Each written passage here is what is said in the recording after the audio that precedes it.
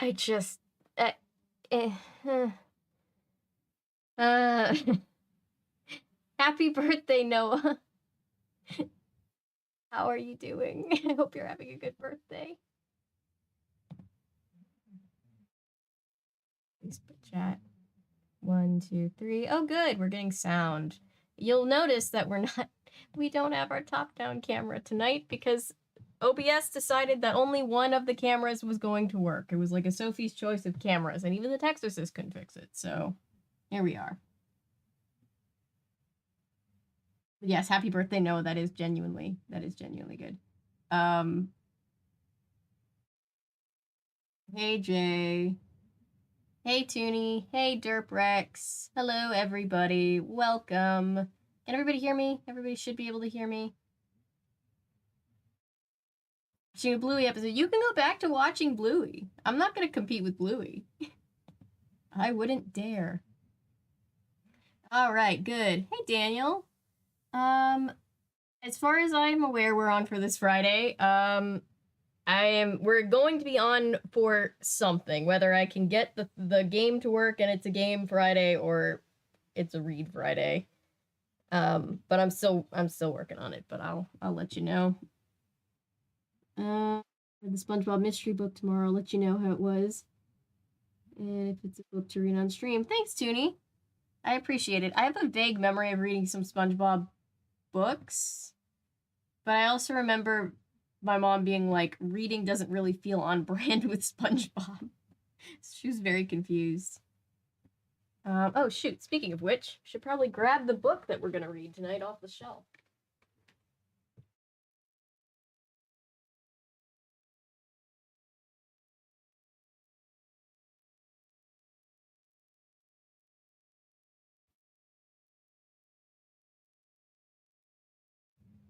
I really need to put in another bookshelf because the bookshelf that I have is just like inundated with books to the point where it's just like you're moving books to get to other books.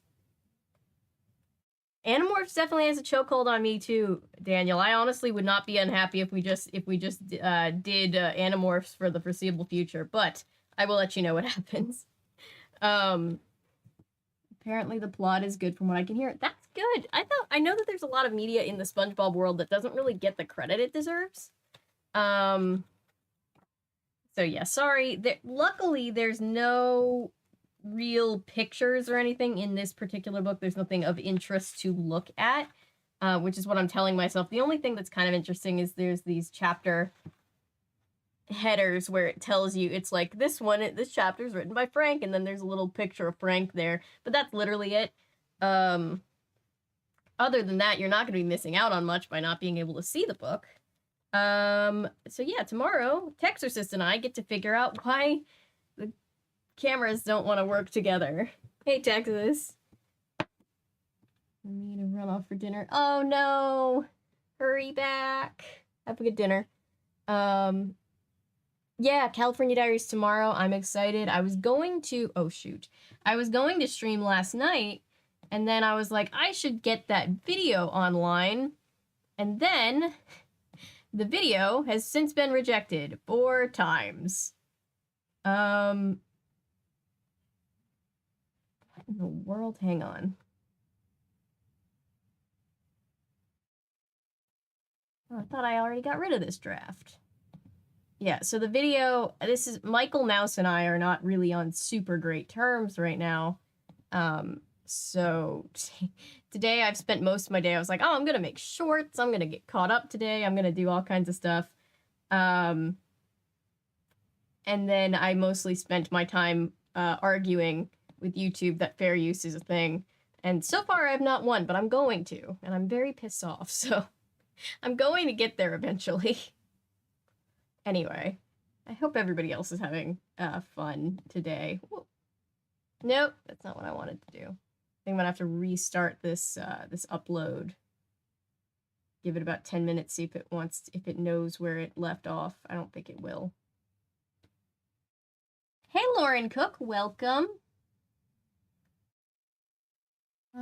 It's the finale aired a while ago, but did anyone finish Velma? I did not. I watched those 2 episodes, and I just after watching it and then editing my way through it, I couldn't do anymore. I both think it got better and worse as it went on. My biggest takeaway is Scooby-Doo should be a Scooby-Doo spin-off. Interesting. I did, Patrick. Patrick sent his very own Winnie the Pooh story, and we'll have to read that at some point. But I have it. I have a copy of it. I love bookbinding, so I was like, maybe I could bookbind it. That'd be interesting. I do have beef with Michael Mouse. Hi, Sean.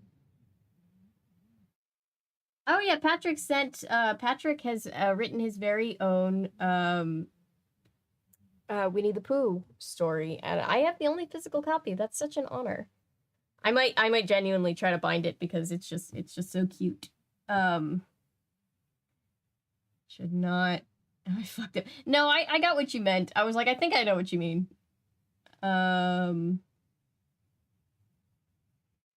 Hello, Paulo. Hello. Patrick, do you know that we have a Discord server now? Just to let everybody know, we have a Discord server now. It's a pretty cool Discord server. I like it. Shoot, I'm gonna have to restart this upload. Give me 1 second. I'm sure my computer's gonna love uploading and streaming at the same time, but it's fine. It's fine. We're almost at the 8-day mark for videos, which is the longest that it has ever been in between uploads for me, even with streaming and all that stuff. Like, actual uploads have, you know, been no more than 8 days apart, and it would have been up yesterday at the 7-day mark, but YouTube said no. I don't think I've ever used Discord before. The server does allow requests. It is set up to, it's actually set up to, it's nice because I'm like, ooh, now I have kind of like a digital compiled request list going on, which obviously isn't going to have everybody's requests, but it's nice to have the visual in front of me. And Adriel, yeah, I barely use Discord. I've used Discord more in the past 3 days than I have used Discord in my entire life ever. Meant for kids that I want to send you. I feel it needs to be illustrated or else a part of the story gets lost. Oh, that would be so cute. Quick, we need to pair up. We need to pair up the illustrators and the writers to get these comprehensive kids books done. Can we do a chat only live for your channel anniversary? Well, right now we don't have any kind of memberships, and when we do, I think it's just going to be like a basic tier $1 just for emotes. Yeah, Cameron says Cameron's an artist. We need to link up the artists and the illustrators and the writers to get these projects done. Been a year since stream started. It has been a year, just about. Yeah, and then, well, kind of, because like the stream started with the charity Cuphead stream, and then a few weeks after that hello. Hey, yeah, yes, I'm live. I'm live. Hi. Okay? Am I okay? What the fuck? What's happening? Sorry. You know that you're live right now. Your phone was on the stairs and your snacks were in the hallway. My snackies. Thank you. It's been a very long day. I'm sorry. What did I just step in? Cat pee. It's no. I cleaned it up. I'm in the process of cleaning it up. Everybody say hi to my mom.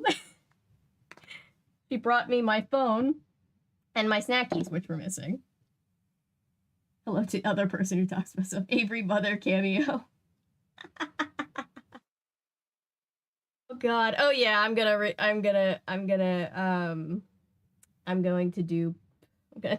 to take a bullet for everybody and cover Blood and Honey, so nobody has to give that movie any money. I wonder when it's coming out. I'm shocked and horrified that they're not streaming it yet. And instead, they're like, no, theater release. And I'm like, why? No swearing, it's Lent. Yeah, right. Not in this house. the adult not being in the full screen. I only hear the voice. Yeah, right. They have an Animorphs board game on my channel once I get the functioning mod of the game on Tabletop Simulator. That would be super fun. That would be so much fun. It already came out and the sequel was announced. Yes, it already came out. I don't believe it's streaming anywhere, which is why you haven't seen me do a video on it yet, which is a blessing and a curse, because I'm horrified, but also I just have this like morbid curiosity. I had to make sure I didn't... Wait, I had to make sure I didn't actually use Disney-isms. Oh yeah, because a lot of... it's funny, a lot of the things that we know is like quintessentially Pooh Bear are technically Disney things. How long is this gonna take? It's not even... You know YouTube is not going to take a short time to upload your video when it's not even giving you a time readout like it's supposed to. It just says uploading 1%. The other 99% will be done at some point.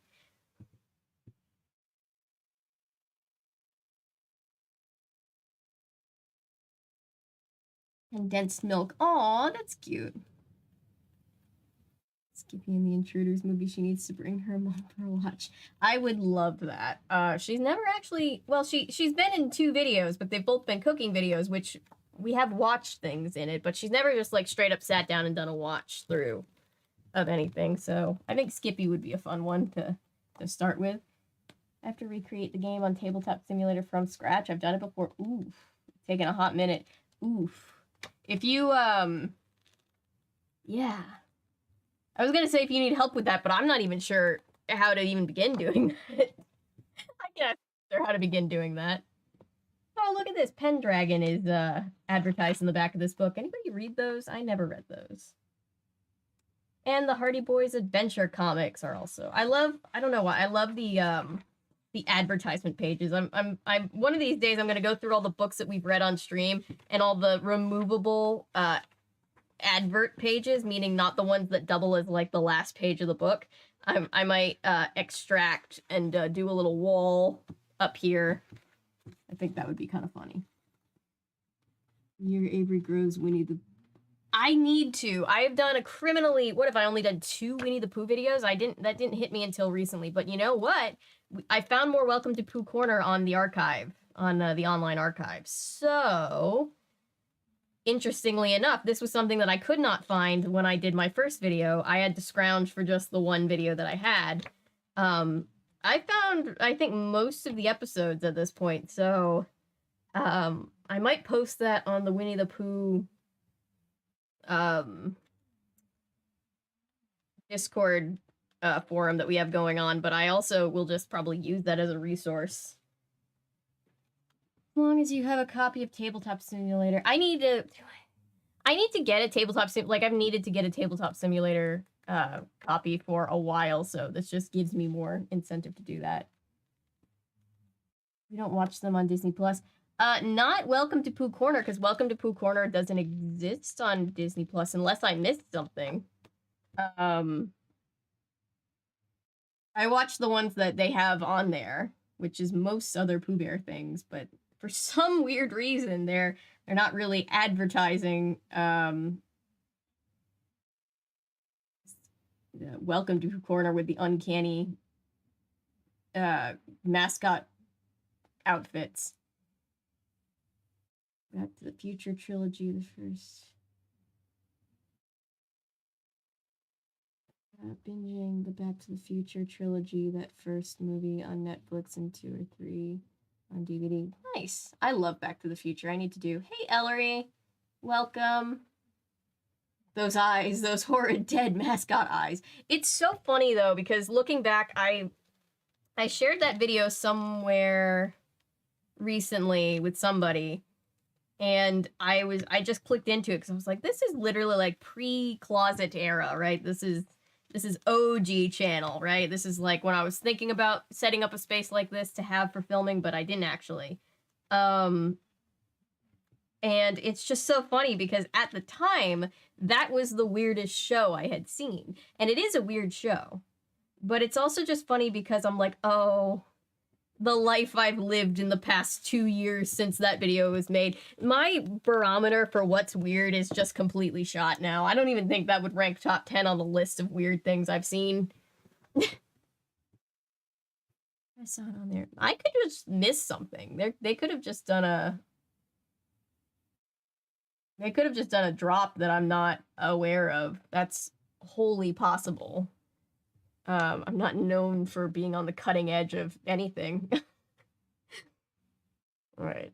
Let me check real quick on my Disney Plus account that's my aunt's. Thank you, Auntie, for letting me use your Disney Plus for the past 2 years.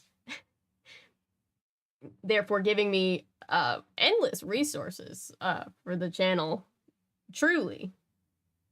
Like, my aunt has technically accidentally sponsored more content than anybody.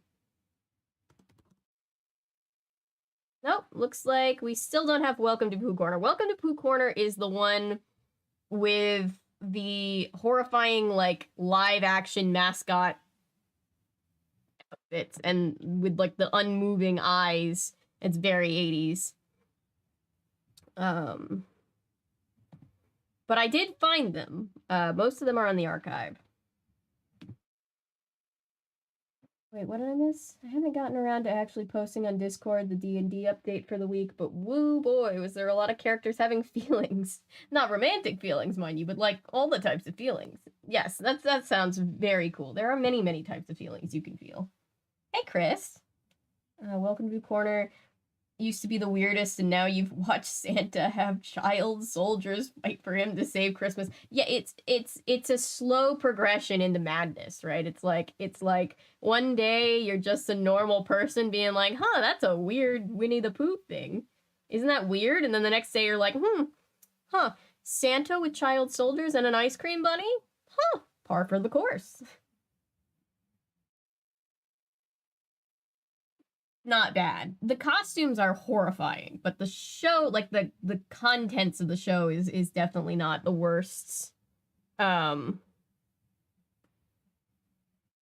your hated Arnold Schwarzenegger impression popped into my head. Remember when Winnie the Pooh was horrifying? Oh, bother. Yes. Yep. That was a good day. That was like what? Only my like 18th video ever. We're well, if I can get YouTube to actually do what it's supposed to do, we should have video 229 out tonight finally. And if not, Michael Mouse and I are gonna go to war.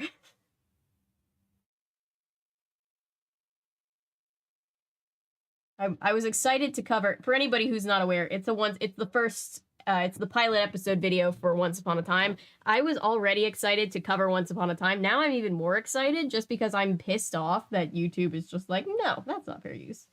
Hi, Sad Lump, you're very bored. Well, good news, if you're bored, we have a book. We have a Hardy Boys book. I think this is our first straight-up Hardy Boys book that we've read. We've read some of the Hardy Boys Nancy Drew books. These were my absolute favorite, and that doesn't mean I can't attest to them actually being good, because I don't remember much of any of them. But I remember that this series was the series that was like new and ongoing for the Hardy Boys when I was in middle school and like super hyper into the Hardy Boys. Like, I mean, I still love the Hardy Boys, but you know, like when I was this reading level, these were the books that were coming out, and I was obsessed. I read them multiple times. Like, I read them over and over, and I remember some of them. This book is the first one. It came out in 2005. I'm sandwich making, and you'll find it with pretty good audio quality. Ah, yes, the slime tutorial is a time-honored tradition. Pre-2020 Avery. 200 what? Oh yeah, if you told me, I mean, when I started YouTube, I was still not sure. Like a week before I started the channel, I had a conversation with my brother where I was like, I want to do YouTube, but like, no one's gonna watch. Like, who's gonna want to watch my channel? What am I gonna say? And then here we are. So yeah, if you had told me I was rounding the corner on 250 videos and had almost 150 live streams to my credit, that would be insane. And a Discord server? I barely even knew what a Discord server was 2.5 years ago.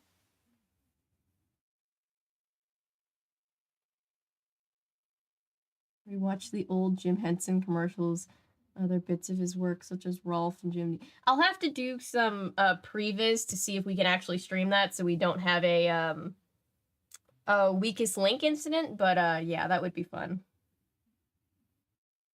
Piglet is my Valentine, as he should be everybody's Valentine. So these books are. Sorry, I'm doing a hard swerve back on topic to what we're actually here for. This is, I own like every book in this particular Hardy Boys series because of course I do. Who else would? These books specifically are, they came out at the same time as the book series. They were running parallel to the series of Nancy Drew books that we read our latest Nancy Drew book, Once Upon a Crime, from.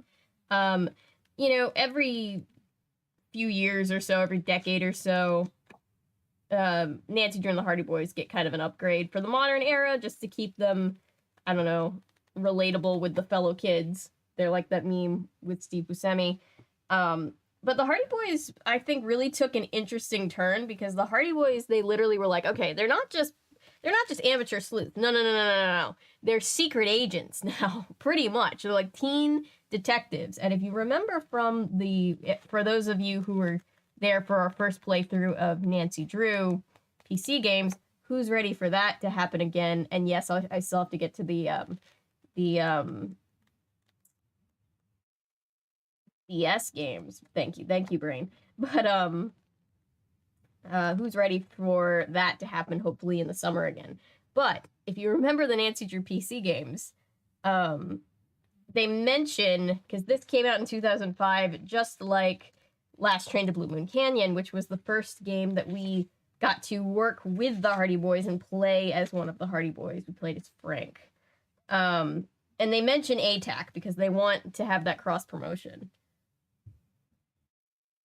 An old soul, not into modern trends. That's what I always say, Cameron. I feel like modern Nancy Drew, I feel like there isn't really a TV version of Nancy Drew that I have seen, and there's been several that get her quite right. I think the closest was probably Nancy Drew and the Hardy Boys, the 70s show, but they just kind of like spread her off of that eventually. 2 comic books called Nancy Drew Vampire Slayer, and I need to just do a stream where we just look through them. Theater practice till 10 o'clock tomorrow. Oof. That's a lot of theater practice. Oh, I cry when I react to almost any Winnie the Pooh, except for Welcome to Pooh Corner, just because I was too scared to cry. My mom said when she read Nancy Drew a cell phone, she didn't want anything to do with it. See, I think modern day Nancy Drew would have a cell phone, because everybody has to have a cell phone, but I don't think Nancy would be like a super modern girl. I feel like Nancy would be very like kind of hipster vintage, you know? That's always the impression that I've gotten. I also found an article from like years ago where somebody said Nancy Drew has no personality, and I was offended because yes, she does. These books are unhinged, and everybody's just like, oh, Nancy Drew, boring. Yay, Tootie! Yeah, she's retro. But yeah, do you remember the Hardy Boys having one shared cell phone, and like it said ATAC, and it looked all like, I guess, what 2005 thought secret agents were supposed to look like when they had tech? Basically, that's all cross-promotion for this series. The back is literally like a dossier. Nancy Drew would be the less emo Wednesday Addams. That's a great way to put that, because she's very snarky, and people forget that. And then they read the books, and they're like, whoa, what's this? I'm like, Nancy Drew.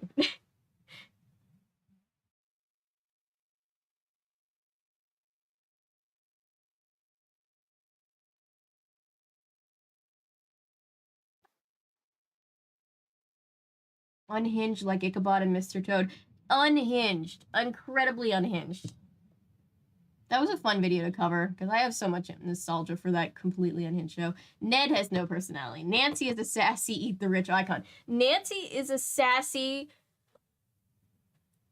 progressive socialist on a tame day, and just full-on anarchist on a normal day.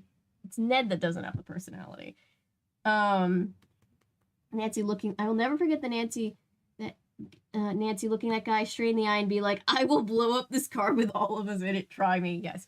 That was something Nancy Drew said, YouTube. Please don't be mad. That's literally something that the teen American icon said. Very British. Yeah, I get that. Multitasking here. If you got blocked by accident because I'm you're good, Paulo.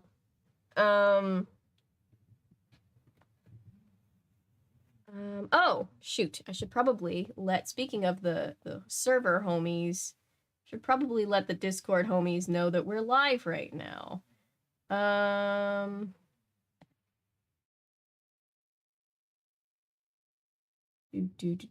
still not used to this because I don't typically share.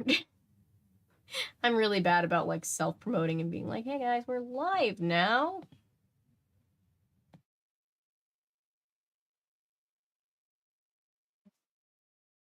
I swear we'll get to the book in 1 second. I'm sorry. ADHD brain go burr. It's been a day.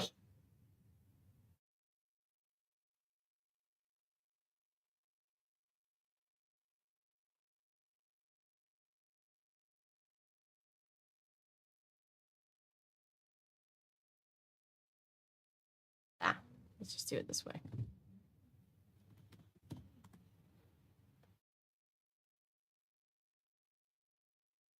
My thumbnail wrong.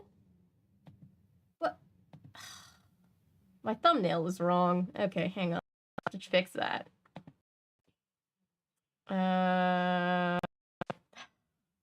Sorry, chat.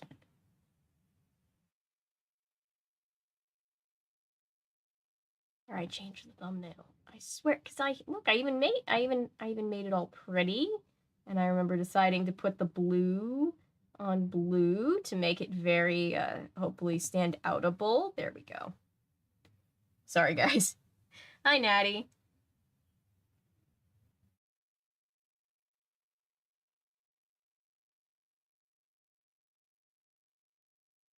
Stuff talks about Avery.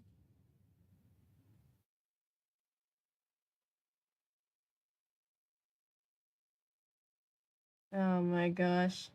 Ned is an imaginary boyfriend. Ned is just this plot device to try to make Nancy seem less independent, and then he's... So, like, on his best day, he's just completely useless, and on his worst day, he's just incredibly annoying, and just honestly a terrible boyfriend. Like, you can tell that most of the writers throughout all of Nancy Drew history have hated having to write for Ned because he's just useless.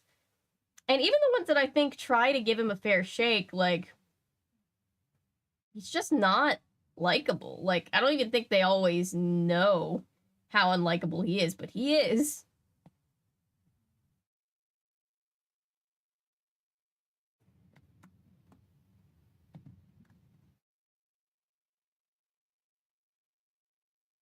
All right, now that it's right, I can share.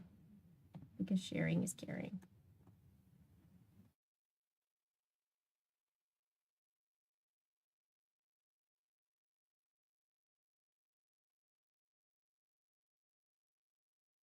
Forgive me, I'm adding everyone.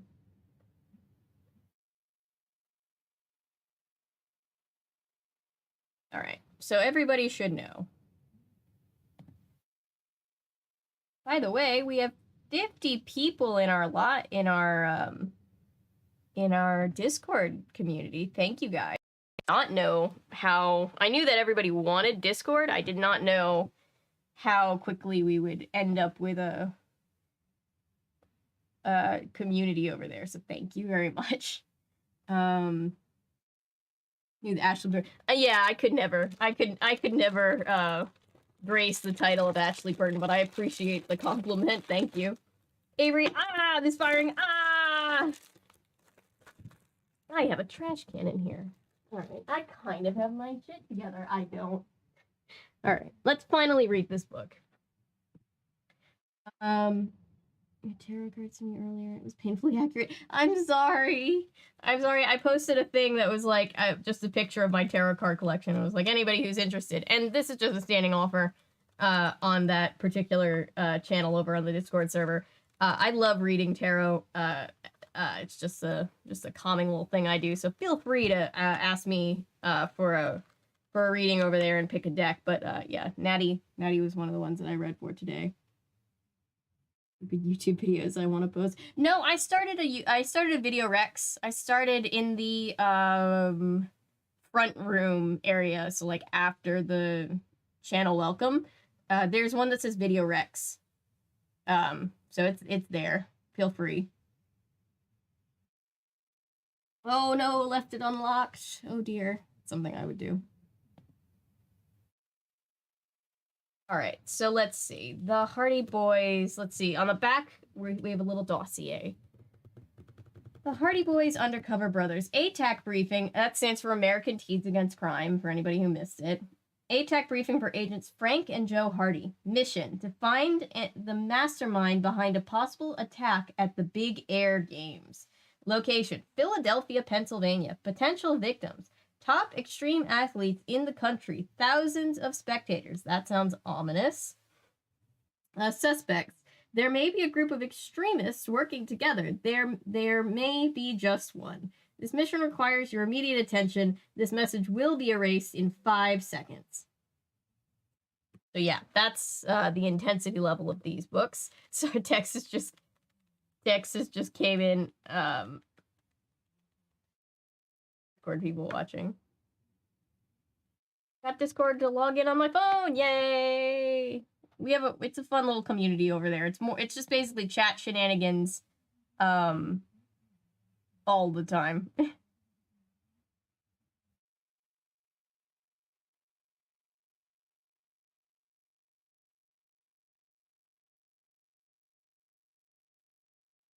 So yeah. So in case you want to know the unhinged level of these books, it's very, very unhinged. Let me just log that we are reading it. Hey Anton, welcome. You're just in time. Just gonna log that we're reading.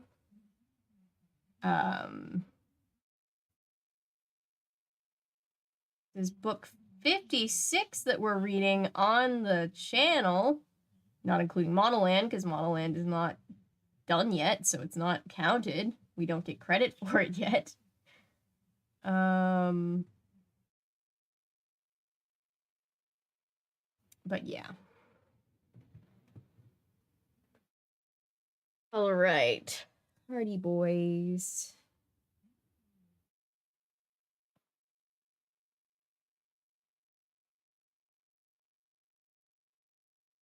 Feels like the last thing we read was Animorphs, but it feels like there was something else, but there wasn't. Anyway, I'm just like, when you're just like, is that where we are in the week? It's Wednesday already? We haven't read anything this week? Dang. All right. I don't know if you can hear the birds screaming, but they're screaming. God, does the door close? They sound very loud. Yep, door's closed. They're just loud today. Hi, birds.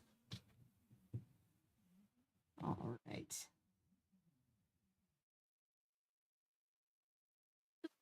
I feel like we need to give on the Discord server the dinosaurs their own little world, and then we can name them and have all the pet dinosaurs, and I feel like that would make Gabe very proud.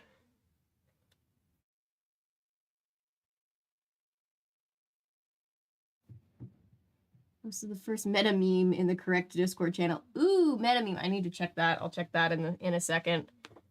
May at least be able to say that I read one chapter of this book. These switch back and forth between Frank and Joe Hardy's perspective. So we have Joe. This is a Joe chapter.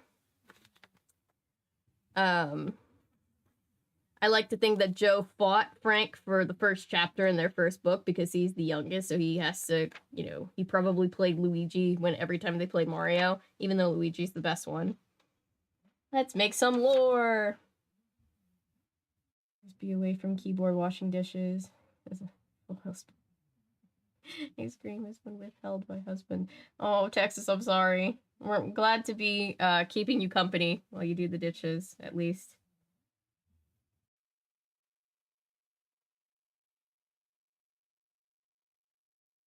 The dinos must be named Rex. We need one of them. A lot of them are named after Model Land characters, which poor things, right? But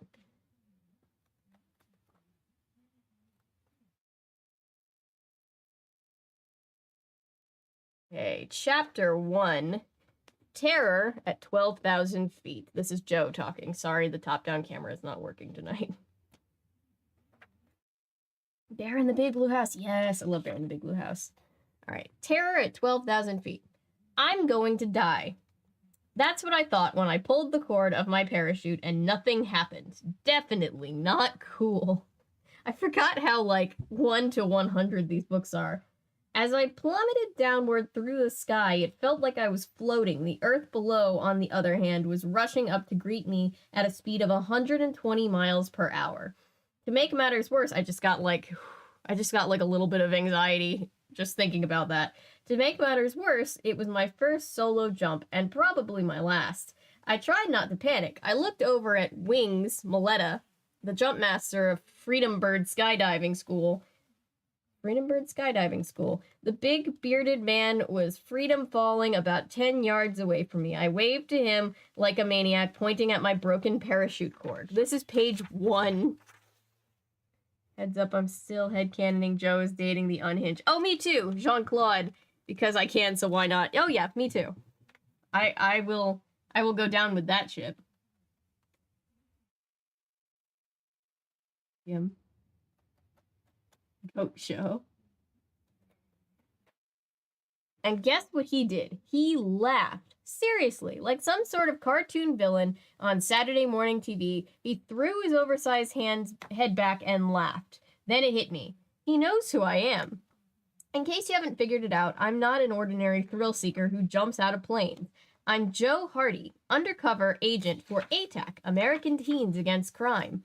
And I was on a mission, a pretty dangerous mission as it turned out. The police had reason to believe the Freedom Bird Skydiving School was just a front for a fly-by-night smuggling ring. Ah, fly-by-night, I see what you did there.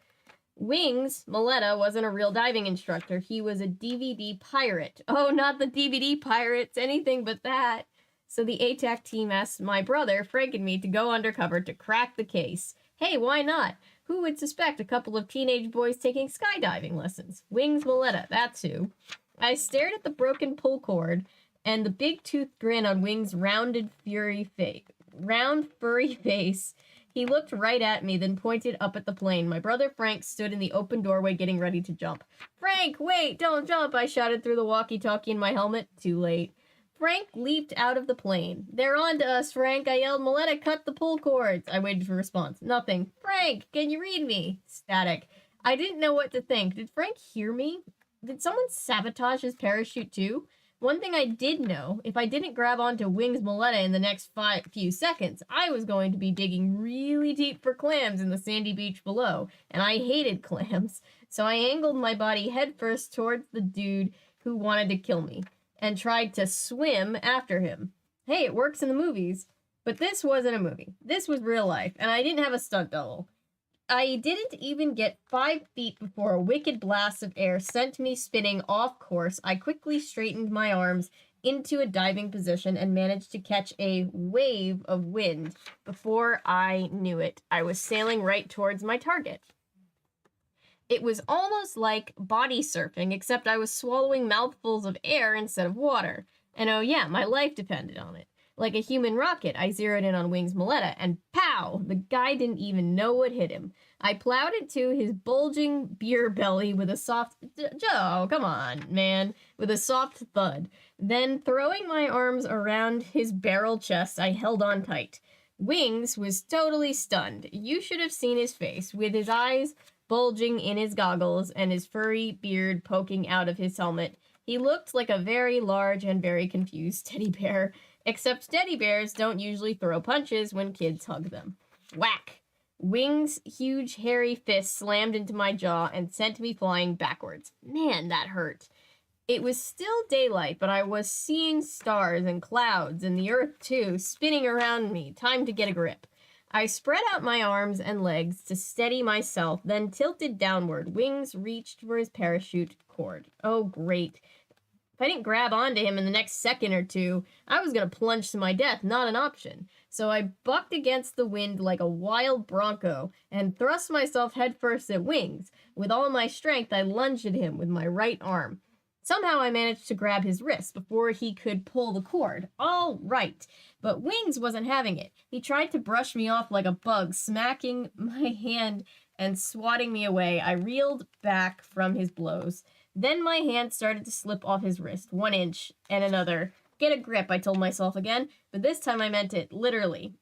Suddenly the walkie-talkie in my helmet crackled with sound. Joe, hold tight. It was Frank. I glanced up. There he was, swooping down like a bomber plane. I grabbed onto Wings' Maletta with both hands and braced myself. Wham! Bullseye.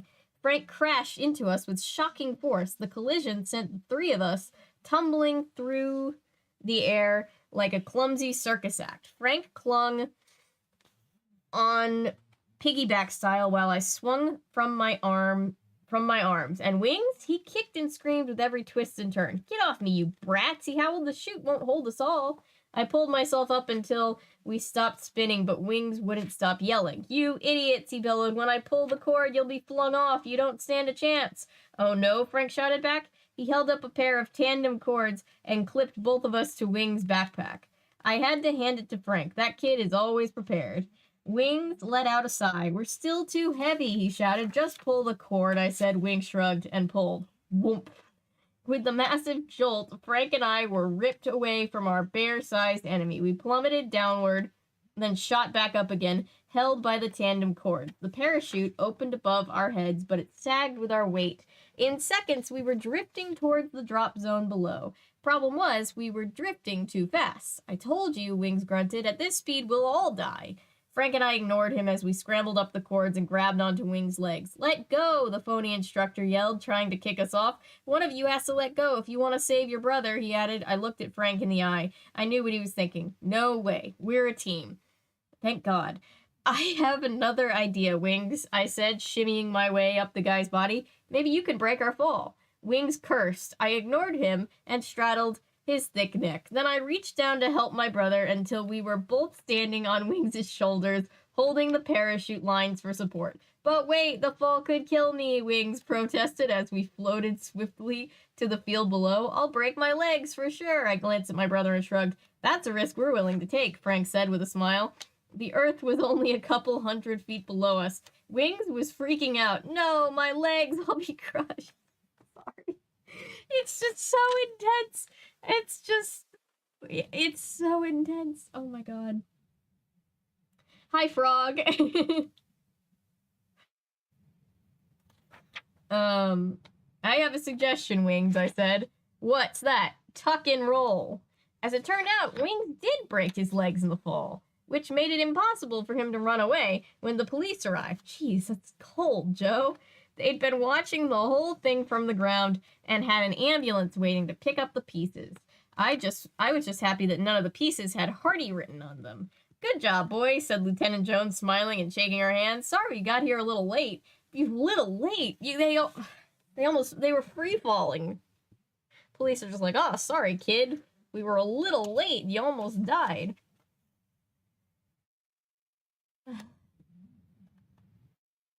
By the time we realized your cover was blown, you were already in the air with Maletta. I can't believe that guy actually tried to kill us, Frank said, shaking his head. Well, he is a pirate, I pointed out. A DVD pirate. DVD pirate, it still feels like he shouldn't have had to break both of his legs. This feels excessive, guys. It's like he made us walk the plank for a bootleg copy of Spider-Man 6. I love that they made the joke Spider-Man 6, but we are now up to more than 6 Spider-Man movies. Laughed. Hey, we survived, I said, punching his arm.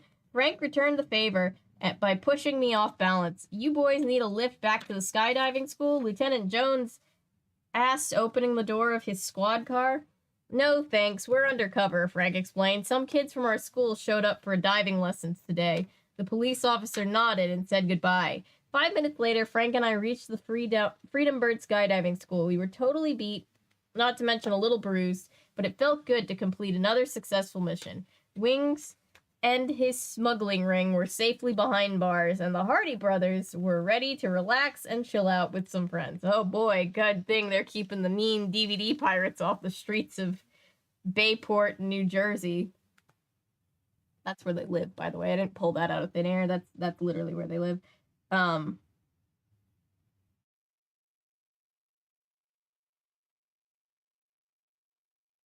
Chill out with some friends. Unfortunately, Brian Conrad was the last friend we wanted to see, and the first person to spot us approaching the Freedom Bird School.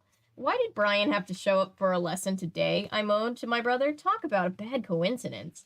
More like Murphy's Law, Frank chirped in. Hey, Hardies, our least favorite classmate yelled from the parking lot.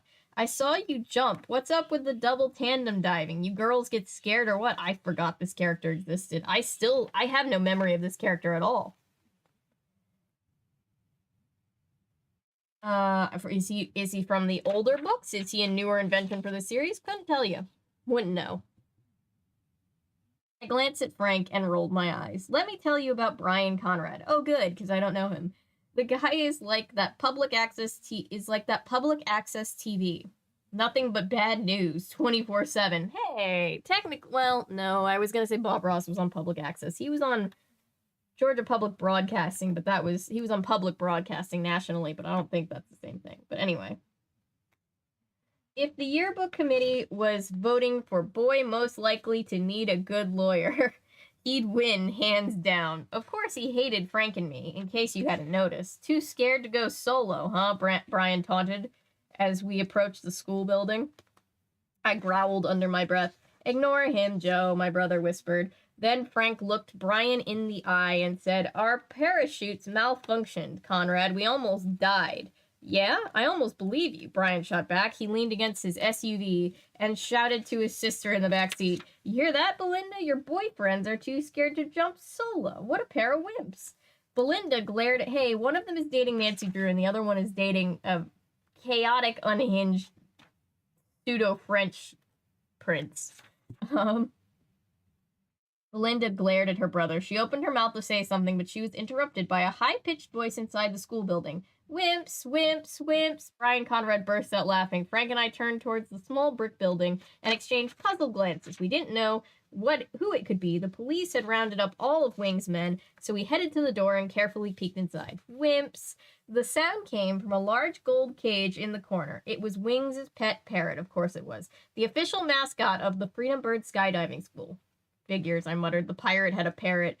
Frank entered the small reception room and walked to the cage. Poor thing, he cooed at the red and green bird. Your daddy's behind bars now, just like you. Jesus, Frank. Calm down.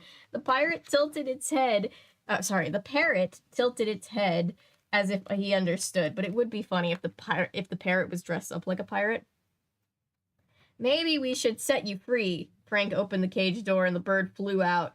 I ducked as it fluttered past my head. Easy there, fly boy, I said. The parrot circled the room a few times and landed on Frank's head. Looks like you have a new friend, Frank, I said. Frank rolled his eyes upward. The bird squawked, and then Brian Conrad walked in. What do we have here? The jerk sneered. One parrot and a pair of chickens, he pointed in and laughed. Okay, stay cool, I told myself. And my brother and I could survive a parachute jump without pull cords. We could put up with Conrad's obnoxious jokes. But come on, did the bird have to join in too? Chickens, chickens, chickens. I don't think you're just supposed to let the parrot go. I think you're supposed to rehome the parrot, but what do I know? I've never had a parrot. That is chapter 1. That is the first 12 pages. The parrot is the murderer. Yeah, don't set a tropical bird free in a non-native environment. It will definitely die. Yeah. Parrot, pirate, same difference. Get your hands off Brown Prince, John Claude, and Nancy's respective lover. Yes. Reading a book by myself, horny, but everyone's better with a friend. I like being alone. Oh, Barney. No thanks, we're undercover. Buddy, I don't think you just say that. Yeah, I don't know. He was saying it to the cop who knew that he was undercover, and I think he was just reminding him, but it was pretty funny. The risk we're willing to take has the same energy as Bark wants. Some of you may die, but it's a sacrifice I am willing to make. Yes. No, he's not a he's a sky pirate like in like DuckTales. Nope, just a DVD pirate. And I get that sequence. Someone does. It reminds me of, does anybody know Austin McConnell and his what to do if your parachute fails video? It's so funny. And it made me think of that the entire way. Frank, why the fuck are you oh God, Nancy Drew know about this hobby of yours? I was about to say, chat, don't say a word. Because they're teenagers, and this is a presumably 30-year-old, but I don't know. Let's not think about that anymore. Why does the first chapter go so hard? I forgot how hard this whole series goes. It's a lot. Just looking at the title on Wiki, my working memory is so broken. The sky with the air is technically correct. Rage!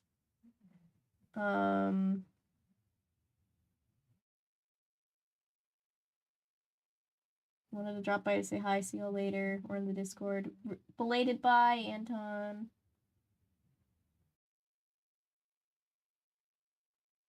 Get to go skydiving while pursuing internet pirates. Sky pirates. It's they're teenagers too, so under no circumstances should they have been skydiving alone, I don't think. Not that I'm an expert, but yeah. Remember the days when DVDs made pirating movies out to be a big crime as murdering the oh yeah, no. It's so funny nowadays, because now I'm just like, yeah, definitely don't steal from a giant corporation. Who would have ever believed that somebody could do such a thing? Okay, so I have the dinos names so far. Tim, Rex, Axel, Jane, and Peaches. I like these names for sure.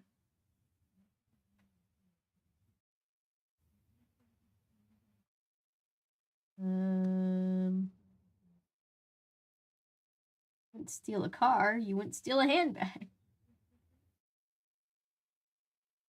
Drew and Hardy Boys series both need much more canon Jean-Claude shenanigans, in my humble opinion. Yes, they do.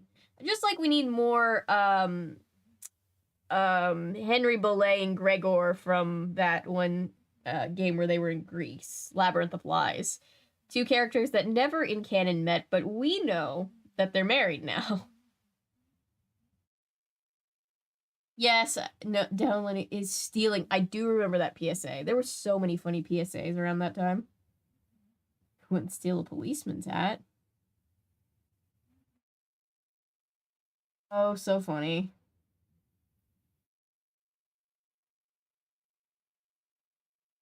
No one here. Oh, we have children. Just a heads up, guys. We have children in chat, so be mindful. Torrent's something I don't miss using.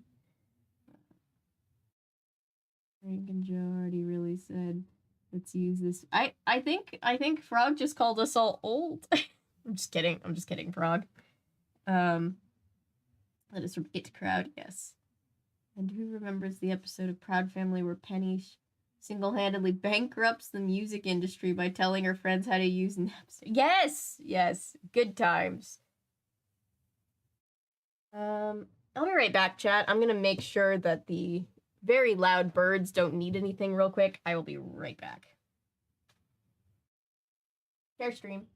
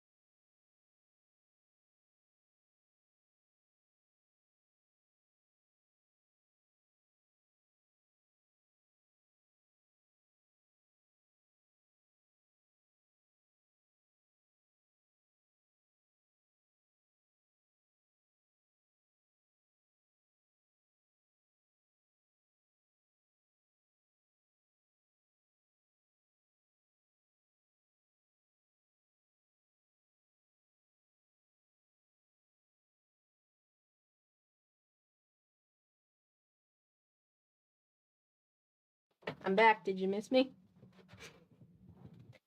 What did I miss in chat? Ah. Oh, I missed a lot in chat. Hang on. Henry Belay and Gregor, who I've never met, but are highly shipped in this specific chat, and also Jean-Claude, who is absolutely straitjacket worthy, if not the fact that he runs his own country. And he's in one very obscure book from the 80s, and we're like, that's Joe Hardy's husband. And everybody else is like, who? Keep off my lawn.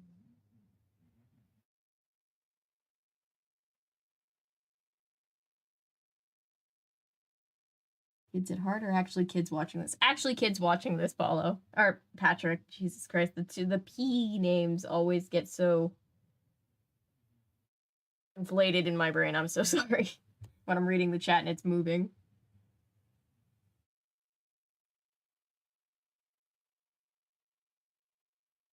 Including you, Miss Van Den Houten. I'm sorry. Pirating is sometimes the only way to preserve media. Pirating is sometimes also the only ethical way. I would argue that there are times when pirating is the most ethical way to consume things. Like, for example, when a very specific author who shall not be named is incredibly transphobic and then makes things, and then, you know, I don't see anything wrong with I don't see anything unethical about not giving her money. Not that if you bought her games or whatever, then you're unethical, but, like, you know what I mean. There's an argument to be made for that in those situations. Chad is old enough to remember the days of Blockbuster was bigger than Netflix. Yup.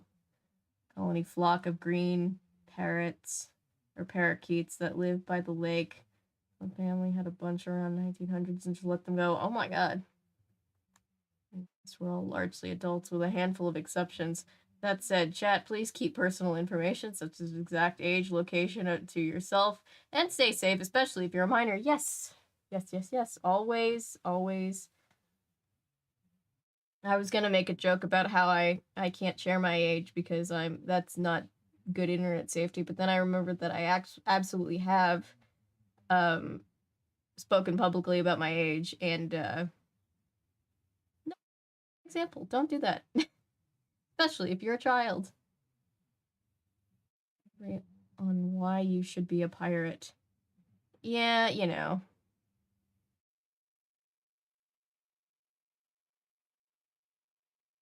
Just living their best life, the parrots.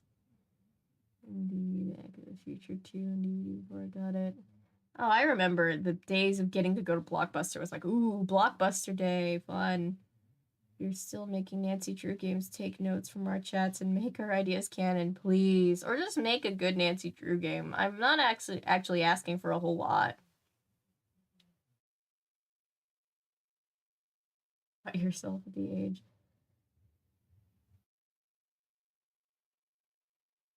We're all gonna be the mom friends, Frog.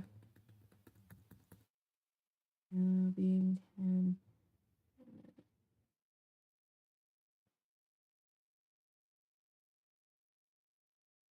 Back then because it didn't have live stream or chat functions. That's true. That's very true. It wasn't great for any of us to have been. Oh no. YouTube as a small child was absolutely scarring. So yes, Frog, we appreciate you being here, but also please be careful. We cannot we are going to mom and dad and gender non-binary guardian friend you into being as online safe as you can. Of green little guys confused the out of us when we first moved here. And then that game was cursed. Not Ransom of the Seven Ships. We don't speak about that game. We don't talk about Bruno. We don't talk about Fight Club. And we don't talk about Ransom of the Seven Ships. I'm waiting to kick cop.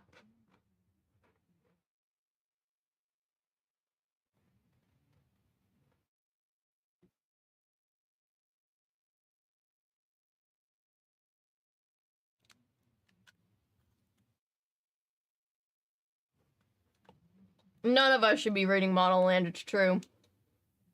But yeah.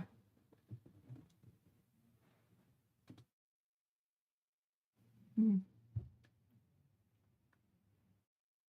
Mm.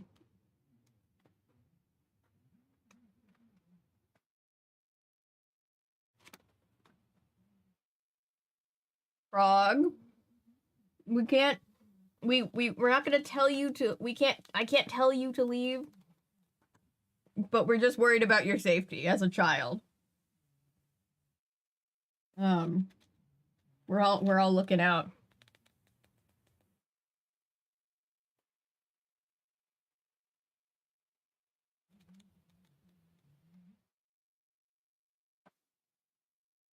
Developed in such a fascinating way, like it used to be. Very short videos or sometimes loops. Yeah. YouTube used to be, remember when it was like, oh boy, we can upload 15 whole minutes of video?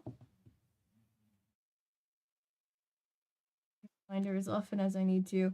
Also, it's very different if we adults make bad choices because we're old enough to know consequences and consent to, and yeah. Yes.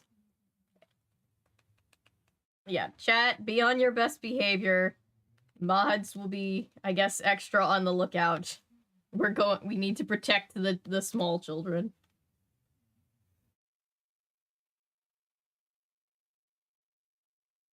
Going a sec, just wanted to pop in and say hi. Watch your videos before. Thank you, Frog. I genuinely am very grateful that you're watching, and it's not that we want you to not be here.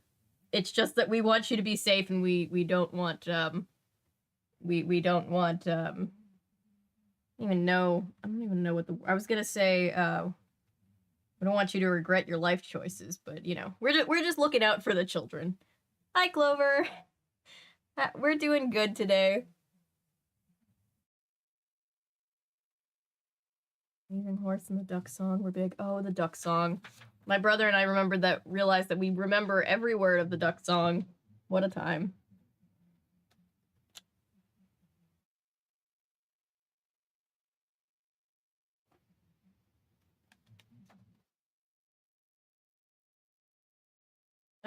We are reading, for anybody yet, I think Clover asked what we were reading. Just asked how we're doing. I'm doing good. We're reading a Hardy Boys Undercover Brothers book.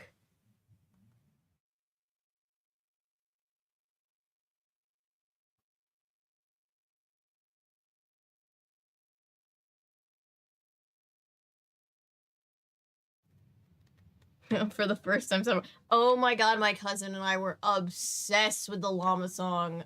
Oh, we were such annoying children. Get back to the book. I'll get back to the book.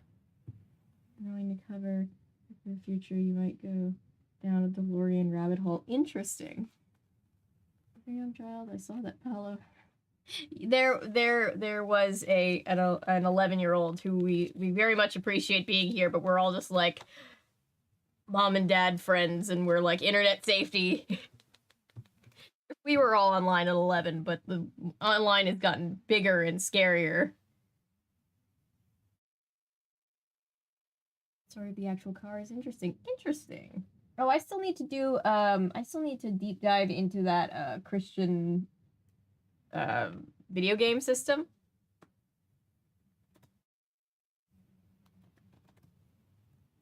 Anyway, let's get to chapter 2. This is a Frank chapter.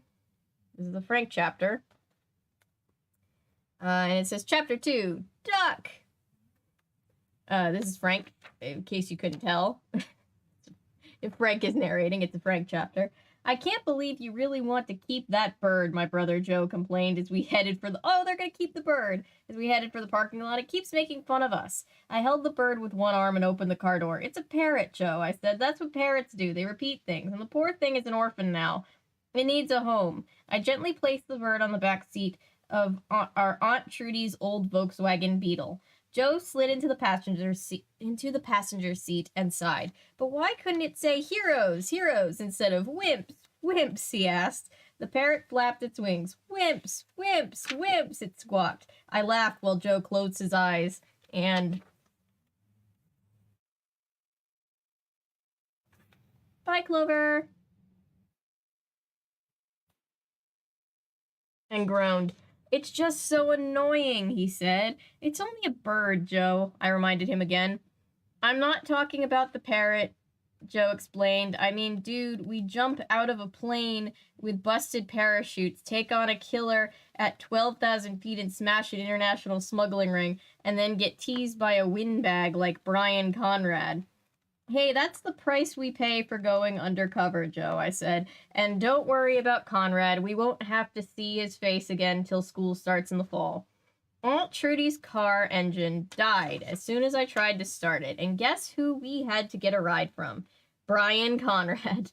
I guess I spoke too soon. I had to wave the guy down before he pulled out of the parking lot. Needless to say, my brother was not thrilled.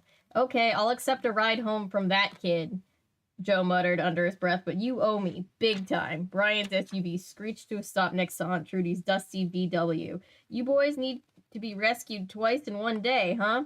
He teased us yet again. Why are you driving that toy car, anyway?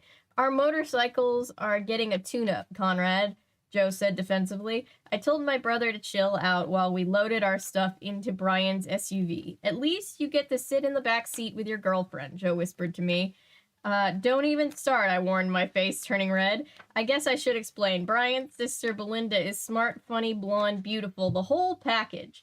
And she smiles and touches my arm every chance she gets. Problem is, I got a little flustered around girls. Oh, the problem is you already have a boyfriend, Joe. Jump in, Frank, Belinda said, opening the rear door of the SUV. She flashed a smile that made me feel weak. Or, sorry, this is not Joe anymore. This is Frank. I said it 15 times as a joke, and then I already forgot. You already have a girlfriend, Frank. That's the real problem. You just don't want to say.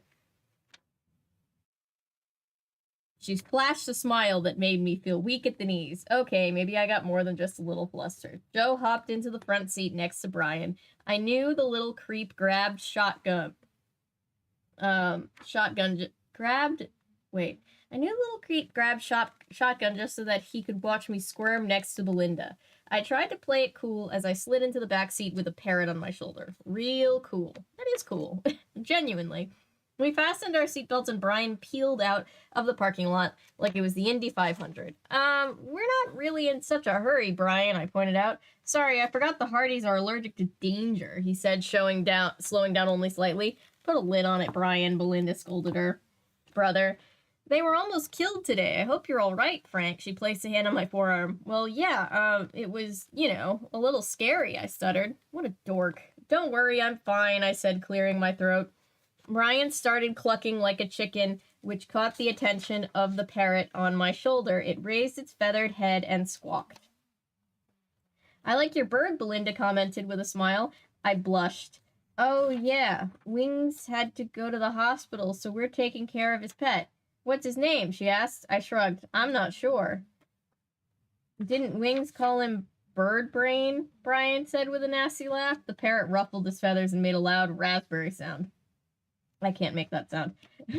I wouldn't like that name either, I said to my new feathered friend. The bird responded by poking my head with its beak.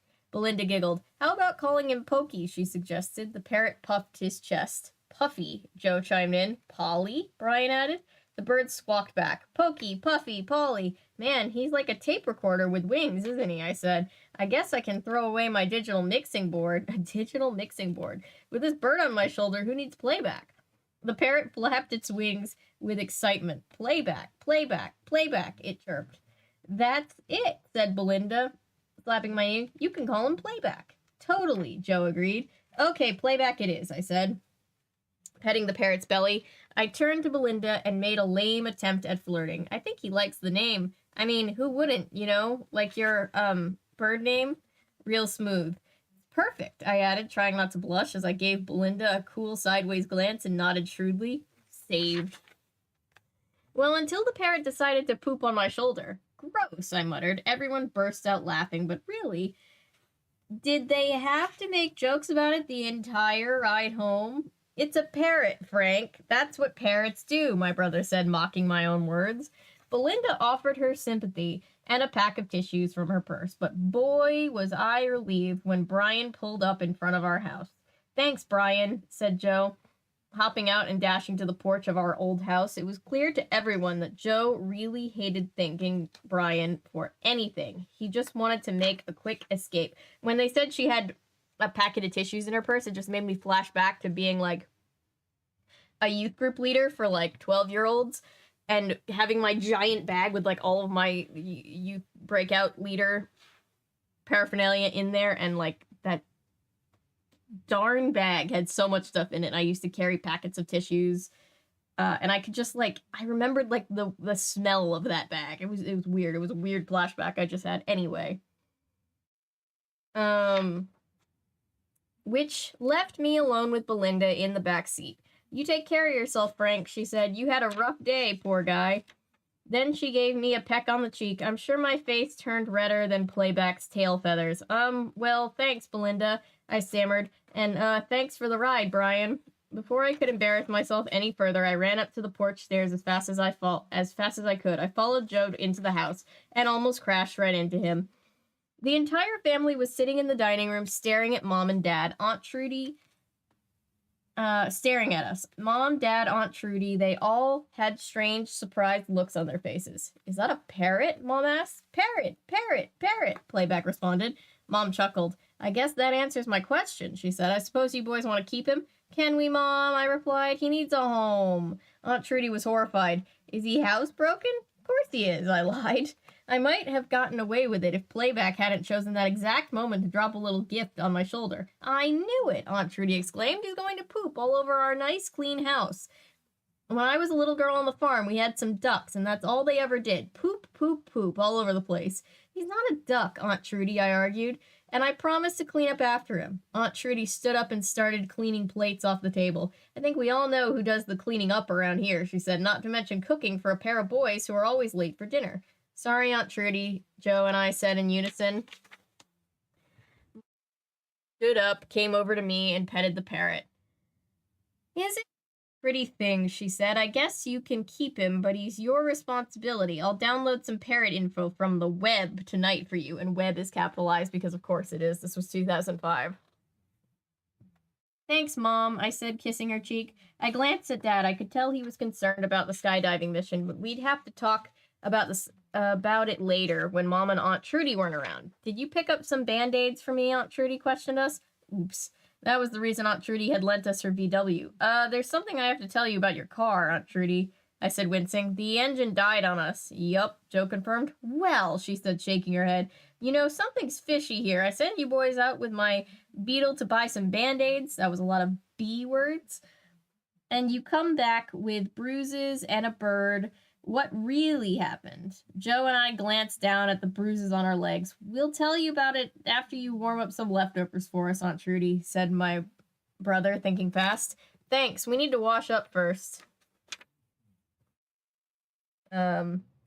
We both gave our aunt a kiss and bounded up the stairs before she could ask any more questions. Playback clung to my shoulder and squawked. When we reached the second floor, Joe turned to me and said, "Well, Frank, I bailed you out for that one. You owe me again." I swatted the back of his head and followed him into my bedroom.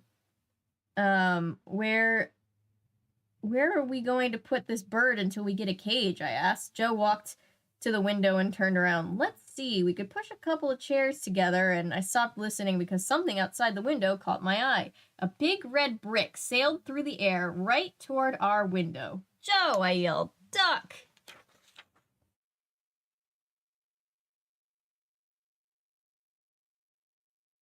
Alrighty then. We all love when Nana Clover is here.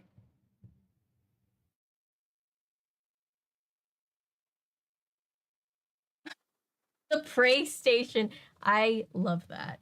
I was very happy when I found that meme and put it on our meme channel last night that said the fact that the Christian Netflix is called Pure Flix and not Cruciflix really is disappointing.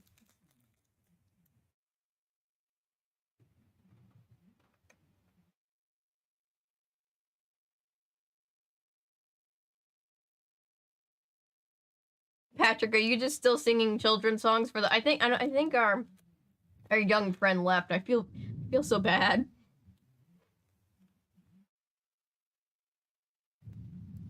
They just wanted to hang out, and we're all just like, "You're a child, please.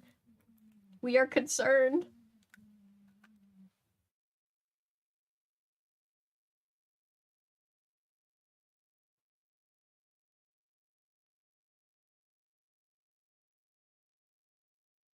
Paulo, are you turning into the dad of the group?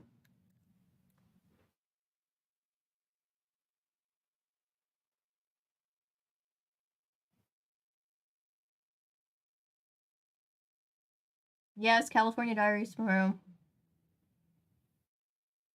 Stop fake pockets. Amen.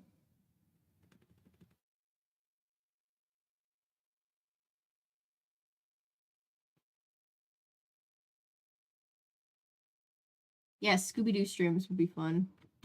Chat's normally aren't bad. It's only a mess when we read questionable Goosebumps books. Yes, it's only a mess when we read.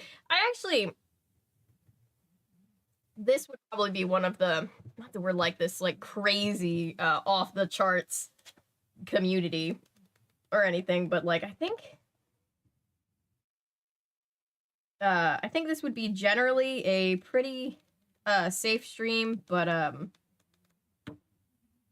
like, I'm not literally just gonna be like, hey, child, get out of here, but I definitely am there where I'm just like, oh, 11 is so young to be on the internet alone. Paulo and I have been co-fathering this chat since the day we were knighted as mods, yes. Marianne is so good. I'm so excited. Alright. Anyway.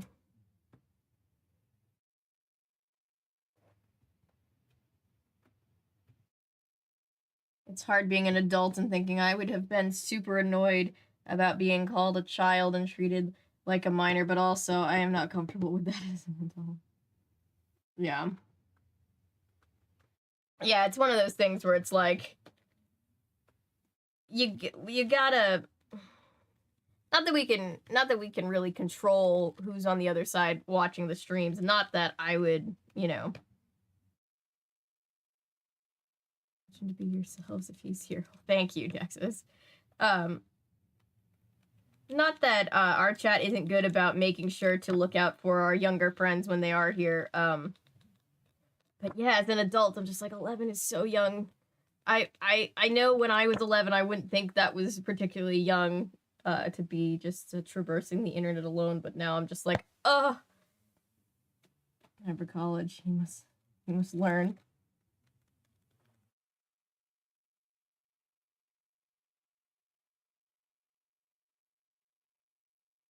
Yeah, it's not that most of our streams, except for the Unhinged Goosebumps ones and the Model Land ones, are probably anything above like a PG-13. Like, I don't think it would be the worst thing in the world if kids were just kind of watching the stream. It's mostly just the 11-year-old in a chat all alone. I'm just like, as an adult, I'm just like, oh god, I'm so scared. I'm going to say, hey, Dawn, or should I say fake Stephanie? That's funny. I'll keep reading. Yes, I am in my pajamas, and have I been in my pajamas all day and just didn't change out of them? Maybe.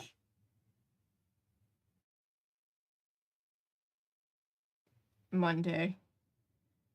Oh, Froggy's here on Monday. Maddie is gonna tone it the hell down. Two R-rated chats, and those are Stay Out of the Basement and Slappy Books. That's true. Well, probably thanks to Maddie, a couple of the Kingdom Hearts have probably gone into that territory too, but you know. Unsupervised until I was 13, but the first thing I did when I was a 13-year-old unsupervised online was read an 18+ harem manga. So, like, keep children offline. It's one of those things, right, where it's like, when you're a kid, you're like, why are my parents so strict about this? It's not a big deal. And you get to be an adult and you're like, oh my god, I'm concerned for all of the children. Noah has not been around for many Mondays. Mondays are, thanks to Maddie, the spiciest days, but you know.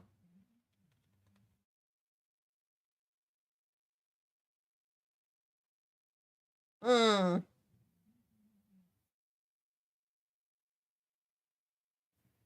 nightmare that is fighting Vexen. Oh, I don't want to think about it. Ellen. Am I the only child who was mostly able to self-regulate what I saw on the internet. Go out of my way to find things that I shouldn't have been seeing.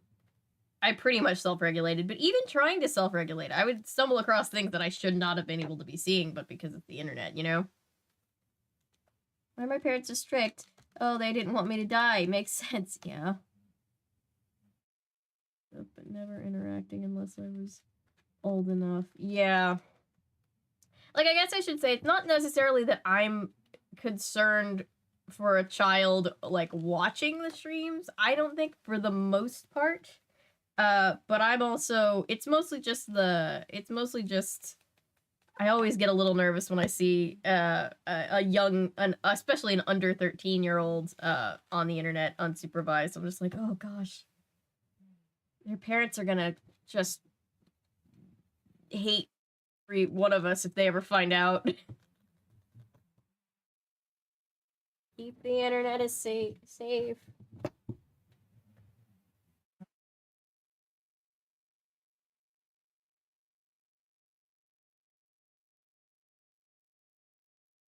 That's good anime. Copy that, Ellery. I mostly stuck to late 2000s, early 2010s YouTube. There was diagnosed and murder fanfic. Oh my god. I was never regulated on the internet. I was, I think, 22 when I got the internet at home. The most internet. Wait, my brain won't read that. Is to keep kids safe online is a message asking if you're 18. Yeah, and again, like, unfortunately, there's nothing that any of us can do to stop an 11-year-old from surfing the internet by themselves, but just kind of keep the chat as safe as possible in general, but just, you know, our mods are, shout out to our mods for constantly giving the dad talks. Like, kids can watch, and that's fine. I do not want to encourage you to talk to adults you don't know. That's it. It's the being in the chat thing. It's not the watching. It's the oh my god, this is an unsupervised child in chat. Because even if we all know each other and our chat is safe, you never know. You know, like, there's always the next chat or somebody else in chat to have the potential for that to be very, very dangerous, and I don't like that.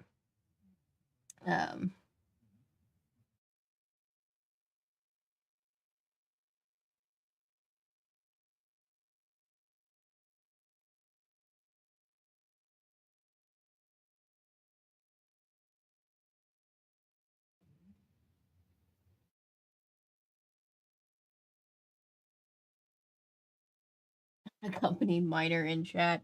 Yeah. Like, if it was like, you know, if minors are out there in chat, just chilling and hanging out and watching, know that we truly appreciate you. I truly appreciate you, and want you to stay safe, which is why I don't encourage you to interact in chat, not because of us, but just because chats online can be very unpredictable places. Let's just say that. But know that if you're just sitting here chilling and lurking, very, very welcome. We'll try to keep it as safe as we can.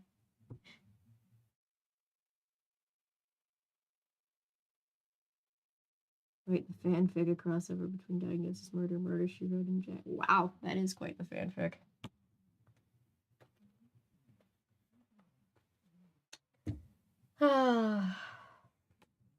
Alright, Chapter 3, Extreme Danger. That's the name of the book, Joe!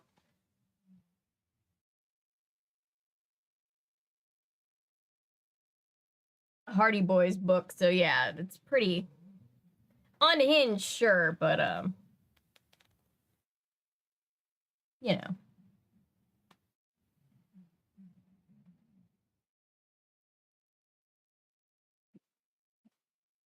Crossover between Harry Potter and House MD wasn't good. That's quite, I love fanfic for just being able to take the most wild things and be like, this is the thing that exists now.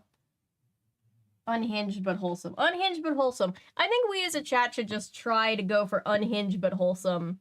Which we kind of are, but just, you know, there are some days where it's like, we can rein this in a little, guys. Come on. But yes, unhinged but wholesome should be the tagline and general vibe of the community in general. Welcome back, Milo. Thank you for looking out for minors in chat. House MD phase as a teen. I actually used to watch House. Speaking of things that we all did probably too young as children, I used to watch House with my parents when I was like 10. Not that I remember too much of it. When I was in my teen years, I was more of a Sherlock girl. When I went through my, like, forensic... Well, I'm still kind of going through my forensic phase. But when I first started going into my, like, I'm interested in, like, those kind of, like, shows, I was all cool and sophisticated and watched the British TVs, so... Just kidding. So close enough. Feels weird with my medical trauma. House was cool till season 3. House and Jessica Fletcher ever met, I think House would be openly disgusted but secretly enamored. Well, Jessica would just be put off. Jessica would just, like, parent House and just kind of give him that disapproving, like, mom look, you know?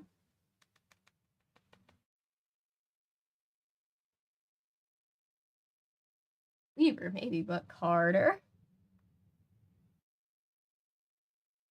Paulo, you're a House fan and you started watching Once Upon a Time, so is it weird seeing Jennifer Morrison as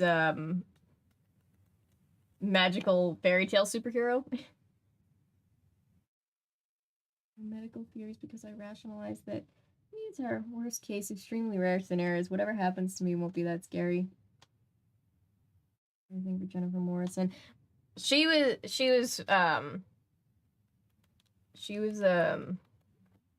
really liked, I feel like Emma, we start not knowing too much about Emma, and I was watching back the pilot as I was doing this video that hopefully will go online at some point, and I was like, man, it's so weird to see, like, characters in a pilot before we really get any of their, like, emotional development and being like, yes, we really started at ground zero with this, or at, that's not what I meant to say, at, square one with this character. I've heard about the Tony the Tiger Grinch fix. I am deeply disturbed and don't want to Google it.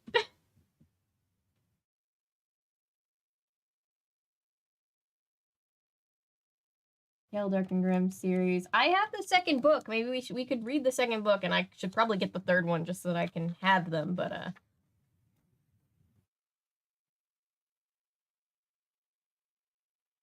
like, I like that series.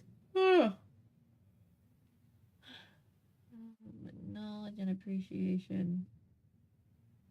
True, misfiring. It's like reading, when people say they, like, read medical journals to, like, demystify stuff. I'm sorry, I'll get back to the book. My ADHD is going ADHD. My god, the Diagnosis Murder ER crossover fic. Yeah, I feel like we need to get Natasha with her medical experience in and then read that one. Alright. Chapter 3, Extreme Danger. This is Joe, by the way. We're on a Joe chapter.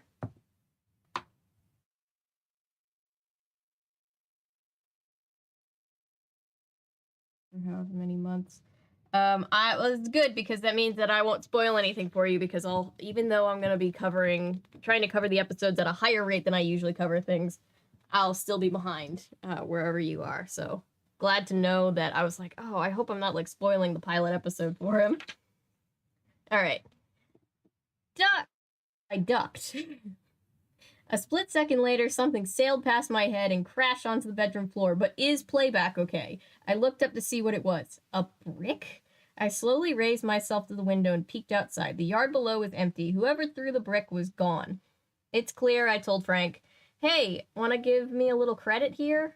I asked Frank. It's a good thing I told you to duck or you'd have another rock in your head. Very funny, but if you're so smart, why didn't you pick another word besides duck? I mean, dude, after all the jokes today about duck and chickens and parrots, I didn't know what you were talking about. What should I have said? Frank asked. Stoop? Bend? Lower yourself into a safe position? Hey, you figured it out. Now you owe me one. Let's just say we're even, I said. Now stoop or bend down and check out that brick. Frank leaned over and picked it up. The brick was your basic red brick. Nothing unusual, but it was tied to a small padded envelope. What's that? I asked. A death threat from Brian Conrad? Stay away from my sister or the bird gets it. Frank stood up. No, it's our next mission. He opened the envelope and pulled out a wad of cash, a hotel reservation, a small laser pointer, and a CD. Very clever, said Frank, turning the CD around in his hand. What's it say on the label? I asked. Frank looked me in the eye. Extreme danger, he said. So, this is how they get messages? Do they reimburse them for the broken window?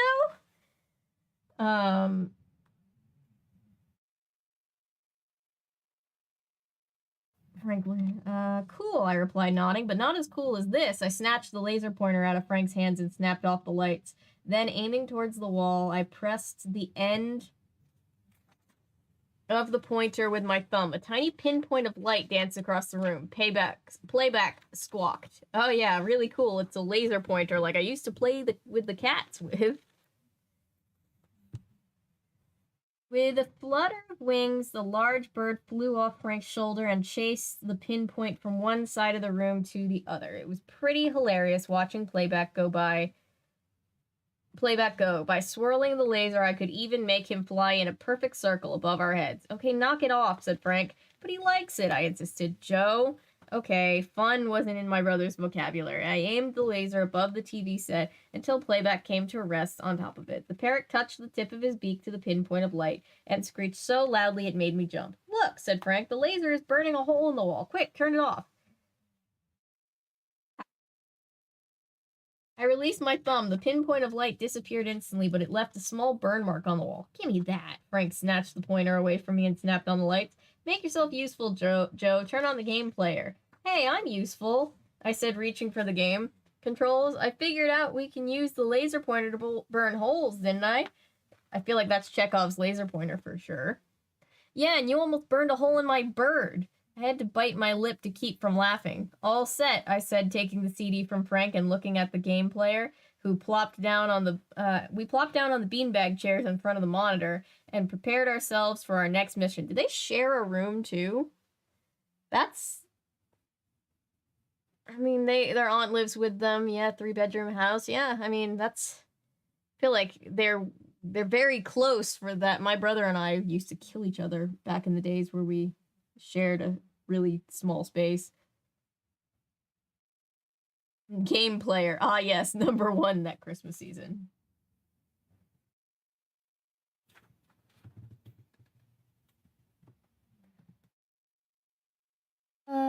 Prepare ourselves for our next mission. Bring it on.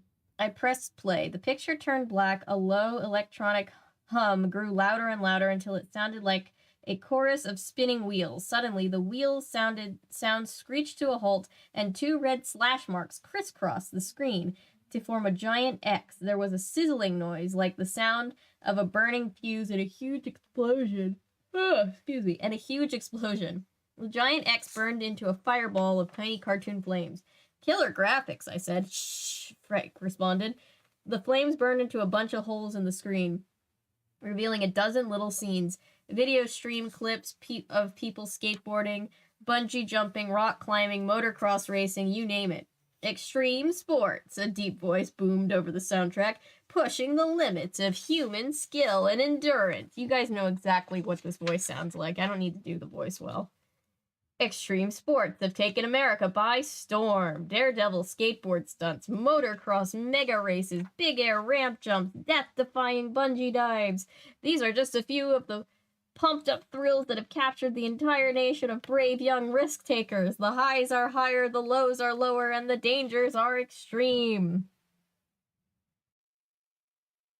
Every time I read while I'm about to take a sip, did you guys have those, like, fake microphones as a kid? That's how my voice sounds.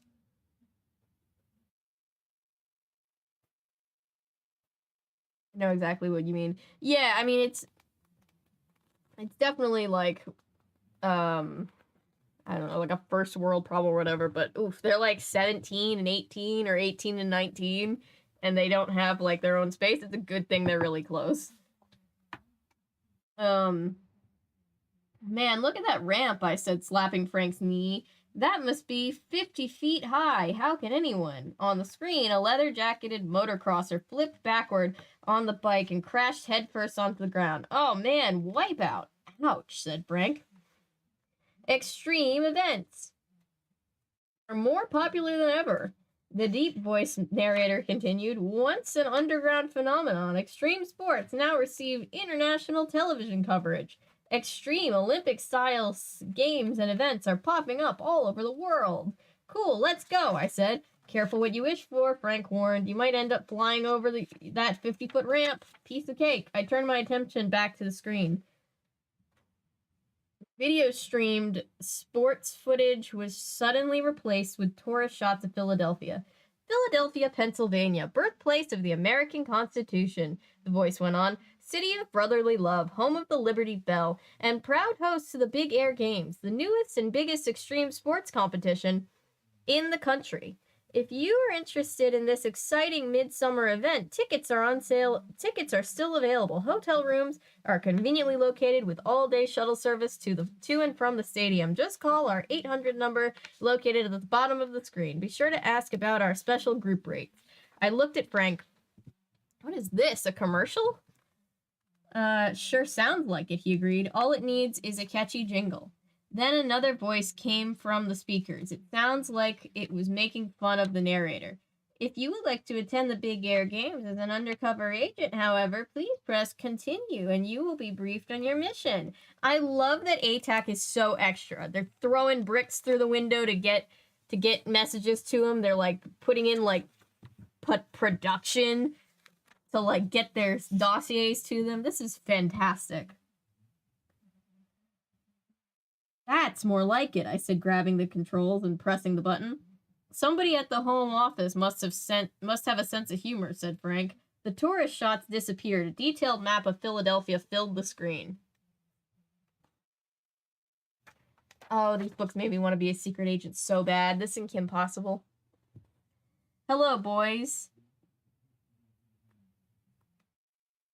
Hello, boys, said a second voice. Sorry about that introduction. I just thought I'd show you the tourist boards ad for the Big Air Games. We got you both tickets for all the events and reserved a room at the Four Seasons Hotel in Philadelphia. A yellow square flashed on the map, indicating the hotel's location. Ooh, fancy. Some of the extreme athletes in the competition are coming to the... Wait, let me try that again. Some of the top extreme athletes in the country are coming to the games and staying at your hotel. Because of the size of the event, we're taking extra precaution. In dangerous times like these, it's important to always be prepared for the possibility of trouble. As teenagers, you'll be able to access more information than police officers could. Blend in, mingle with the fans and athletes, but always keep your eyes and ears open. This was going to be great. Frank didn't seem as excited. It doesn't sound like much of a mission, he muttered. Just hang out and watch other people take risks. One more thing, boys, the voice spoke up. We have reason to believe that several threats have been made to participants. Some skateboarders claim they saw a few strange postings on one of the extreme sports websites. Web is capitalized again, sites is not, which is interesting. 2 words. There are thousands of those sites. The feds are checking the threats out, but it could take months to find something. Ask around. Gather all the information you can. I suggest you pack and leave as soon as possible. I glanced at Frank. He sighed. This mission, like every mission, is top secret, the voice went on. In 5 seconds, this CD will be reformatted into an ordinary music CD. 5, 4, 3, 2, 1. The Beastie Boys blared from the speakers. I don't know why that was... There's so much meme potential. The Beastie Boys blared from the speakers. I gotta take a picture of this. I don't know what I'm gonna do with this picture, but it's just... The Beastie Boys.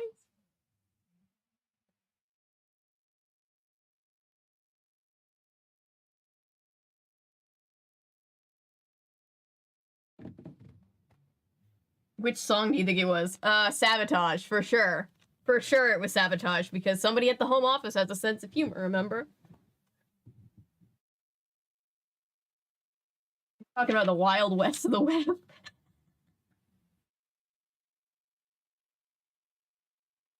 Oh my god. The music was so loud it scared Playback off the TV. He flapped his wings and flew into the air, then landed on Frank's shoulder. Poor Playback, he's had a rough day. He looked a little shaken, but after a moment or two, he was grooving to the beat and squawking to the lyrics. Party, party, party. Birds love music. Our birds do. Frank walked over to the computer, turned it on, and logged in. What are you doing? I asked. We're supposed to leave as soon as possible. I'm going online to search for some of those websites, he replied. I'll only be a few minutes. How do you do, fellow kids? Are you kidding? I said. The feds are looking for those threats day and night, and you think you could find them in a few minutes? Hey, I'm the search master, remember? He said, tapping his head with a finger. My web search skills are unmatched, except maybe by Mom. And your girlfriend, Nancy Drew, probably. But she's a librarian. It's part of her job. Yay! Shout out to the librarians. Sometimes I wish we could ask her to help, I said. Don't even think it. We're undercover, remember? It's in the title of the book. I'm not gonna forget, Frank, I promise.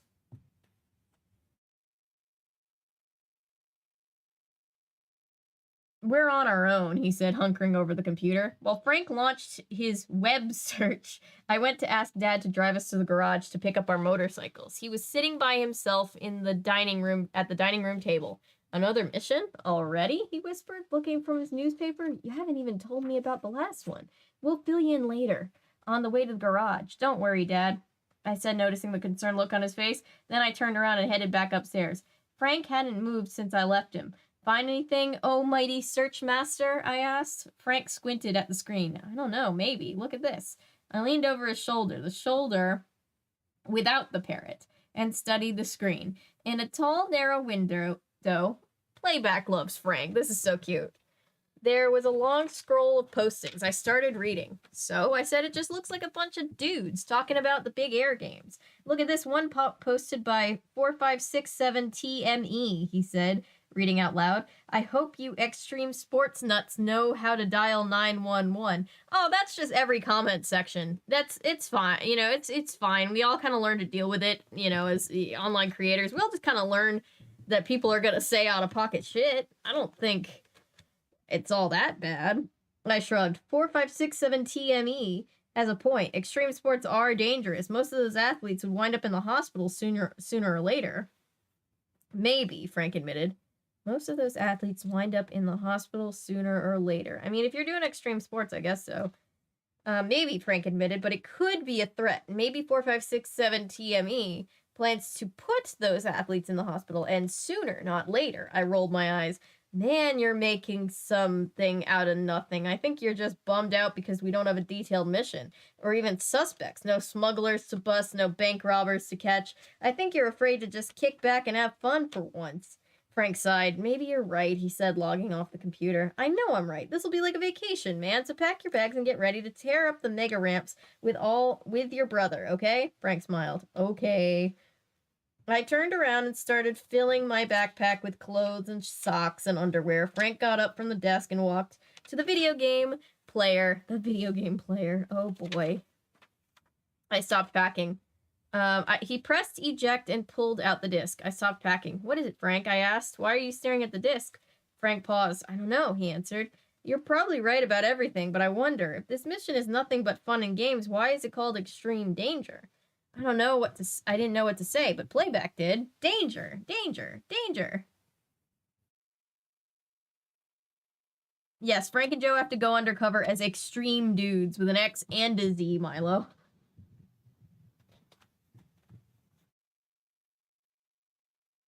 Already got a chunk of this book read. Good for us. These books are nothing if not fascinating. That funky monkey. Hey, Late Horror Show. Hope y'all are doing well over there. This guy bullied me and Frank today because he thinks his sister is into Jean-Claude with a literal army at his disposal. What are their names and general descriptions? Yes. Oh yeah, that's right, because he literally has an army. Jean-Claude absolutely would send armed forces after somebody who gave his boyfriend and his boyfriend's brother hassle. Me dancing to Brass Monkey. Awesome. Yeah, the parrot. I completely forgot about the parrot, but the parrot is just their pet now. This is the first book in this particular Hardy Boys series, and for some reason they decided they needed a pet. And I think Playback is mentioned in... From what I remember, he's mentioned in at least most of the books.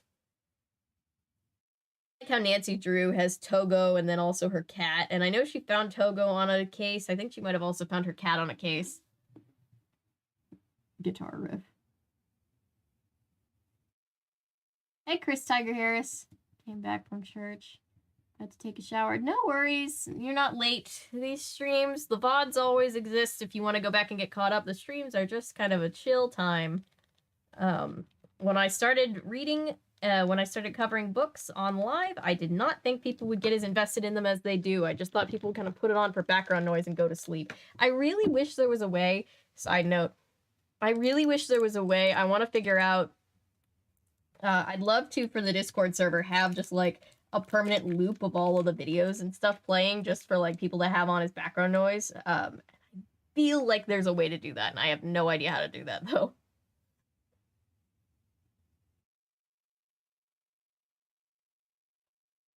Oh no! One time they spelled my name very, very wrong on a Starbucks order. Not that I'm like a Karen and I'm like, I can't believe you spelled my name wrong. I'll sue, but I was just like, it was like Avarie, and I was like, that's a very interesting way to spell my name. It should loop for everyone. It will loop if it's in a playlist. It's just keeping it hosting on Discord, I think, is the thing, because like you have to have, I don't know, you have to set it up with something has to be hosting it, so I'll just look more into it.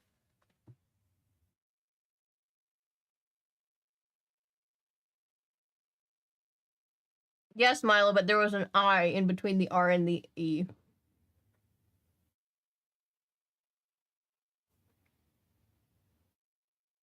Mundell, oh no.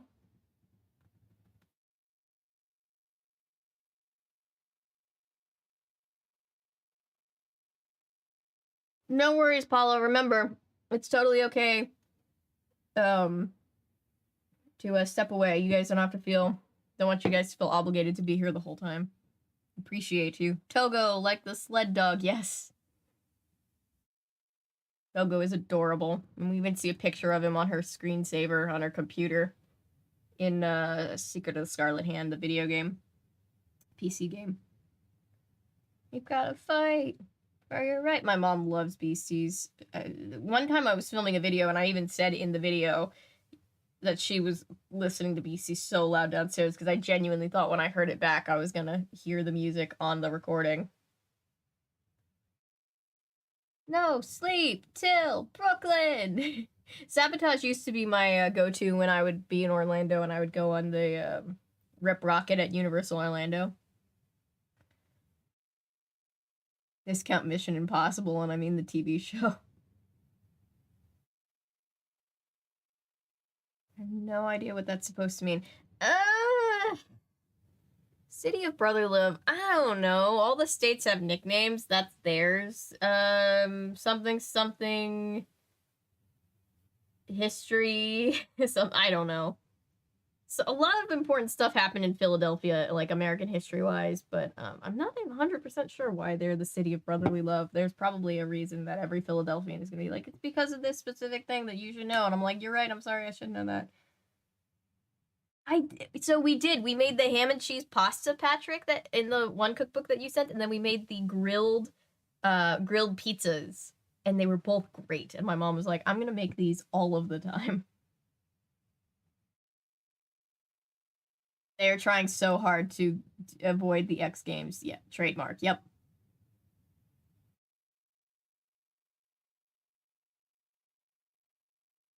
Back in my day, I would do various streams where I would read and do fun activities like cooking. Do a cooking stream. I'm not sure how logistically though, but I'll work it out.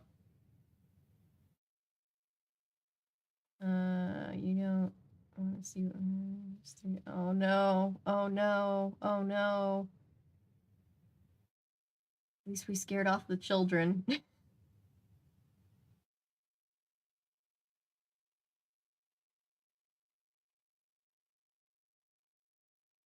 Yeah, Joe is absolutely being like low-key kidnapped by his brother. Hello, everybody coming in. Thank you for being here, by the way. We appreciate every single one of you. Come out of Philly is the cheesesteak. I do as much as I can without having to be away. We appreciate you, Paulo. Philadelphia cream cheese is also good. Sorry, if you're a Philadelphia native, I'm sure there's lots of really good things about Philadelphia. I've honestly only driven through it. That keto cookbook. Ooh, that'd be interesting.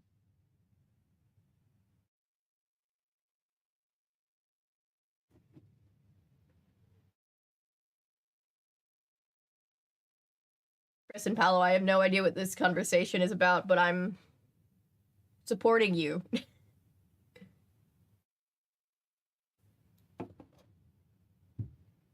EJ at a Starbucks in Times Square on holiday once when I'd given them my dead name and they misheard me. Chose my new name to fit with that as a nickname because it stuck. Because of friends memeing. Oh, that's funny. Now and then. Ooh, that's a cute movie. Silly wrestle people thing. Ah.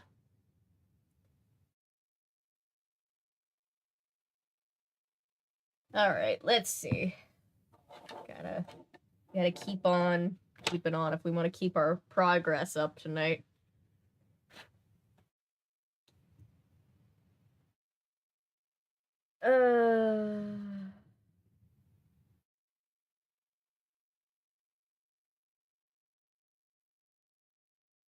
Just because it's okay to step away doesn't mean we necessarily want to. And I love having all of you guys here for as long as you want to be here. I just don't want you to feel obligated.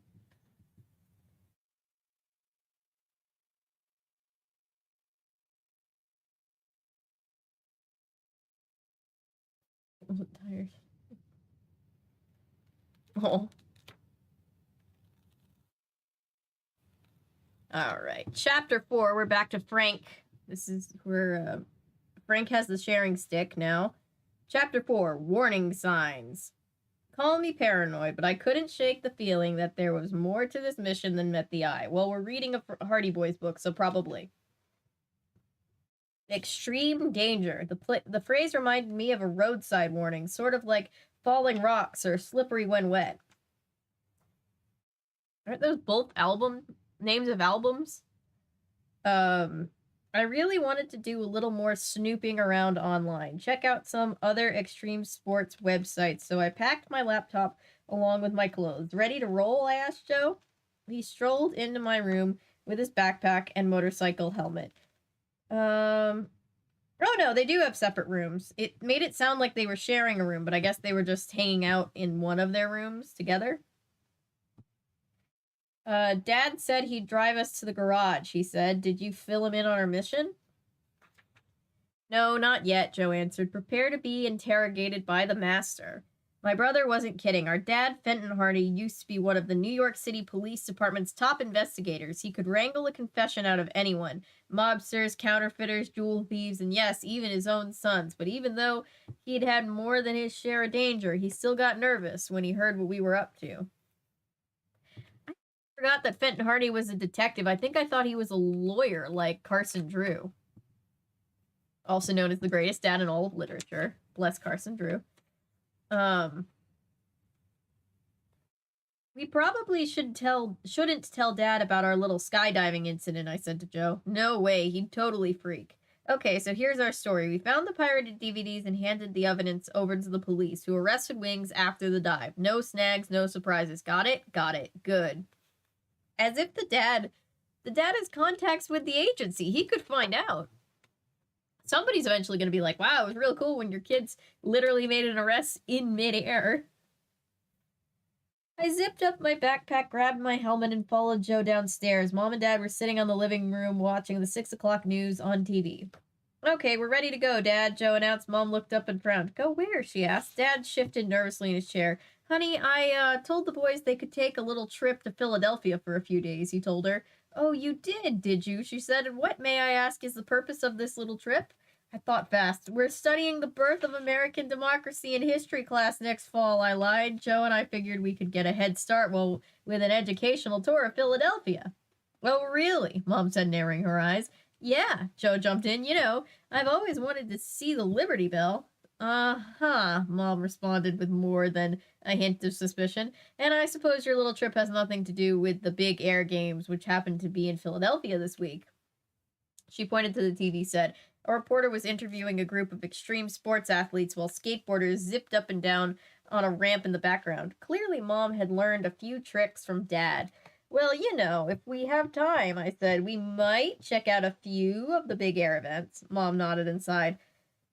Okay, you can go, she said, but promise me you won't get any crazy ideas about all the extreme sports stuff. I don't want you taking risks like that. I don't even want you to ride your motorcycles at night. It's too dangerous.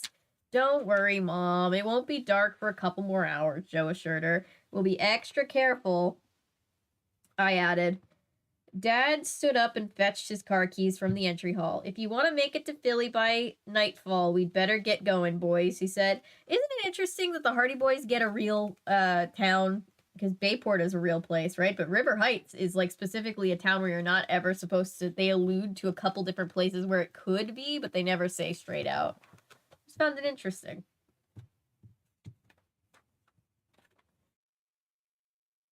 Joe and I grabbed our stuff and headed for the front door, but we froze in our tracks when we heard a familiar voice behind us. Those boys aren't going anywhere. We turned around to see Aunt Trudy standing in the dining room with 2 plates of food. That's right, she said. Those boys aren't going anywhere until they finish their dinner. They're growing boys and they need to eat.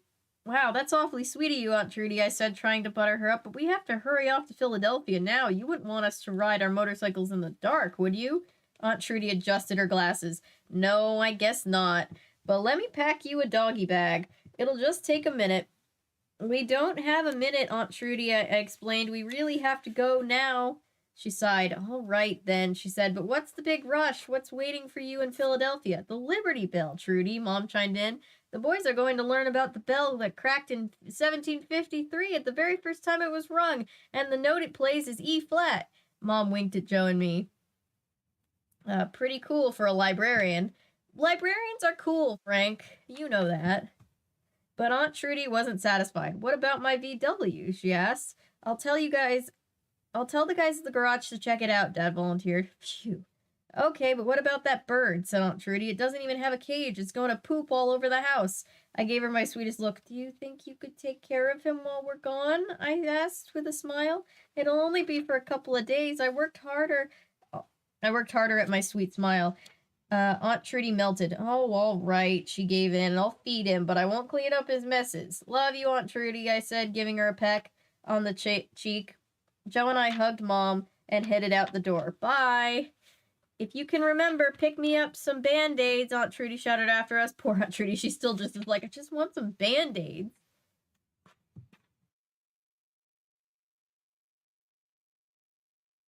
Once we loaded into Dad's car, I let out a big sigh of relief. Glad to see that over with, I whispered to Joe. I'd spoken too soon. Okay, boys, Dad said, pulling out of the driveway. Tell me about your last mission. Once again, Joe and I were forced to tell some little white lies, and Dad was harder to fool than Mom and Aunt Trudy. Taking a deep breath, I gave Dad the watered-down version of our skydiving mission. He listened quietly, waiting until I was done. Then he said, That's an interesting story, Frank, but you left out the part about your pull cords being cut. My jaw dropped open. How did you? Lieutenant Jones is an old friend of mine, he explained. We were on the police force together in New York, and he told me everything that happened, unlike you. I felt my face get warm. Dad, we hate lying to you, but we didn't want you to freak out, said Joe. Dad glanced at us through the rearview mirror. Look, guys, when I left the force and started up American Teens Against Crime, I forgot that their dad started ATAC. That figures. I knew it would involve risks, but I also knew that you boys can take care of yourselves and each other. Joe nudged me in the ribs. I nudged him back. I was always impressed with the amateur detective work you did a couple of years ago, Dad continued. The cops at the station used to call you the Sherlock brothers of Bayport, and you solved some major crimes. Cases even the police couldn't crack.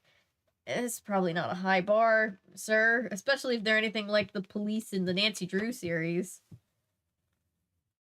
Anyhow, the Hardy Boys, being a former cops kids, are like, wow, those boys are geniuses. And Nancy's over here just like, wow, a little lady solving crime. Who'd have thought?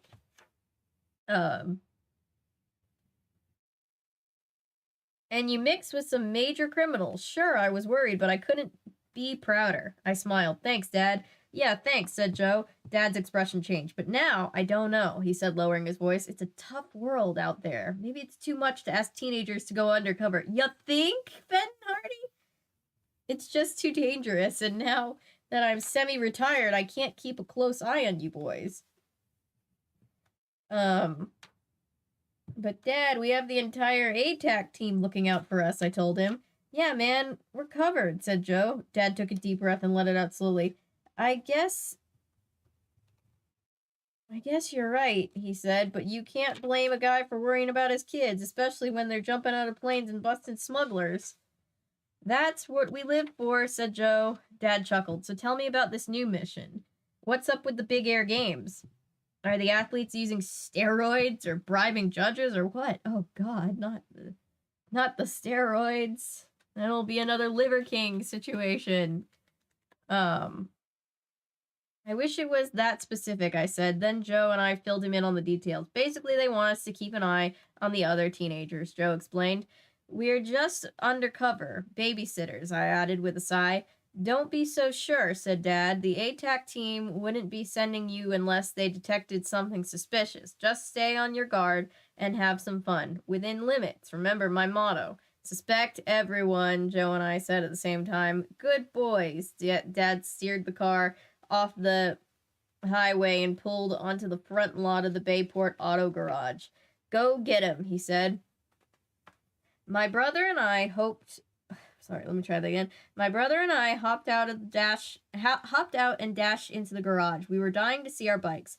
Butch, the head mechanic, had promised to upgrade our motorcycles with some new parts. Yo, bros, Butch greeted us.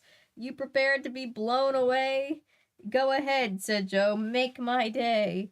The mustachioed mechanic waved us into the garage. Feast your eyes on these babies, he said. One word, wow. These were no ordinary motorcycles. They were total high-tech speed machines decked out with all the latest features. Polished chrome controls, high-grade leather seats, stainless steel exhaust pipes, the works. And they were customized with flaming red double H's. Ooh, cool. This is too much, Joe yelped. This kicks butt. I couldn't believe my eyes. What? How? Why did you do all this, Butch? I said, stammering. I mean, we just brought our bikes in for a tune-up. I'm picturing Hulk Hogan when they talk about Butch, by the way. Is it just me? Butch laughed and walked over to the motorcycles. Check this out, he said, demonstrating the new features. Hydraulic clutch, optimized suspension, fog lamps with flint protectors, hazard warning flashers, digital clock, CD player, and CB radio. Ooh, CB radio. Electric power socket for accessories. Dude, stop, you're killing me, Joe whooped out loud, faking a heart attack. But wait, that's not all, Butch went on. He flicked a switch and a series of digital panels lit on the dashboard. Check it out, guys. Here you have your security tracking device and computerized navigation system. Oh my god. Not the computerized navigation system. Unreal, Joe hooted. I stared in shock. This was unbelievable. Finally, I managed to speak. You weren't kidding when you said you'd upgraded our bikes, Butch. But the problem is, I don't know how we're going to pay for all this. Forget about it, he said to the mechanic. It's taken care of. He nodded towards a man standing in the doorway. Dad, Joe shouted. You totally rock. You boys deserve it, Dad said with a big grin. Now saddle up and make your father proud. Joe hooted and hopped onto his bike. I looked my father in the eye. You didn't have to do this, I said. He shrugged. I just thought you boys should have all the new safety features when you're chasing down bad guys. I smiled. Okay, cool. Thanks. Then I turned and tested out the new leather seat of my bike. Excuse me. Sorry, I can't stop yawning. I'm gonna take a drink.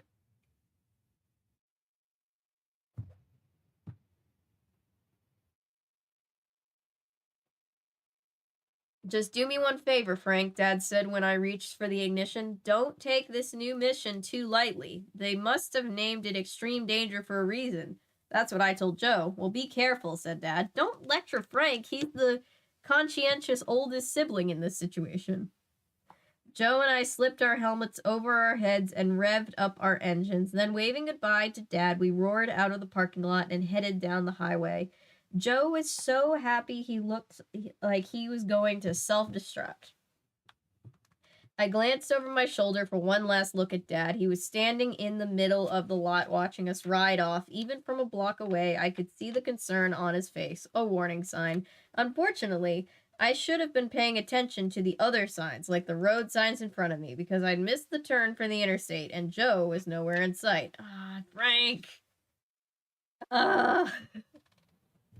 Okay. That chapter felt long. Probably wasn't very long, but, you know, it felt long. I mean, like a 12, 13 page chapter. That's a pretty decently sized chapter for a book this size. Oh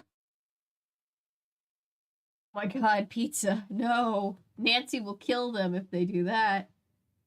How do we think Fenton would feel about 1, Frank and Nancy dating, and 2, Joe dating a crown prince, Jean-Claude?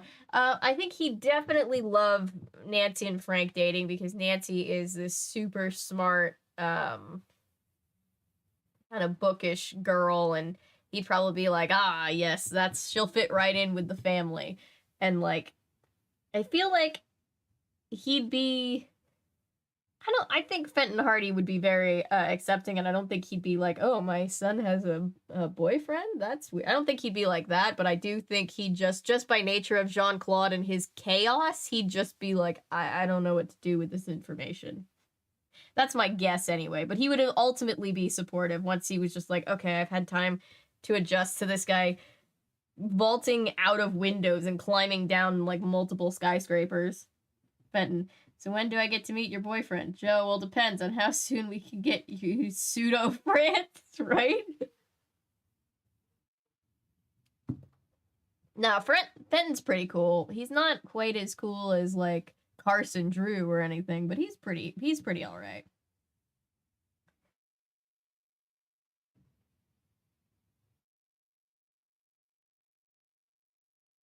Stir. That's funny. I was just I then referenced Hulk Hogan without realizing that Ballo had said that. He's sending mixed messages. Oh, Fenton, he's definitely sending mixed messages. That's what he does. He's like, I'm worried about you boys, but here's a bunch of stuff to enable you doing dangerous stuff. With Carson Drew, he's more just tired but resigned and supportive, and he's super feminist, and he just loves his daughter. It's like shocking people by being an independent person. You're skipping. Sorry, my brain. Universe because the same universe. That's right. It's the same universe. So like, Fenton Hardy, the police aren't. I know you're a former cop, but like, they're not that good at their job. I'm gonna go there. Playback is gonna shit on their beds and the floor, and he'll probably gnaw on the furniture. Maybe even tear open the pillows to make an S. Probably. Although we all know Aunt Trudy is gonna, even though she pretends to hate the bird, she's gonna make sure he has like a bougie cage and treats and all that stuff, so. The room will reek by the end of the weekend. Yep. Yes, it will. You can't just let a bird fly around free range. Novel where Carson Drew and Fenton Hardy were also teen detectives duo in their youth. Yes! Yes! Yes! I like it. And then I'd like to see them as in-laws with equally chaotic teenagers.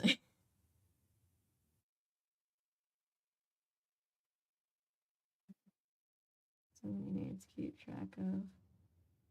Oh, I'm sorry. I've probably always said it wrong. Is it Adriel? Or instead of Adriel?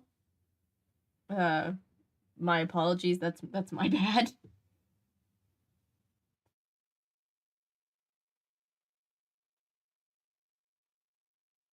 It actually makes sense. I love it.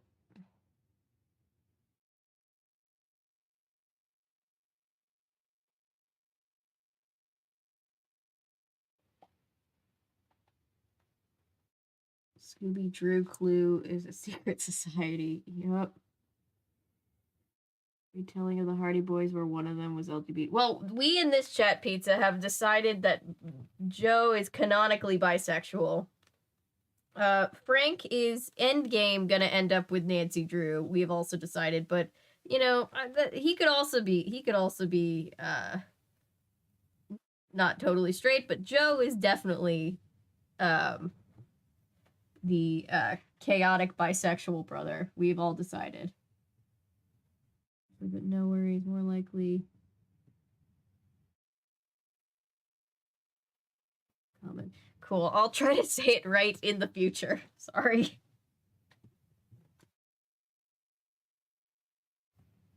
All right, chapter 5. We're with Joe again.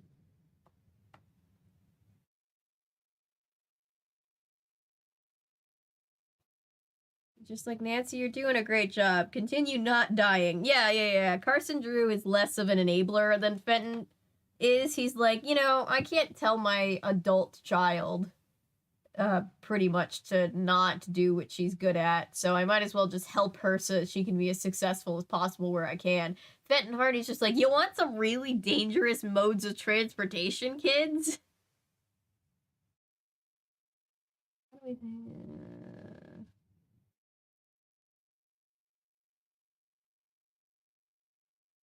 Yeah, he's like, you're doing amazing, sweetie. Just stay alive. All right. Chapter 5. Killer Wheels. Philadelphia, here we come. Man, was I having a blast. With the new killer wheels beneath me and the open road in front of me, I was ready to take on the world, or at least tackle our latest mission. There was just one problem. Where was Frank? Turns out he'd fallen behind, but thanks to our new navigation systems, he was able to catch up with me on the next interstate ramp. I love when they clearly were like, oh no, we don't have a cliffhanger for this one. So they have like the most boring cliffhanger. Zooming up next to me, he grinned and gave me a thumbs up. All systems go. We made good time waving our way through the rush hour traffic. We reached the outskirts of Philadelphia by 8 o'clock. My motorcycle handled like a dream. Heck, I could have kept riding all night long. Minutes later, we found the hotel and pulled our cycles. I've never heard somebody call them cycles. I've heard people call them hogs. I've heard people call them bikes. Cycles? Into the parking garage. Do I have to leave my bike here? I asked Frank, turning off the engine. Do you think they'll let me park it? They'll let me park it in my room? I could say it's just my luggage. You could also say you're Elvis, but I don't think they'll go for it, said Frank. Come on, let's check in. We gathered up our stuff and grabbed the elevator to the lobby. When the doors opened, we thought we'd come to the wrong place. The joint was rockin'. Oh my god. The joint was rockin', huh? It was a total zoo. Every inch of the hotel lobby was crawling with punked out dudes and dudettes sporting mohawks and day-glow dye jobs. Across the room, a gang of bikers in red leather knocked their helmets together and cheered. A pack of t-shirted skateboards did rail slides down the entry steps. A ponytailed trio of identical triplets. Oh my god. Of identical triplets zipped past us on rollerblades. And then Terry from that PSA film, The Day My Kid Went Punk, stepped out of the elevator. No, I'm just kidding. You guys remember that video? That was weird. Hey, Frank, I said. I nudged my brother. If they can skate around in here, maybe I can ride my bike, too. Give it a rest, Joe. Frank pointed me towards the reception desk. Zigzagging our way through the crowd, we walked up to the check-in sign and found ourselves face to face with a bald-headed desk clerk who didn't look at all amused by the hotel's current clientele. May I help you, gentlemen? He said with a tired sigh. I'll take care of this, Frank told me. Sure, knock yourself out. My brother loved handling this sort of official business. Fine with me. It gave me a chance to scan the room and check out the action. I turned around and nearly knocked a girl over. Whoa, sorry, I said, grabbing her wrist before she fell. Are you okay? The girl looked up. No problem. I'm okay. I can fix it. She was more than okay. She was a total knockout. A brown-eyed beauty with jet black hair, ruby red lips, and hot pink skateboard tucked under her arm. She's not like the other girls. The mission was looking better all the time. I'm Joe. Joe Hardy. I extended my hand. The girl slapped it and smiled. I'm Jenna Cho, and I'm so embarrassed. Embarrassed? Why? I asked. She held up her skateboard and shrugged. Well, it's like this. 20 minutes ago, I did a 540 air spin on the half pipe and had no problem landing on my board. Then this dude bumps into me at a hotel lobby and I totally wipe out. I laughed. This dude sounds like a jerk, I said. No, not really, Jenna said with a wink. In fact, he's kind of cute. Nice. He said that, not me. Nice. Are you competing in the games? Jenna asked me. No, I'm just a fan, I said, but I skateboard a little myself. I wish I'd brought mine with me. Well, if you want to borrow mine, I'll be practicing in FDR Park tomorrow, said Jenna. All the big airboarders hang out there. Sure, I'll drop by, I said, even though I wasn't thrilled about riding a hot pink skateboard. Jenna, come on. Come on, Joe. Pink is cool. Jenna, come on, someone yelled across the lobby. I looked over to see a group of skateboarders in front of the elevators. Chill out, I'm coming. Jenna yelled back at them. She threw her board on the floor and hopped on. I'm in room 514, she whispered. Call me if you want to hang. Then she skated away. Excellent. Who was that? Asked Frank, coming up behind me. A beautiful girl who just gave me her room number, I bragged. Of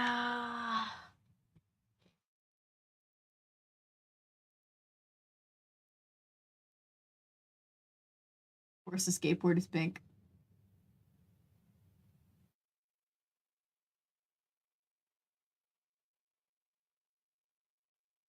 Jean-Claude, my brain has reached necessity multitasking hours. Nice. The cliffhanger is from Doctor Who when they carefully climbs over the edge of a cliff and holds himself by the umbrella because I guess they didn't have anything else. That's funny. Like a literal cliffhanger.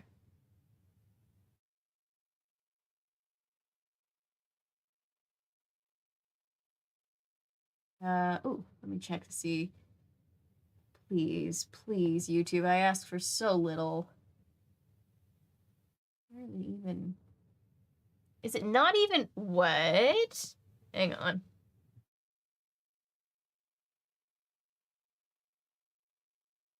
It was supposed to be uploading. YouTube. Hey, Joe, you have a Jean-Claude, remember? The prince with the army who could absolutely disappear that girl because he flirted with her. Oh, God. Hang on, guys. This is the video that just never fully gets uploaded, apparently. No, I'm just kidding. It will, but... Oof.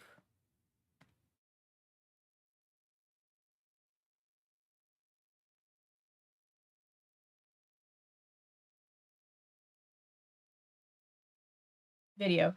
It's 18 seconds long, and it says, Velma sucks, 40-hour video essay. Very funny. Oh my god. Oh, sorry. I'm glad I thought to actually check.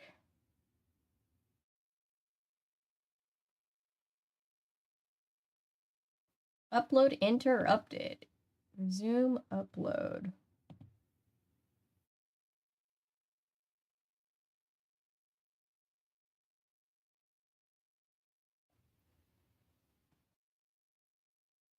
Oh, good. It's only at 6%. I'm so excited. God, help me. Lost Media, the alleged video of Abe reviewing Once Upon a Time Season 1, Episode 1. It's gonna get there. You know what's upsetting? There, if you look up Season 1, Episode 1, you will find the whole episode in pieces, like, uploaded like we used to watch, movies online back in the day where it was like 5 minutes at a time, or like or more recently Quibi, you know, that whole thing. There's that, which somebody has done on YouTube, which is just redistribution. But my like fair use review of the episode, they're like, oh no, we're gonna make it really hard for you to post this. It just loads and loads, my friend. As much as I want to blame YouTube, could your internet server also be an issue? For it cutting out, possibly, but not for the YouTube rejecting it 3 times in a row.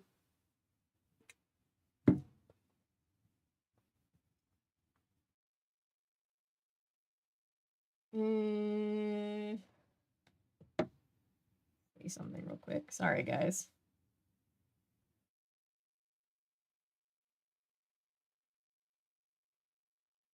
Yeah, we're at the... It's been 7 days and 21 hours since the last upload, because the past 24 plus hours have literally been just dedicated to trying to get this one video online. Not finishing it, just getting it online.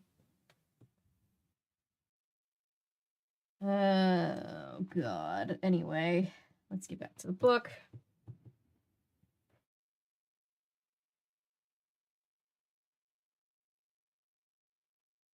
Why was she whispering? Probably because she didn't want you to hear it. Or maybe she has something to hide. Oh, come off it, Frank. Stop playing detective. For 2 minutes and enjoy yourself. And Frank's like, but I am a detective. What do you think we do? Bro? My brother looked annoyed. We're here on a mission, Joe, he said, lowering his voice. We're supposed to be gathering information. Yes, and the best way to do that is by blending in and hanging out with the athletes, I replied. And besides, I did get some of the information Jenna told me, that all the skateboarders practice in FDR Park. Frank raised an eyebrow.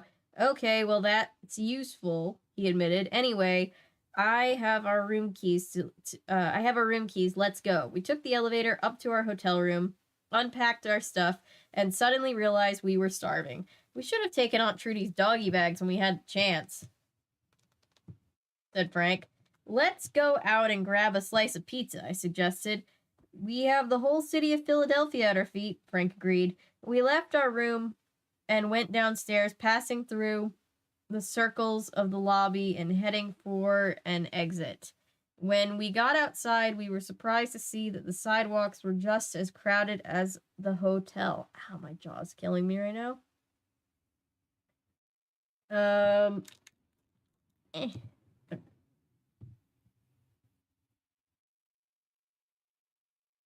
Man, the whole city is buzzing, said Frank, staring at the extreme athletes and fans passing by. I could tell he was trying to eavesdrop on their conversations, listening for anything suspicious. That was my brother, always on the case. We walked a few blocks, just enjoying the sights, until we stumbled on a small skateboard store. The place was a little run down, but seemed to carry the latest boards and equipment. A sign above the door said, Ollie Skate Shop. Let's go in, said Frank. We can ask the owner if he's heard any rumors about an attack. I was starving, but I didn't feel like arguing with my brother. He was a man on a mission. A little bell jingled when we opened the door and stepped inside. The place was packed with merchandise, but not many customers. There were just a few teenage boys trying on helmets and 2 girls looking at t-shirts. Hey, you boys, a deep, gravelly voice shouted from behind the counter. Frank and I turned to see who was shouting.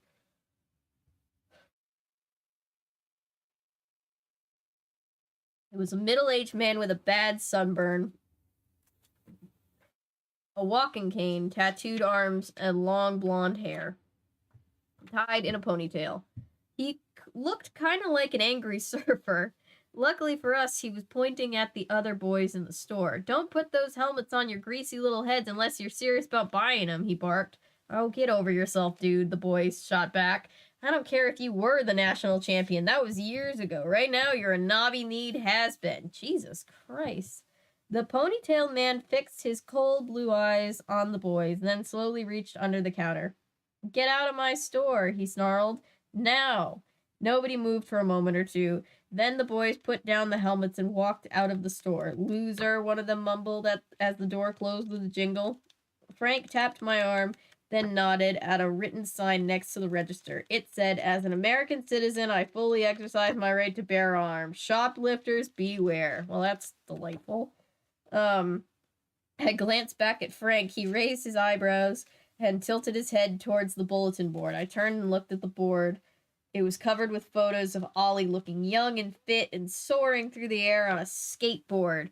They were newspaper clippings, too, with headlines like Ollie Peterson, National Skateboard Champ, 1986, and Ollie wins again. I had to squint to read the small clipping on the bottom. Skateboard legend takes a fall. In my mind, this character is played by Tony Hawk in like a blonde wig and made up to look like older. Yeah, it is gross. Don't put on the helmets, but yeah. A skateboarder named Ollie. Oh god, that didn't even hit me. Oh my god.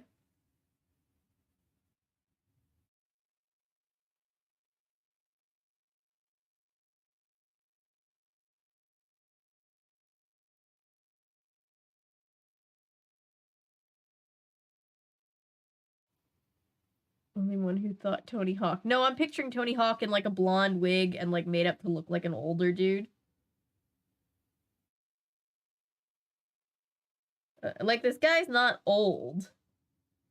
He's probably, if he was like the skateboard champion of 1986 and this is only taking place less than 20 years later, probably like in his 40s.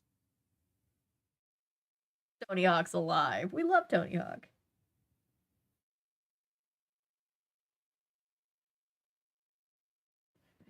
Yeah, come to think about it, he might not need to be, he might be the age of Tony Hawk right now, so not at all an older dude. Just like, this book for children is just like, ah, yes, like a grumpy old man at the age of 40.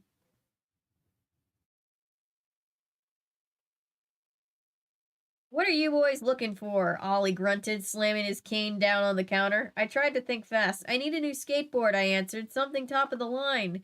Ollie growled and lowered his cane, then limped toward a large skateboard display. Over here, kid, I said. I got all the latest models. Why not buy one? That way I wouldn't have to share Jenna's tomorrow. It took only about 3 minutes for Ollie to convince me to buy a brand new HX 720 with red flame detailing, and it matched my motorcycle. Frank, in the meantime, was studying the articles on the bulletin board, gathering information as usual. As Ollie rang up my purchase, one of the girls walked up to the counter and said, "Excuse me, mister, do you have any t-shirts for the Big Air Games?" Wrong question. Ollie almost threw a fit. Big Air Heads is more like it, he snapped. Those big business money grubbers won't allow me to set a stand up outside the stadium, so fat chance I'll fill their greedy pockets by selling their ugly shirts. Fair enough. The girl blinked her eyes. So that's a no, she asked. Oh, and up here there's this, it's a clipping that I guess they're reading. It says, name Ollie Peterson, aka All. Oh, no, sorry. This is a suspect profile. I forgot this is supposed to look like a dossier. So it's a suspect profile. Name Owen Peterson, aka Ollie. Hometown, San Diego, California. Physical description, 40 years old. Okay, I was right. 40 years old. 5'11", 170 pounds, shoulder-length blonde hair, blue eyes, walks with a limp, carries cane, dragon tattoos, and forearms. On forearms. Occupation, owner-operator of Ollie's Skate Shop in downtown Philadelphia. He's not doing too bad for himself. He's the owner/operator of his own skate shop. Background, former professional skateboarder, career ended after accidental injury in 1990. Suspicious behavior, threatened customers, reached for alleged gun under store counter, talked about replacing skateboard bearings with nitroglycerin. Suspected of attempted sabotage, possible motives, revenge against Big Air Games, business dispute, personal resentment. Well, when you put it like that...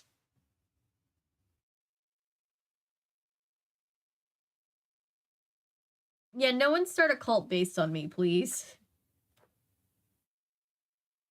There we go, it's a skate shop and he's just some dude. I feel like he's not that impressive. I'm not saying it's like that impressive, but I'm just saying like they're just like, this guy's life is over after his big fall. It's like he's got a business. He's probably making a decent living, hopefully.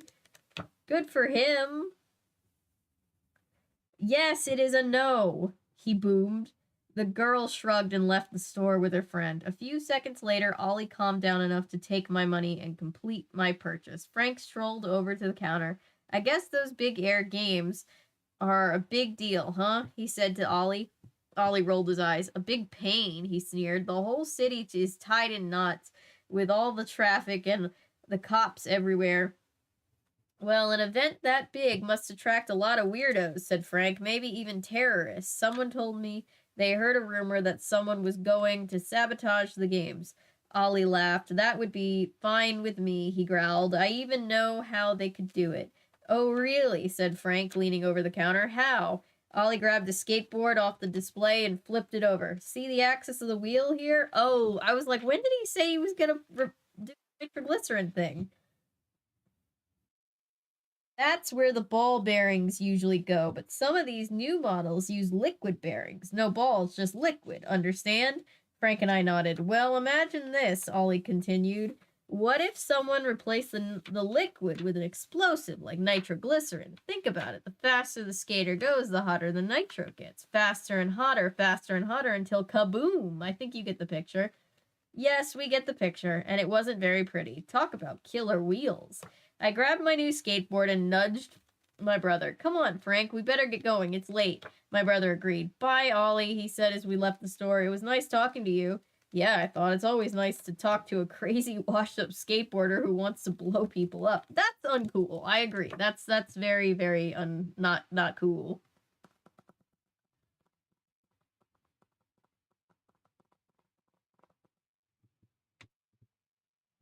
Ooh, I got my jaw to pop. I love TMJ. Sorry about that if you could hear that. That's gross. Suddenly Ghostwriter. To the tune of Suddenly Seymour? No cults in this group, please. Don't make me make that a stipulation in the chat rules.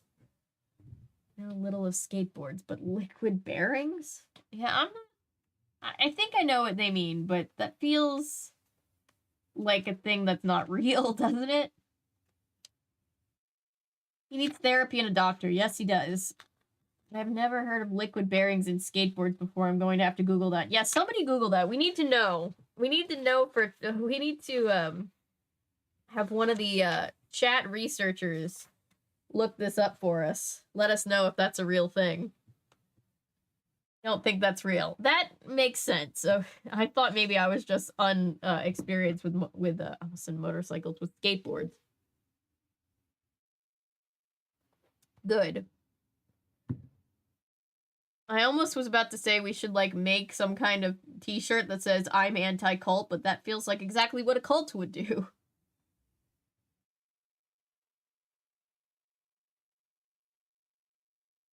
Themselves go after career-ending injuries. Yeah. I see who you mean. Yeah, no, I just mean, like, the teenagers were just like, you washed-up has-been, and it's like, geez, dude. He's just chilling. He's just living his life.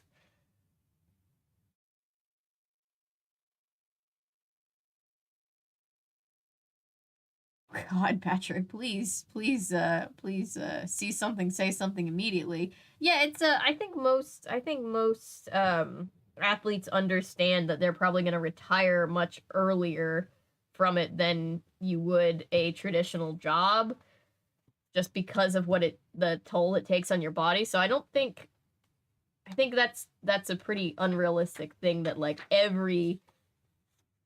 I mean, I'm sure if you can't do what you love anymore, that's sad, but, like, the thought that, like, every professional player is, like, devastated. They're probably exhausted of playing the game by the time that they're ready to retire. Maybe where Jean-Claude sneaks out of his country to join Joe at the skate event, and I guess Frank is there too. Can we retcon Nancy and Jean-Claude into every single one of the books in this series that we read? Because I think that would be fun.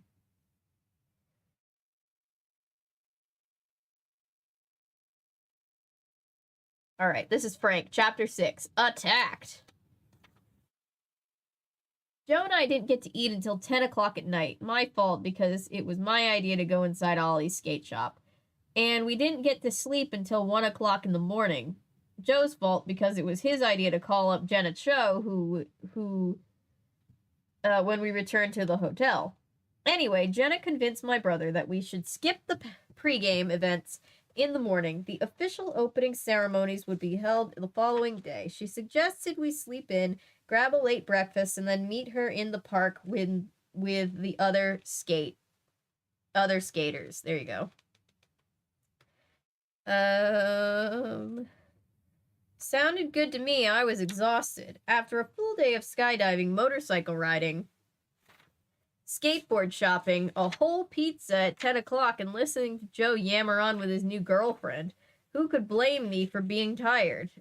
Sleep. And then Jean-Claude climbs up the side of the hotel and just punches this poor girl out. Can you imagine? Jean-Claude is absolutely unhinged enough to do that. Everybody hates Ned. Yes. Oh, you know when Nancy Drew goes into the public domain and I start writing and publishing Nancy Drew books that Ned's lucky if he doesn't get just straight up killed off. Nancy and Jean-Claude are here because we said so. Thank you, Ellery. I appreciate this. Already a better book. Not that I'm not enjoying the book, but it would be better if they were here.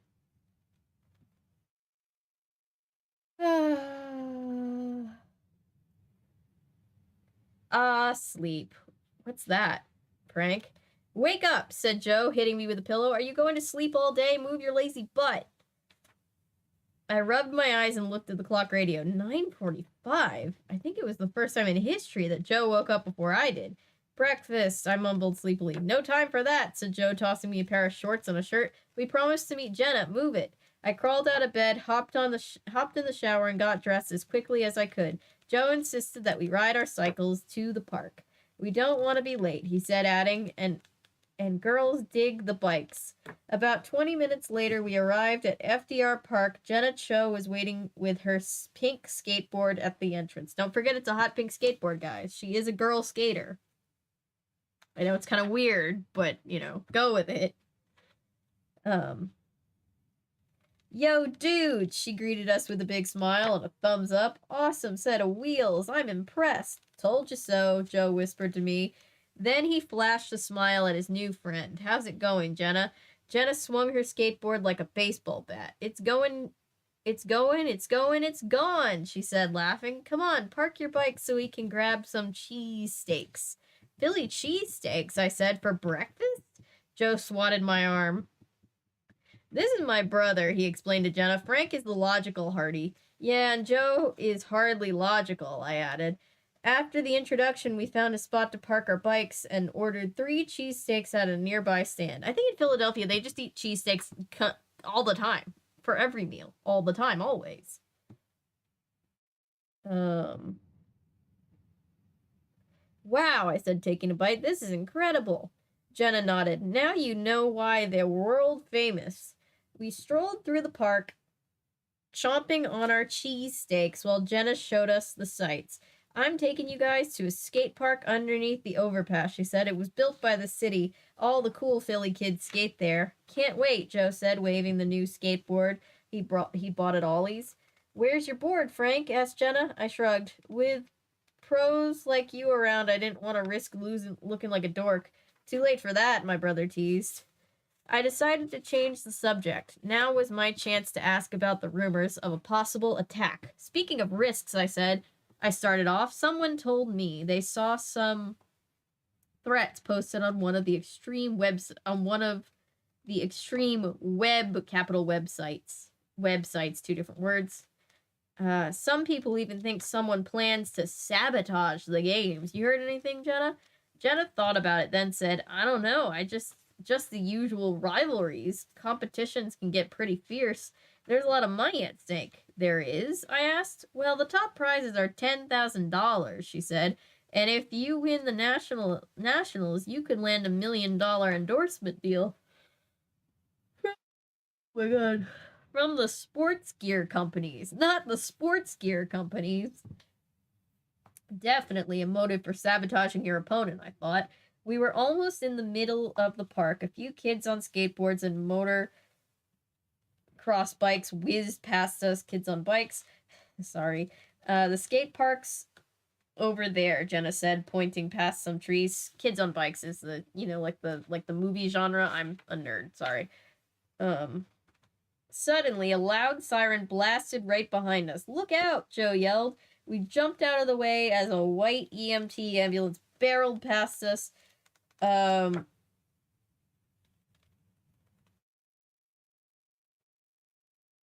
ambulance be semi-redundant because isn't an emergency medical transit ambulance? Doesn't feel... Anyway, maybe I'm just being nitpicky. Barreled past us with its lights flashing. It's heading for the skate park, Jenna shouted. Maybe there's been an accident. Let's go, I said, slapping my brother's shoulder, and they're like, the skateboard exploded because of nitroglycerin in the wheels. Don't know who that could be. The three of us dashed after the ambulance, pushing past dozens of gawking skaters and bikers. The siren stopped blaring. The vehicle pulled to a halt in front of the graffiti-covered ramp under the hallway overpass. We rushed over to the center of the action. A muscular, dark-haired boy lay on the concrete next to a skateboard. It hurts, he howled in pain.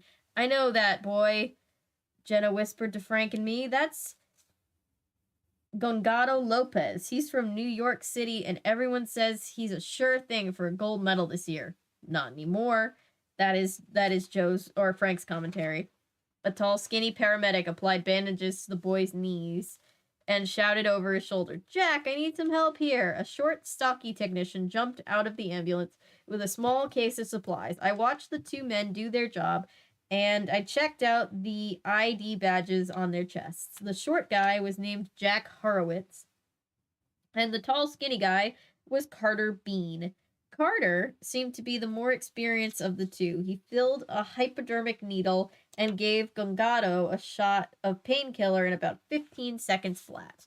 Gongado, a high-pitched voice cried out. Gongado, what did the dirtbag do to you? A short, frizzy-haired young woman pushed past us and rushed toward the stricken boy. Carter blocked her with his arm. Stay back, miss, he said firmly. Let us do our jobs. The girl backed off but kept talking. Gongado, sweetie, what happened? Tell me. Gongado blinked his eyes. Obviously, the painkillers were kicking in, but he was able to talk. Baby, I was attacked. Somebody jumped me and knocked me over and whacked me in the knees with my own skateboard. The girl burst into tears. Was it him? She asked. Was it Eddie? The hell is Eddie? Gongado shook his head. I don't know. I didn't see his face. Then he closed his eyes and passed out. Those are some fast-working painkillers. Where can I get me some of those? A man with a camera stepped forward. Did anyone see anything? He shouted into the crowd. Nobody said anything. Are you a police officer? Carter asked the man. No, I'm a reporter for the Philadelphia Freedom Press, he told the paramedic. I was just walking through the park when I heard your siren. Do you mind posing for a picture? Just crouch over there by the victim and try to look concerned. I am concerned, Carter said calmly. He turned to help his coworkers. Oh, sorry, he said calmly. Did you put your name into the goblet of fire, Harry? He turned and helped his coworker lift the boy onto a stretcher and into the ambulance. The reporter snapped away with his camera. Even after the ambulance drove off, he kept pursuing the story, but instead of taking pictures, he interviewed half the kids in the crowd. After a while, the reporter went away, and the scene returned to normal. The skateboarders practiced their kicks and heelys. He'll remember heelys, while the bikers hurtled over ramps. Jenna, Joe, and I found a spot under a nearby tree. Do you know... 10 o'clock. I heard the cuckoo clock going off. I was like, is it 10 or is it 11 already? Do you know that girl, Gongado's girlfriend? I asked Jenna. I don't know her personally, she said, but I know about her. Her name's Annette, and she only dates the hottest skateboarders in town. She used to go out with Eddie Mundy until Gongado beat him in the last regional contest. Now she goes out with Gongado. Oh boy. That's definitely a strategy for dating. I don't know. I don't, that's interesting. Anyway.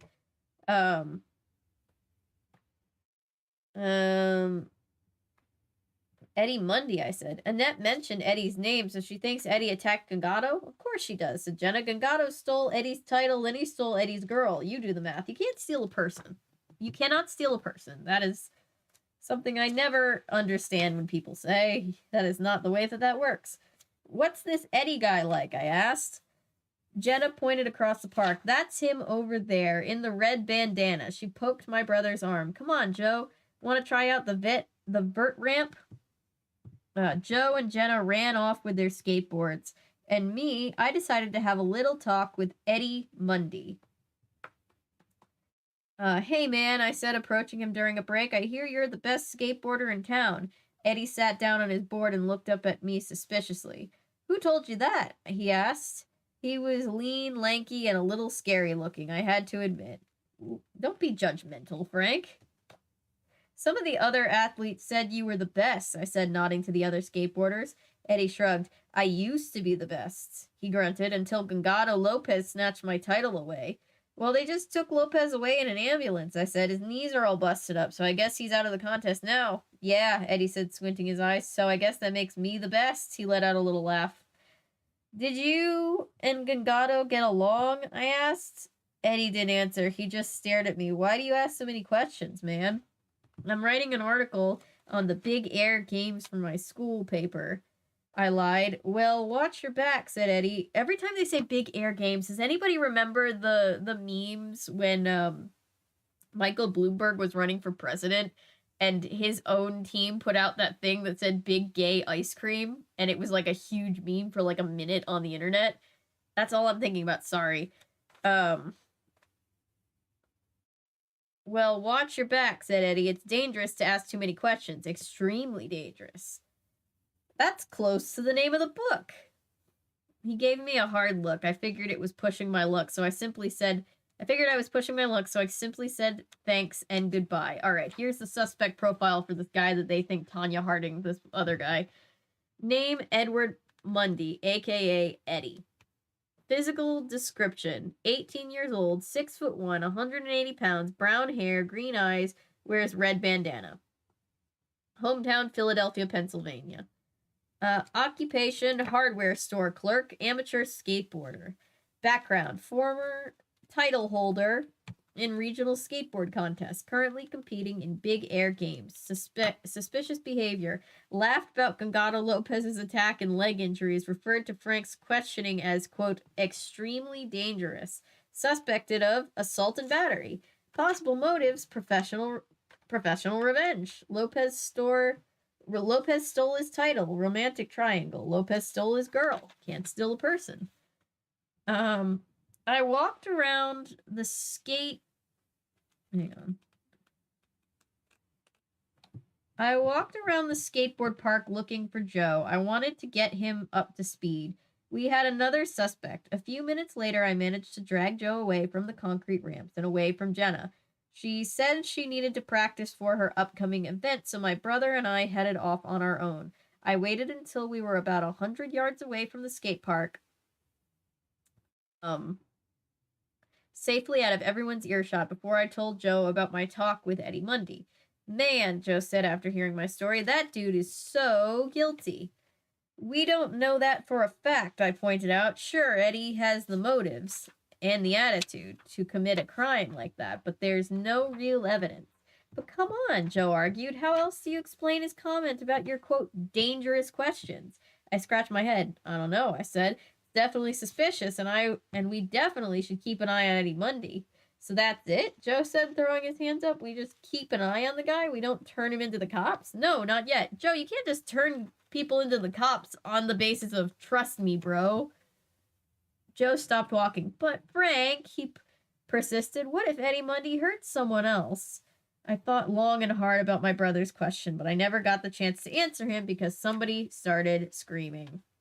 I'm gonna be suspicious of Joe's little temporary girlfriend just because feels like Joe's luck that he dates somebody that ended up being the bad guy. Wouldn't be the first time. You cannot steal a person. You can steal a person. It's known as kidnapping. Well, yeah, that's true. But it's in the ways of like, oh, you stole my girlfriend, boyfriend, partner. You can't do that. That's not a thing. Yeah, she's a fair weather girlfriend, I guess.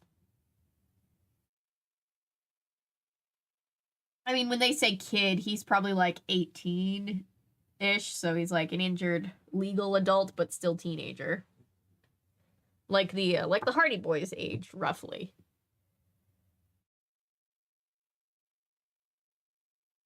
We're using Tanya Harding as a verb now, are we? Allegedly. You know what? Allegedly. We don't actually know, but you know what I mean. That's basically the logic that they're thinking about. His imaginary girlfriend? Yes, his imaginary girlfriend. I feel like people have been doing that since the incident. Ellery Bellamy, not the first time I've heard that term. For kneecapping someone, BTW, everyone should watch I, Tonya when they play the real interview clips over the credits. It's almost uncanny how well the actors replicated them. Yeah, that's something that that's not a new joke, and just FYI, allegedly, Tanya Harding never got formally accused of anything, and we don't know what happened. Anyway.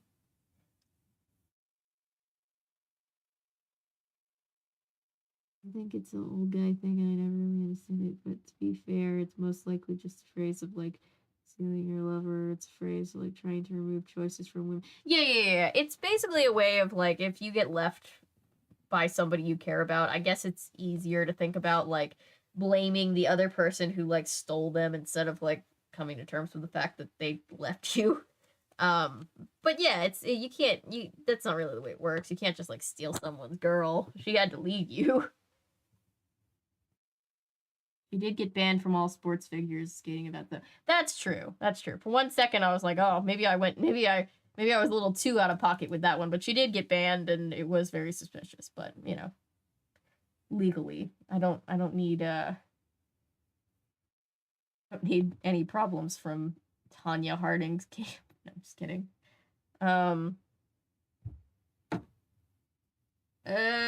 What else did I miss in chat?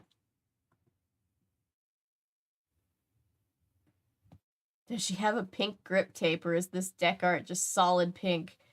Or does it have a pink design that boys just don't feel bothered to describe? I like to imagine that it's got a design, but the person who wrote this book, it feels like I don't want to say that. That feels like gender stereotyping. This definitely feels like an older dude wrote this book, if I had to guess, but I could be wrong. Let's see, do they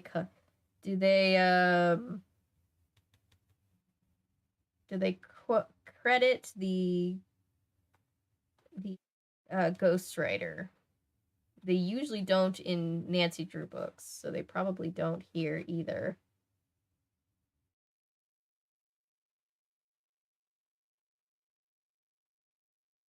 No, they don't, but it just gives me that vibe. I could be wrong, though. This core reference Milo. I don't not understand that reference.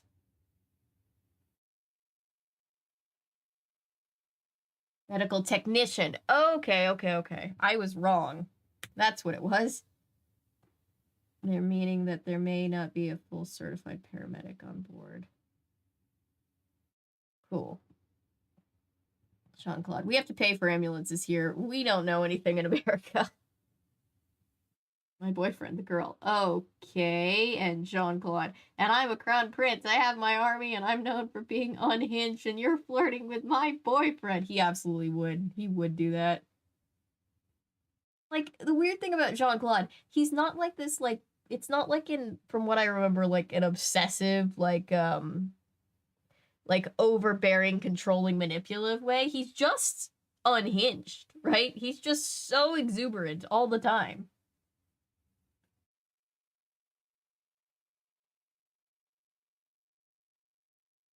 Jenna Cho does sound like she could be fun. I'm just basically going off of Joe's luck.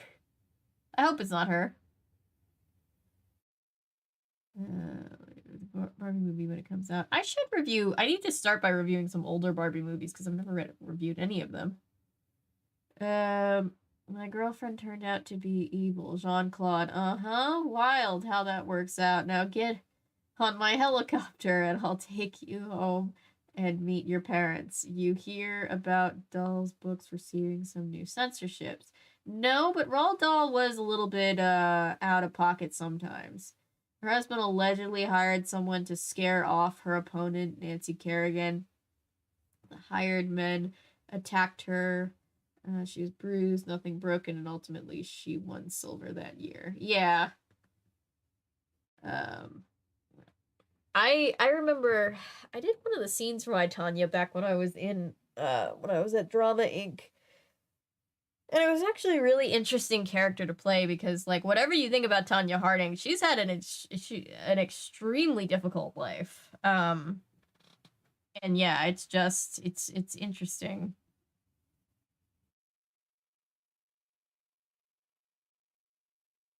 Masculine Ghost Rider because what's the best superhero? Your body reflecting yourself. And do it. I like that idea, Rex.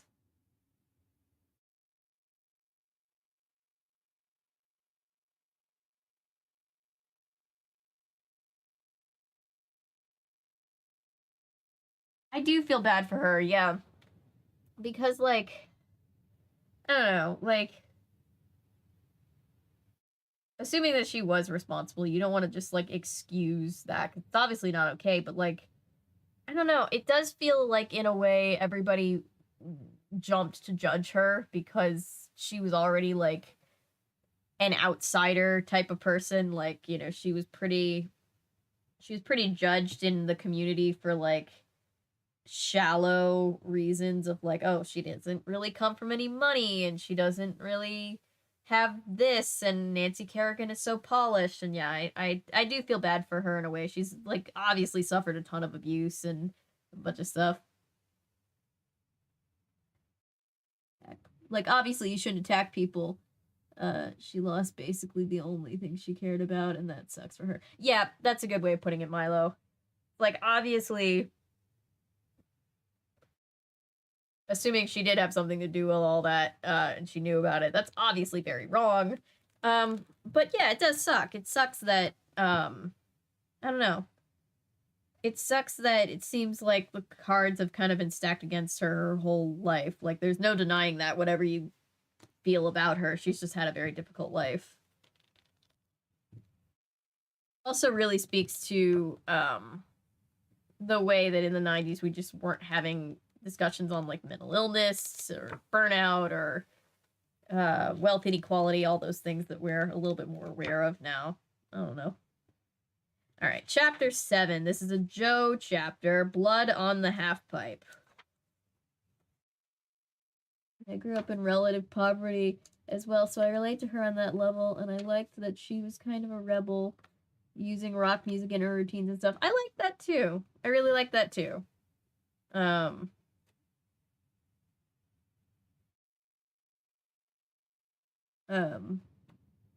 It was funny because they filmed the I, Tonya movie here, and it was so funny watching them trying to get experienced skaters in the middle of rural Georgia. Because when I say here, it really, most of it didn't film in the city. It filmed in southern Georgia. I think down in, like, Macon. Because I'm sure there are people that skate professionally here. Or skate seriously, I should say, but it's obviously not as big as, like, a place where you're gonna find a lot more inclination for colder weather. So it was very funny for them to try to figure that one out. You would just see these, like, frantic posts going up. It's like, please, skaters needed, and then it kind of, like, got downgraded to, okay, at least do you have your own skates so we can just stand you by the side of the rink? No? Okay. Surfers around where I live. Yeah, it's just one of those things. It's like, I'm sure there are people out there who are serious about skating, but it's very few and far between here when you just don't naturally have a lot of ice, you know? Winter sports are just not super popular around this neck of the woods. All right.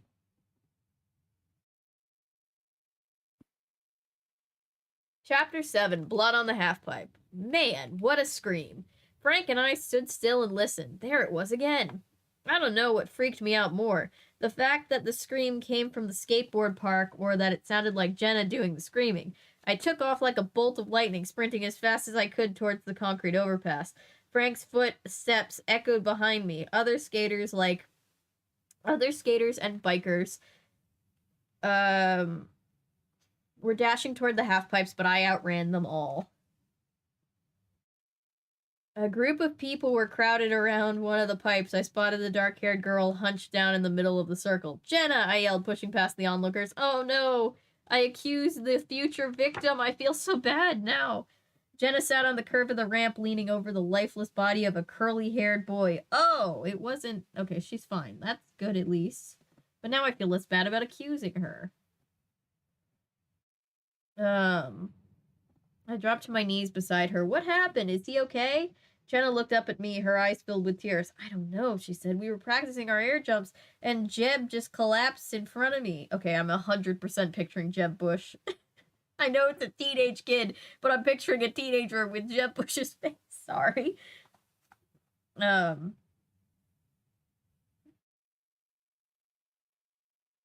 my skateboard slammed into his head. I tried to stop, but I carefully examined the boy's scalp, parting the locks of his curly hair. I don't see any head wounds, I said, and he's still breathing. Somebody call 911.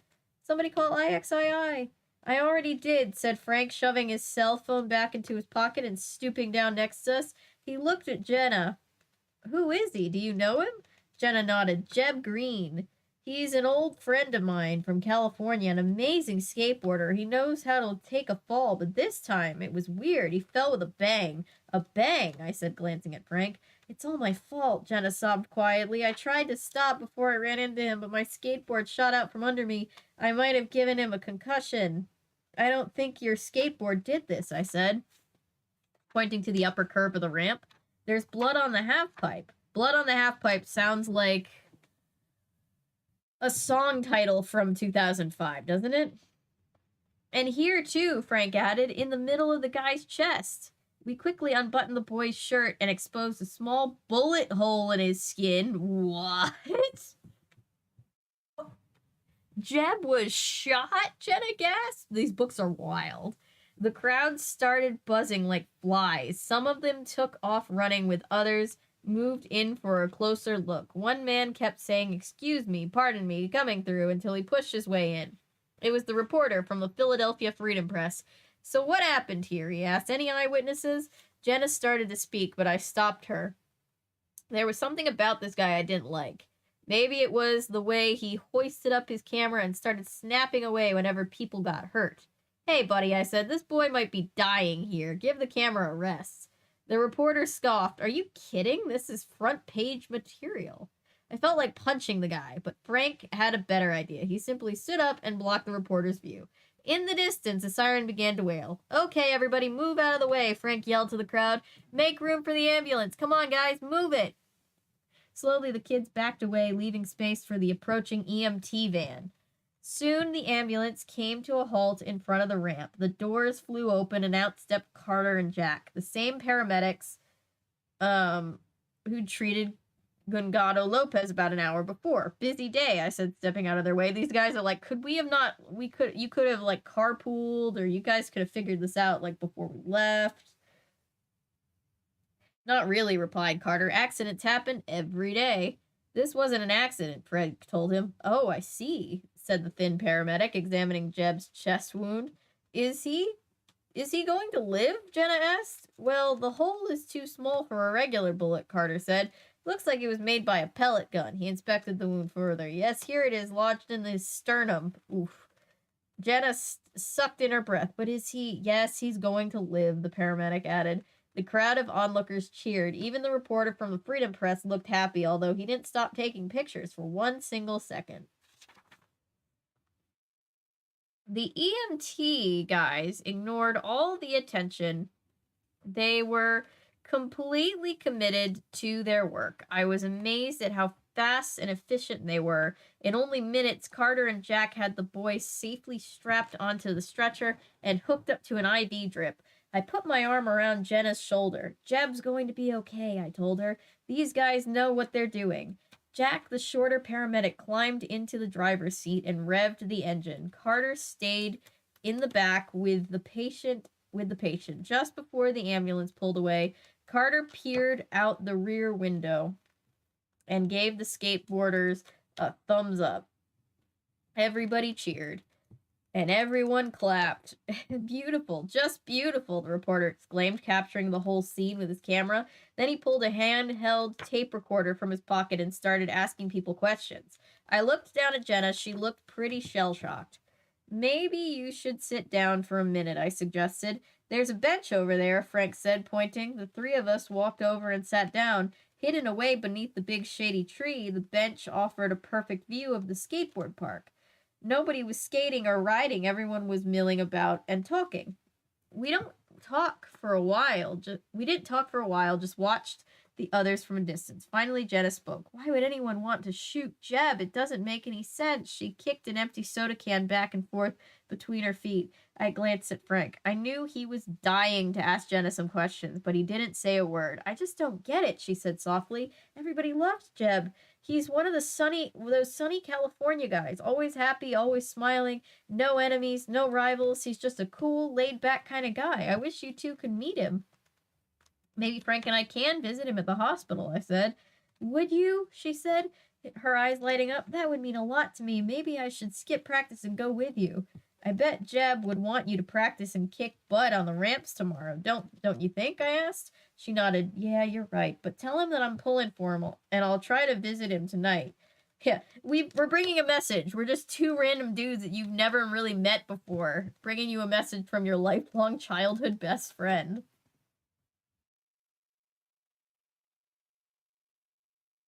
Try to visit him tonight. I gave her a big hug. Go practice, I said. Jenna smiled and stretched. Then she threw down her board and skated off the ramps. I couldn't take my eyes off her for two reasons. One, I was falling for her. Joe, you've got a way too chaotic boyfriend for this. I know you don't know that right now, but in this canon, none of this is happening because Jean-Claude is there and you don't have feelings for anybody else. Two, I was worried about her. The shooter is still out there, Frank, I said. He could be watching right now and waiting to pull the trigger again. Maybe not, said Frank. Here comes Eddie Mundy. Warning bells went off in my head. Eddie skated toward us with a red bandana on his head, a backpack on his shoulder, and a hot dog in his mouth. He screeched to a stop in front of our bench. Hey, Mr. School newspaper reporter, he barked at Frank. What did I miss? What was up with that ambulance in the skate park again? As if you don't know, I thought. You can't assume guilt. That's not how the legal system works in America, sir. Joe, you should know that. There was another accident, Frank told the skater. Jeb Green ran into a bullet. Eddie stopped chewing his hot dog. You're kidding me, he said. Why would I kid? I'm Mr. School newspaper reporter, remember? Dude, that's pretty heavy-duty news, said Eddie, shaking his head. Is Jeb dead? No, he's in the hospital, Frank answered. Seemed he was shot with a pellet gun. You know, the small kind that could probably fit in the back pocket. Eddie glanced at the pack on his shoulder, then smiled. Hey, man, I wasn't even here, so don't even think it. Don't even think it. This writer has used that twice, and it just feels like a weird... It feels like a weird old-timey thing for teenagers to say. Don't even think it. You ought to not think of such things. He took another bite of his hot dog. I couldn't take this guy another minute. So where were you, Eddie? I asked. He smirked at me. I was grabbing a dog, see? He opened his mouth and showed us the chewed-up food. Where did you buy it? Frank asked. Eddie shrugged. A vendor. Which vendor? Dude, how do I know? There were like 100 vendors in this park. He laughed until he saw the look on our faces. You guys are serious, aren't you? You really think I'm picking off the other skateboarders? Why? You think it's the only way I can win a medal? Give me a break, man. Eddie hopped on his board. He's like, I'm offended for several reasons. Eddie hopped on his board and skated away. I think I'm going to hang around the skate park for a little bit. I don't like the idea of Jenna practicing while that creep is around. Frank nodded. Here's an idea. I'll go question some of the hot dog vendors in the area to see if Eddie was really there during the shooting. Meet me at the park entrance in about a half an hour. Cool? Cool. We parted ways. I headed into the skate park and found a spot under the overpass where I could keep an eye on both Jenna and Eddie. After a while, my fears started to fade. Everything seemed back to normal, but it had seemed normal right before the attacks. Hey, you, kid, someone said to me. I turned my head and groaned. It was the reporter from Philadelphia Freedom Press. He had his tape recorder in one hand and his camera in the other. What do you want? I asked him. You were here for both of the accidents, he said. Yeah, so were you. So what's your story, kid? He asked. You a skateboard freak? Would you kill to win the big air games? I shot him a dirty look. How do I know you're really a reporter? He pulled out a wallet and showed me his press ID. I glanced at his grainy face shot on his credentials. Maxwell Monroe, journalist/photographer, Philadelphia Freedom Press. Nice picture, Max, I said. So why do you like taking pictures of violent crimes? What do you get out of it? A Pulitzer Prize for journalism if I'm lucky, he answered, chuckling. Maybe I'll stumble onto another attack today. It's crazy. 2 teen assaults in the same place at the same day? And I happen to be right here to catch it all on camera. I mean, what are the chances of that? Yes, I thought, what are the chances of that? I tell you, most reporters would kill for this kind of story, Max went on. I can see the headlines now. Big crimes at big air games. An exclusive report by Maxwell Monroe. I'll be famous. Sure you will, Max, I said, slowly backing away. The guy was creeping me out. Well, kid, I have to get back to the office if I want to make my deadline. He slipped his little tape recorder into the inside pocket of his jacket. That's when I noticed something. He was wearing a gun holster. Good luck with the games, son. Break a leg. Monroe turned and walked away, laughing to himself. I turned my attention back to the ramps. Eddie, Mundy, was leaving the park with a group of friends. Seemed safe to leave Jenna. I watched her do an amazing jump, said goodbye, and headed off to meet Frank at the park. Suspect profile. We've got a third suspect, everybody. It's official. Name, Maxwell Monroe. Hometown, Philadelphia, Pennsylvania. Physical description, 48 years old, 6'2", 200 pounds, balding brown eyes, glasses. Occupation, journalist/photographer, Philadelphia Freedom Press. Background, graduate of Farmdale Community College, former fact-checker for Weekly World News. Suspicious behavior, just happened to, quote-unquote, stumble onto 2 crime scenes, harassed the victims with a camera, joked about possibility of more attacks. Suspected of assault, battery, attempted homicide with firearm, journalistic fraud. Possible motives, Pulitzer Prize fame, fortune, and that's it. That's the end of the report. It'd be funny if it turns out to be somebody that they never wrote up in a suspect report, because then you just picture like Frank and or Joe, whoever was doing the paperwork, be like, oh man, all that for nothing. Also, they're all suspected of the same crime, so why isn't their accused of section more or less exactly the same? Anyway. Her doing amazing. Jump, said goodbye, and headed off to meet Frank at the park entrance. I couldn't wait to give him the latest news. If my suspicions were correct, tomorrow's headline just might read, local reporter willing to kill for good story. Wouldn't be the weirdest thing that happened in these books. Or books like this. I don't really remember too much about these books, but I do remember a little.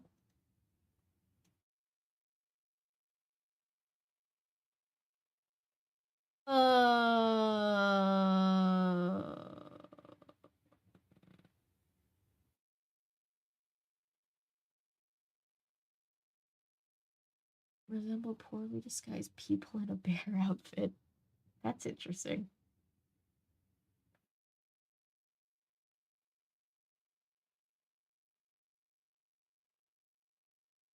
We do have a minor league hockey team, but not many people that I know follow hockey. Again, I'm sure there are some. But especially if you're born and raised here, I find people who are, the people that I know that are hockey fans are people that are transplants from New England, or, New York, somewhere in that area, and they just picked up a love of the sport then. Usually people who are born and raised here don't really care too much for winter sports, but maybe that's just, I'm sure there are some. Jenna did it. Joe, how can you be sure? Jean-Claude stares into the camera like it's The Office. Fun fact, pretty much the only thing I retained from first aid. Saying somebody call 911 is pretty ineffective because everyone assumes someone else will do it, so you're supposed to point out someone specific and go, like, you in the red shirt, call 911. Yeah, it's bystander effect. Everybody's like, well, we don't want to flood them. Everybody else will assume everybody else will do it.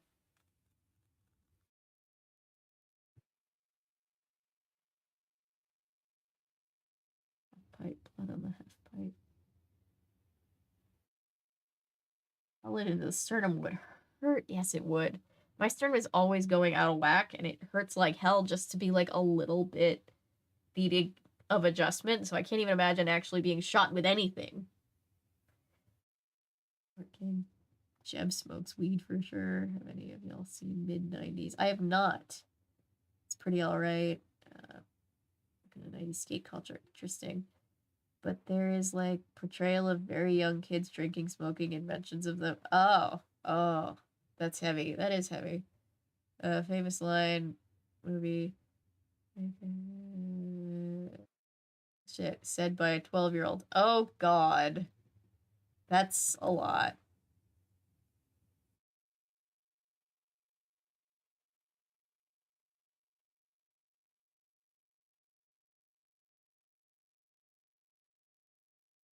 There are several very dangerous situations. He's 13, but still a child. I don't think the difference between 12 and 13 is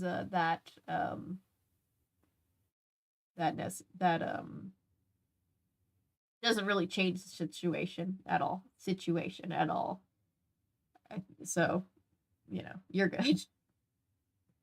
Worried about my new friend Jenna, Jean-Claude, and I'm worried about you, so this time I'm gonna be your bodyguard, Joe. And Jenna's too, right? Jean-Claude sighing. Sure. In the early 80s, the Hardy Boys would have a DeLorean. I mean, in the books that they wrote in the 80s, they still just had their motorcycles because that was like an established thing already from the late 20s, because I guess that's something that never goes out of style. But also, I really wanted a motorcycle because of these books, and then I grew up and realized what a horrible idea it would be if I, of all people, owned a motorcycle. Ooh, I have a cut here on my face. I think I cut myself, like, in my sleep. Like, I tend to flail around in my sleep. I think that's what happened, but I just woke up with a cut on my face, and I was like, what in the world? Am I that clumsy that I'm getting injured in my sleep? What's happening?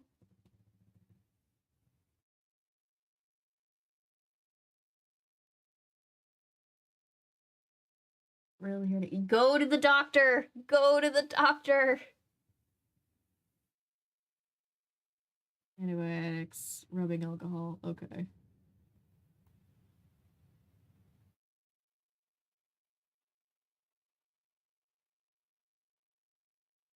Transplants from the north, yeah. Spider-Man.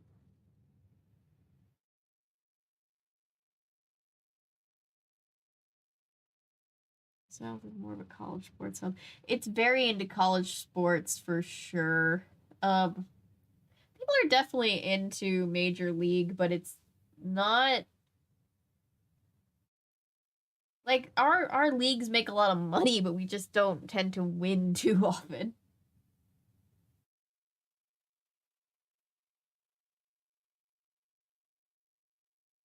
Like, they rub your sternum to see if you can wake up from being unconscious, respond to pain because it hurts really bad but doesn't really, like, damage you. Yeah. It's just a really sensitive part of your body. Spider bites aren't fun. Oh, I'm sorry. Why motorcycles, though? I think they were just trying to make them look cool, like cool rebels, like, you know, it's a little bit before the time of, like, a James Dean or like that kind of person, but I think that that general, like, motorcycle leather jacket was, like, what they were picturing for the Hardy Boys originally, because they wanted to be, like, cool guys that everybody loved. Clumsy Avery. It's a new low of clumsy, honestly. My balance is god-awful. I tried to skateboard, quickly realized Tony Hawk Pro Skater was more for me. Yeah, I felt that way, but with Shaun White snowboarding instead of Pro Skater. Witnessed a motorcycle crash and had to stay on the scene waiting for the police to give, like, a report. I will never get on a motorcycle again. Yeah, my mom, when she was in high school, was like a boyfriend or a friend, but she knew somebody who she was close to that passed away from a really horrible motorcycle accident. And so, like, my whole life I've just, like, heard that story and been like, I'm never getting on a motorcycle. But, like, when I was 6 and reading these books, I was like, motorcycles sound cool. Ride a moped, though. Mopeds sound fun. Good night. Good night. Audriel. I hope I said it right that time. Apparently, there's this new TikTok trend where you pretend to fight your imaginary friend to see how people will react. What? You've been doing that in wrestling for a while. Oh my god.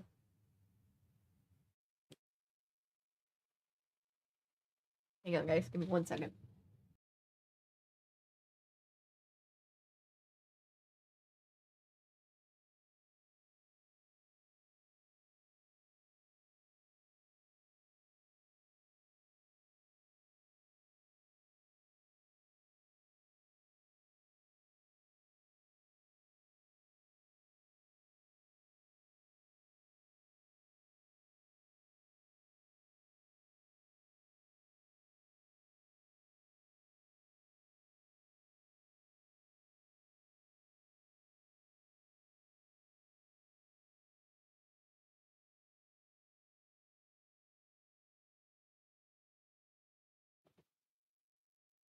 Back.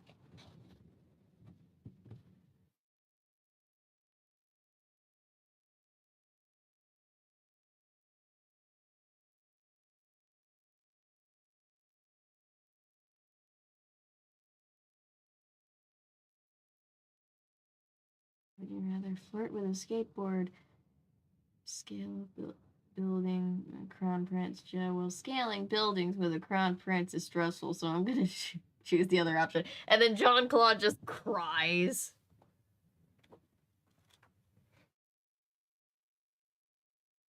This is a Frank chapter. We're on chapter 8. It's called Dead on Arrival. Now the song Dead on Arrival by I Prevail, which is a very good song, is going to be in my head all night.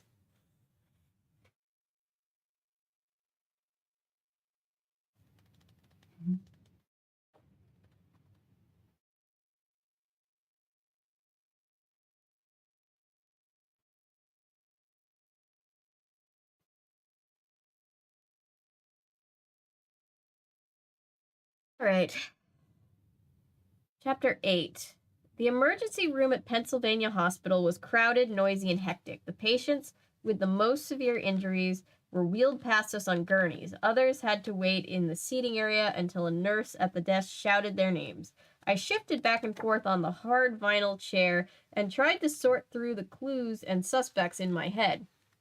But it was hard to concentrate with all the moaning and groaning in the room. The patients were losing their patience, and so was I. My brother wouldn't shut up about Maxwell Monroe. I'm telling you, Frank, that newspaper guy is a total freak, Joe yammered on. He'd do anything to get a good story. And I don't know, Joe. I said, it seems pretty far-fetched. I mean, there was that guy that was talking about nitroglycerin bearings for the wheels. That's probably more far-fetched. But he was there, dude, for both attacks. So were we, I pointed out. So were a lot of people. But what about his gun? You didn't see a gun. You saw a shoulder holster. Maybe it was just the guy's camera strap. Maybe, Joe said, standing up and stretching his legs, but maybe not. It was hard to take Joe seriously. He was holding a bouquet of fresh daisies. Okay, I said, I'll add his name to our suspect list. Let's see. We have Maxwell Monroe, Ollie Peterson, Eddie Mundy, and every skateboarder competing in the games. That really narrows it down. Joe sighed and rubbed his eyes. Hardy, Hardy! The desk nurse shouted our names like an army drill sergeant. Joe and I rushed over to the desk. You can see Jebediah Green now, the nurse informed us. They just moved him to room 418. We left the emergency waiting room and headed for the elevators. On the 4th floor, another nurse pointed us toward Jeb's room. I knocked lightly before we entered. Come in, said a gravelly voice. My brother and I entered the room. Jeb was laid out on the hospital bed with a big gauze patch taped to his chest and an IV drip stuck in his arm. Joe held out the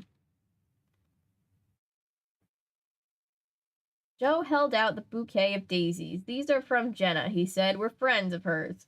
Jeb smiled weakly. Thanks, dude. She wanted to come, but we told her you'd probably want her to stay and practice. Definitely. He looked a little woozy, but surprisingly strong, especially considering he'd just been shot in the chest with a pellet gun. I'm Frank Hardy, I said, shaking his hand. This is my brother, Joe. How are you feeling? Beats me, he said with a goofy grin. I got so many painkillers in me, I don't feel a thing, but they tell me I'm going to live. Joe set the flowers on a table and pulled up a chair. My brother and I are trying to figure this thing out, Jeb. You and half the cops in Philly, said Jeb. Those guys asked me like a zillion questions down in the emergency room. Mind if we ask a few more, I said. Sure, why not? Who's counting? But first, let me tell you what I already told the cops.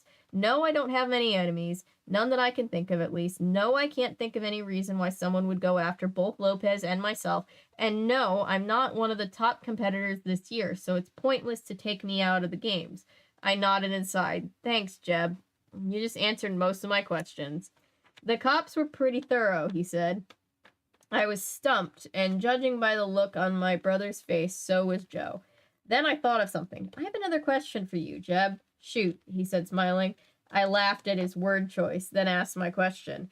What can you tell me about Ollie Peterson, the owner of Ollie's skate shop? Just then the door swung open, and in walked the tall, skinny paramedic who had treated Jeb in the park. Hello, Jeb, the man said, smiling. I was told you can see visitors now. He glanced at Joe and me.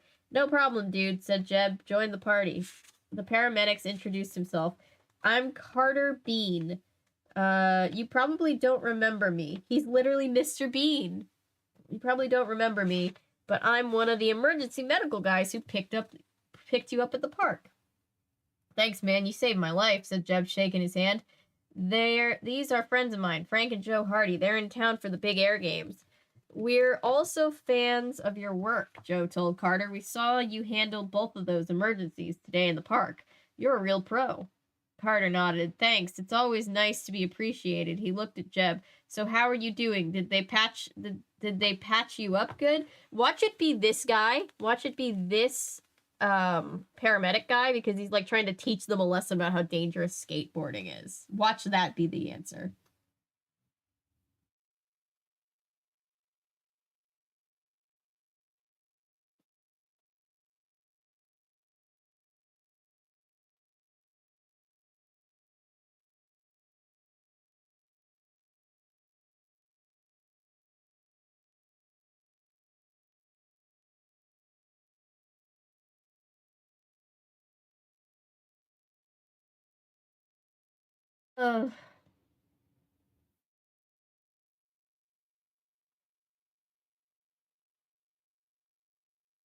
Check it out, Jeb answered. Carter pulled away the bandage and examined the wound. Nice job, he said. That'll heal up before you know it. Good thing the gunman must have been standing far away. If he had fired at a closer range, you'd have been DOA. Even for a paramedic, I don't think you can just walk into somebody's hospital room and start pulling bandages off of them. What's that mean? Jeb asked. Dead on arrival, Carter explained. How far away would you say the shooter was? I asked. Carter scratched his head. Well, you'd have to ask a forensic expert, but I would guess a couple 100 feet at least. I made a mental note of it. Maybe it was a clue, maybe not. After a few of chit-chat, the paramedic announced that his lunch break was over. As soon as he left the room, I asked Jeb again about Ollie Peterson. What can I say, man? Ollie is Ollie, Jeb explained. Everybody knows him and everybody hates him, but he's got the best skateboard shop in town. He really knows his stuff. Ollie was a former champ, you know. He was the hottest thing on wheels back in the 80s. He had a huge career ahead of him. So what happened? I asked. 2 things, said Jeb. First, he claims he invented the Ollie, the move you make by smacking your foot. Oh, he's literally named because he says that he invented the Ollie. Okay. Interesting. The move you make by smacking your foot down on the back of the board. Everybody knew that Rodney Mullen came up with it, though. He's a legend among skateboarders. Ollie was just a big joke.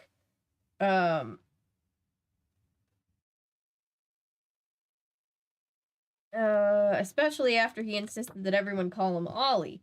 His real name is Owen. Okay, what's the second thing? The accident, said Jeb. It happened in 1990 at the peak of his career in the FDR skate park.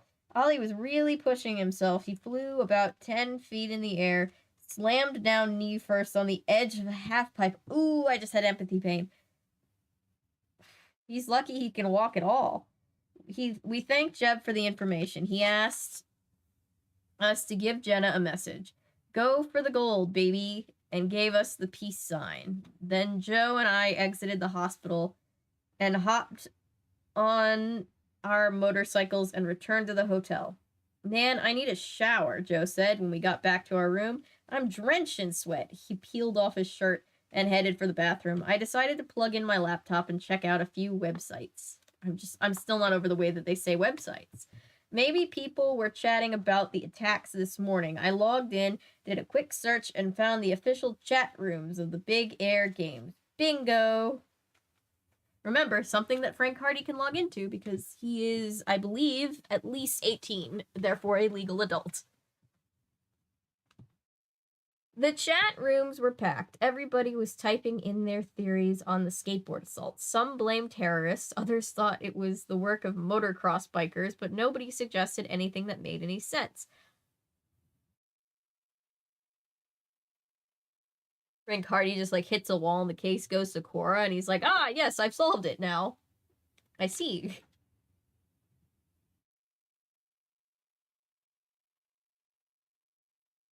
I was about to give up when something caught my eye. It was one little message posted among all the oddball conspiracy theories. It said, I told you this was going to happen. I warned you. It was posted by 4567 TME, the same person who had posted the strange warning to Extreme Sports Nuts. No way, guys. Oh my god. Guys, 4567 TME backwards is EMT and then a serial of numbers. I bet you I was right. I'm sticking with my theory. I'm sticking with my theory.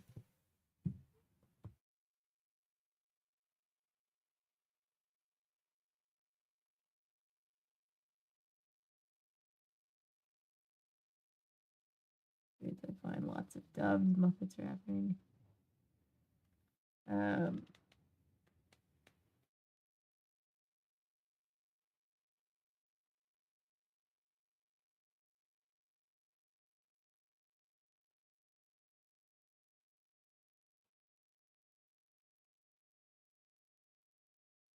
Should have a car. They're like, Nancy has a car.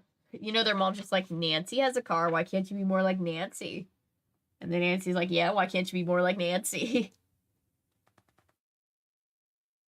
Okay, she's such a cool skater girl. I don't think it's Jenna anymore. I really don't think it's... I have an Avery theory. Oh no, it's the Illuminati. Why would motocross bikers want to attack skaters? I have no idea.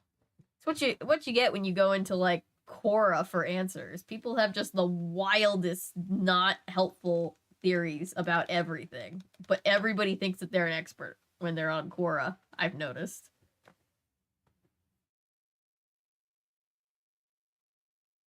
I knew it. That message I read yesterday was a threat. I scanned the rest of the chat list, scrolling down to see if 4567 TME had posted anything else. Nothing. Just that one message. But what a message. Joe stepped out of the bathroom, drying his hair with a towel. Joe, come look at this, I said. Joe leaned over the laptop and read the message. We have to tell the police, he said. Maybe they can trace the source of the message through the website. Not if the message was bounced there, I said. It could take days, even weeks to track it down. Yeah, but with an IP address, like, it shouldn't be that hard to track it down. We don't... Nancy Drew literally tracked down the IP address of her goth friend's, what am I even trying to say? Thesis paper, so that she wouldn't get accused of plagiarism in that one Nancy Drew game.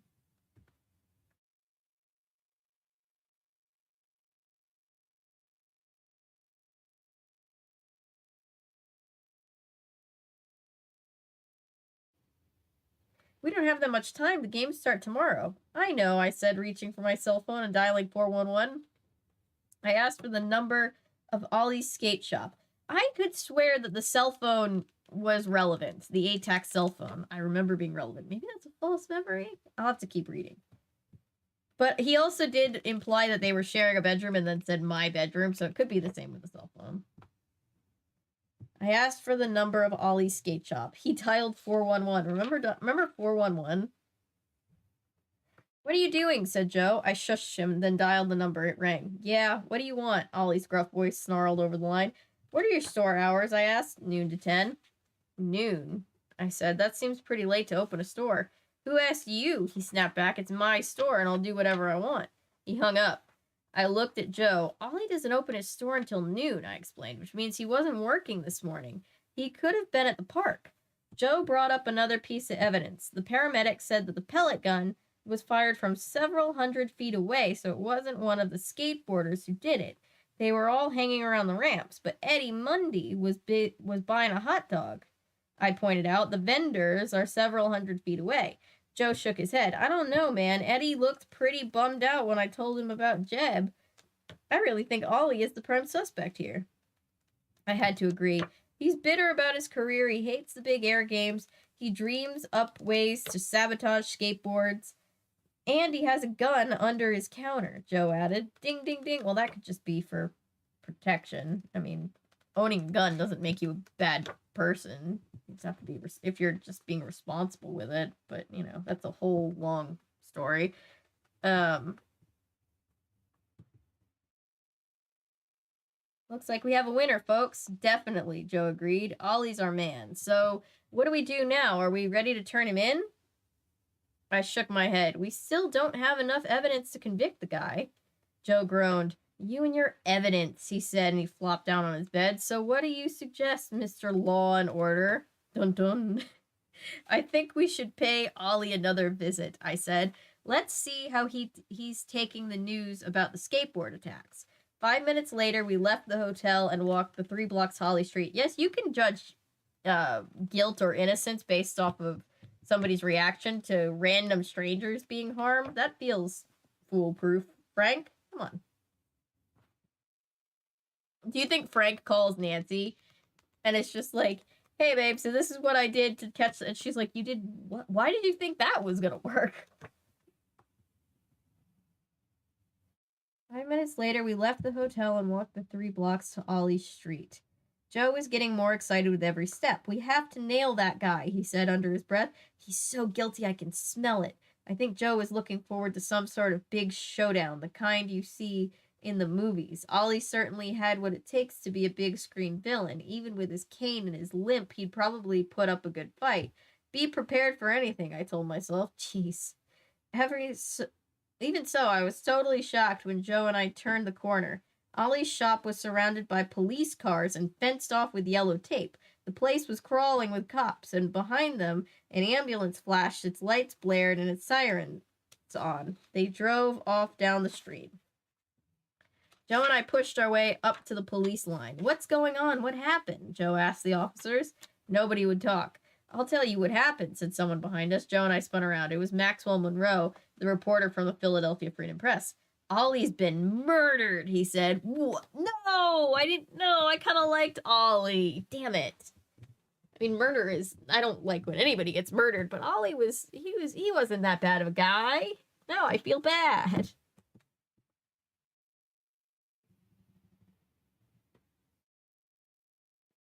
Archive to get a archive.org to get a description of what Jean-Claude looks like. Oh, Ellery, if you need, I have the book if you just want, if you can't find the actual description.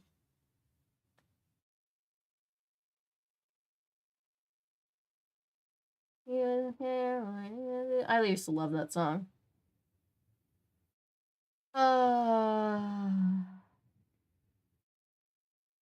Slim Jim. Vivid childhood memory of choreographing a dance routine or skater boy at slumber party.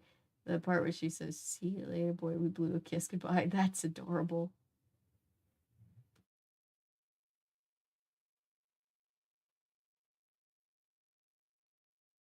Little girls love choreographing dances to pop songs and then performing said dances for their parents. Yeah. Vivid memory of doing that, but with, oh gosh, it was on a youth retreat. And it was a Rihanna, it was Disturbia. And I think our leaders wanted to be upset, but they didn't exactly know how to be upset about Disturbia, so... Ow. What's happening? Am I getting a sty here? It's probably not good if I'm touching my eye, if that's happening. Anyway. Oh my god, that's hilarious. I borrowed it line for an hour. Okay, cool. Yeah, that's how we read Star Trek when it was me, Anton, and Natasha finishing up the second half when Anton was back in Canada and Natasha was in her own home as well. We just like we just could do like 2-hour borrows, so I had the book and then they just kept doing the 2-hour borrows.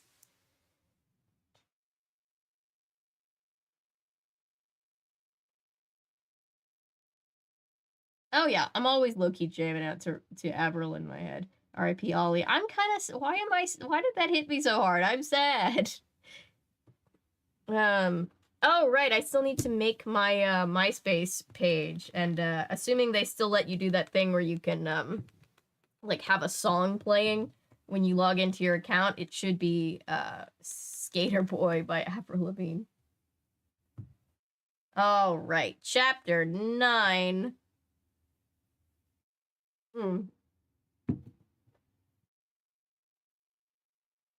Chapter 9. Joe. Is Joe chapter? Who is that wasn't what it said. Who is Mr. X? Ollie? Murdered? I couldn't believe what I was hearing. Our prime suspect had just become the latest victim. How many times has that happened in like these kind of like paperback murder mystery novels? It happens a lot. Secrets can kill. Nancy was suspecting Jake Rogers and then he died in the book version anyway. It happened, Frank asked the reporter. He was poisoned, Max told us. I overheard the cops talking. They think someone slipped something into Ollie's coffee. They're sending a sample off to the lab to be tested. Ollie? Murdered? I kept thinking, who would want to murder Ollie? Then I remembered the way he snapped at those customers in the shop last night. Ollie may have owned the best skateboard shop in Philly, but he certainly seemed to have a lot of enemies. According to Jeb, everybody hated the guy. Moral of the story, be a good person, if nothing else, so that it'll be easier to narrow down suspects should you ever be murdered, God forbid. But did they hate him enough to kill him? Max raised his camera and snapped more shots of the crime scene. Mr. X strikes again, he said. Who's Mr. X? I asked. Haven't you seen the evening edition of the Freedom Press? No, it's only 2 o'clock now. We went to press early today. Had to beat the other papers with our scoop, Max explained. Anyway, the cover story is by yours truly. Photos, exclusive interviews, all mine. Even Mr. X was my idea. I thought he's like, did you not see the paper? It's his column. Dude. Idiot. Phantom of the Big Air Games, Frank muttered. Max looked at Frank. Yeah, I came up with that, but I thought you hadn't seen the evening edition yet. Frank pointed to the crime scene. Lying on the doorway of Ollie's shop was a crumpled copy of the Freedom Press. The headline read, Who is Mr. X? Phantom of the Big Air Games attacks extreme athletes in park. Mr. Extreme Sports. Get it? Said Max. We get it, I said. Better yet, buy it, the reporter added. My editor-in-chief is hoping to double, even triple our circulation with this story. We'll grab a copy on our way back to the hotel, Frank promised. Aw, heck, officer, excuse me, Max yelled and waved towards a police officer in front of Ollie's shop. Toss me that newspaper. There, on the ground. The officer glanced down at the rumpled paper in the doorway. Sorry, sir, he shouted back. It's evidence.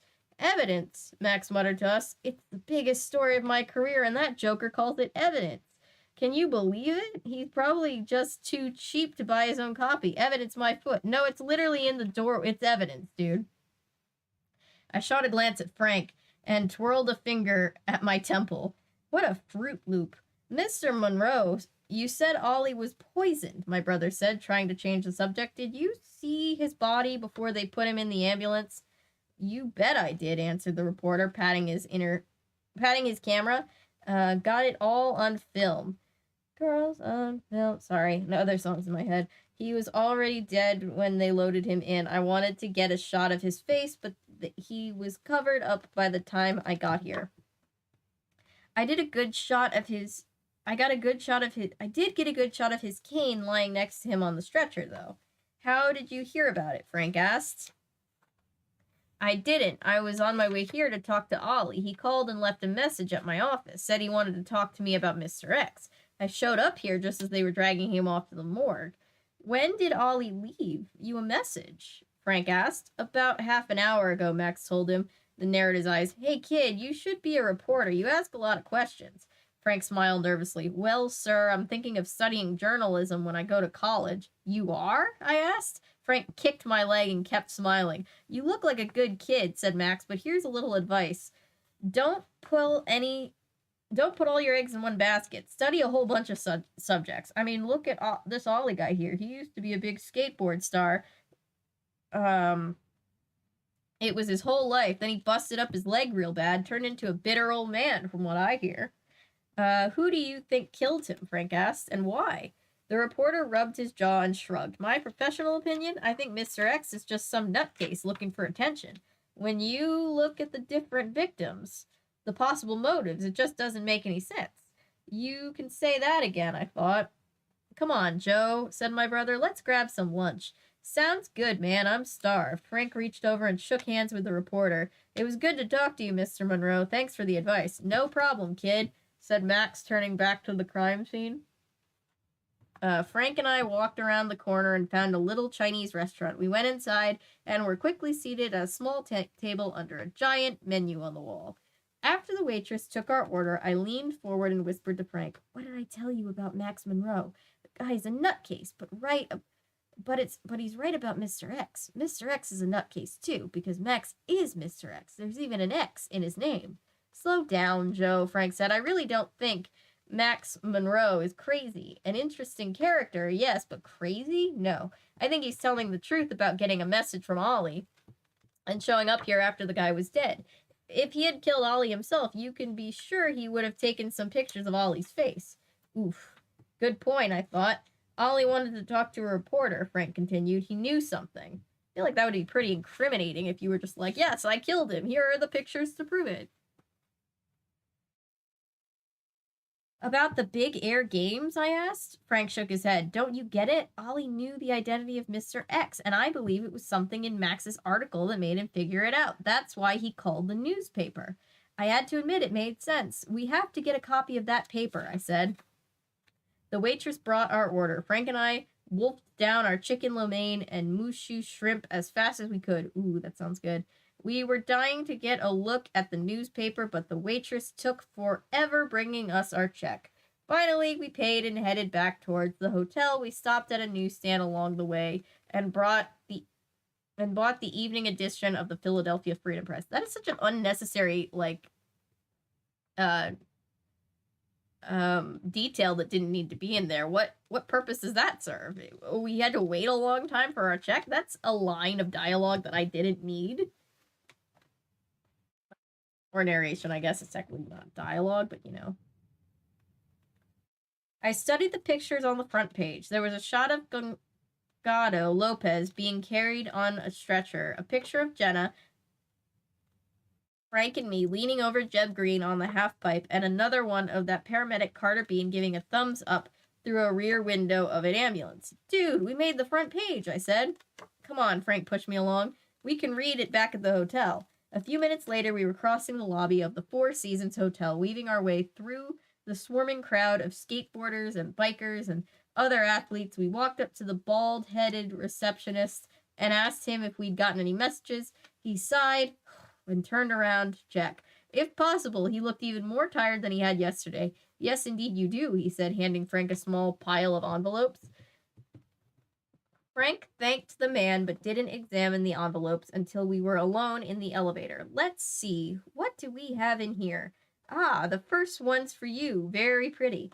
He handed me an envelope. My name was handwritten in large, swirling letters in hot pink ink. I opened it and read it out loud. Hey, Joe, thanks for visiting Jeb in the hospital and giving him the flowers. He really appreciated it. He left me a message saying he really liked you guys, and was sending you something you might want to see. I don't know what. Anyway, I have an athlete's dinner to go to tonight. Then I plan to crash early. Tomorrow's the big day. See you at the games, Jenna. What? Said Frank. She signed it just Jenna? Not love Jenna or yours forever, Jenna?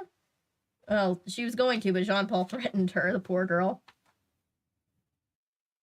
None of your business, I said, smiling to myself. We got out of the elevator, went to our hotel room, and flopped ourselves down on one of the beds. I started to read the Mr. X article while Frank opened the second envelope. Check this out, said Frank, holding up 2 plastic-coated badges. The ATAC team sent us press passes to the games. According to our ID badges, we work for a teen magazine called Shredder. Cool. Frank opened the third envelope. It was bigger than the others and stuffed with newspaper clippings. You could have sent them with those first to get their alibi straight. That was a choice, I guess.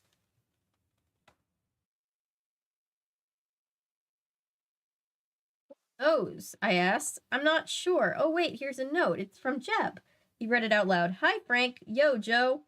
Thanks for the visit. My mom dropped by right after you left. Get this. She brought all my old scrapbooks for me to look through while I'm getting better.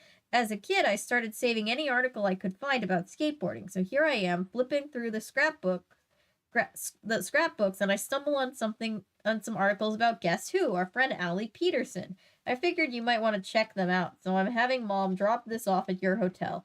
Hope you find what you're looking for, dudes. Peace, Jeb. Aw, Jeb's cool.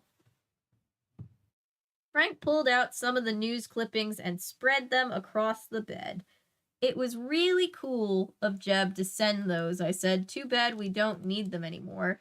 You never know, said Frank, sifting through the pile. There might be a valuable clue buried in here. He's dead, Frank. You can scratch him off the suspect list. Well, Dad once told me that the best way to catch a killer is to investigate the victim.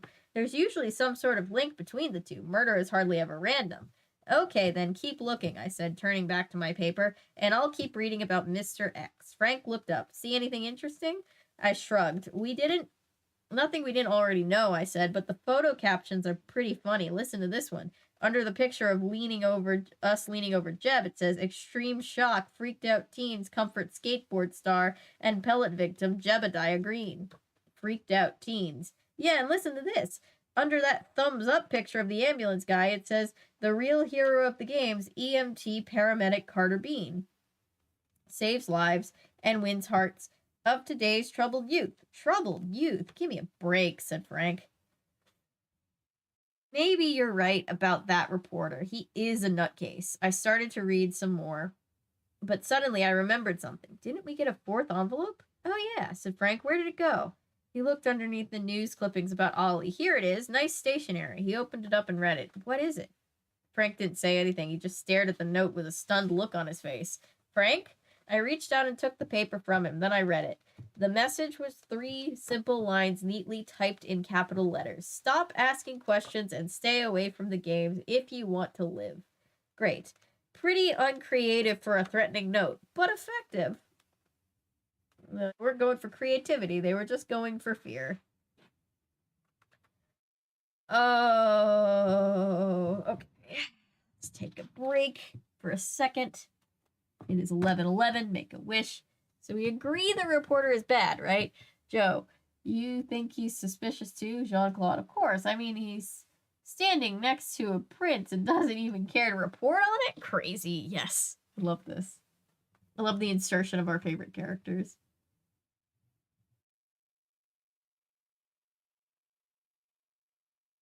Was it me, Jean-Claude? I know, babe, Jean-Claude. You may not have liked him, but I didn't kill him. Joe, babe, I believe you. Stop protesting. It's sus.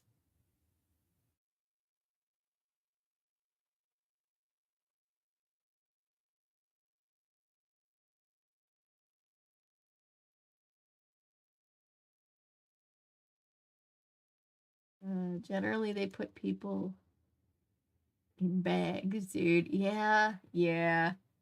You don't just load a corpse. Yeah, yeah, there's a lot. Mm-hmm. I'm so broke ass.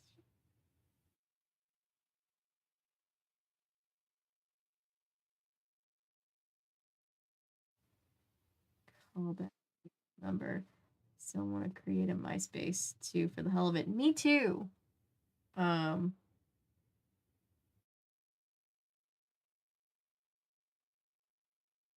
I always portray. They do. I don't know what Kevin Jonas did. Love Jenna Jean-Claude. Oh, she knows better than to be that familiar with the Crown Prince of Sarcony's boyfriend. I forgot what the country was called.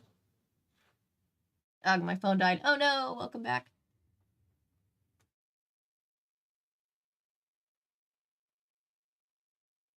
TV adaptations on Around the Twist. I should look for those books somewhere. Hang on, guys. I'll be right back. I'm gonna go get snackies. Give me 1 second. And throw out these snacky papers. And bring this down to the dishes. I'll be right back.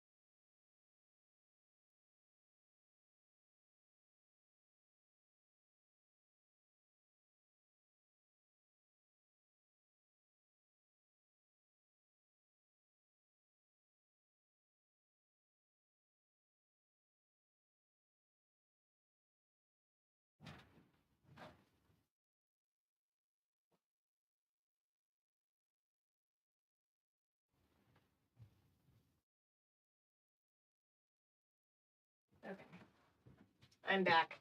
And I have snackies and another drink that I miss. It's so good. It is great. I have not been to my P.O. box this week. What's today? Wednesday? I'll probably end up going Friday. I've been going on Fridays.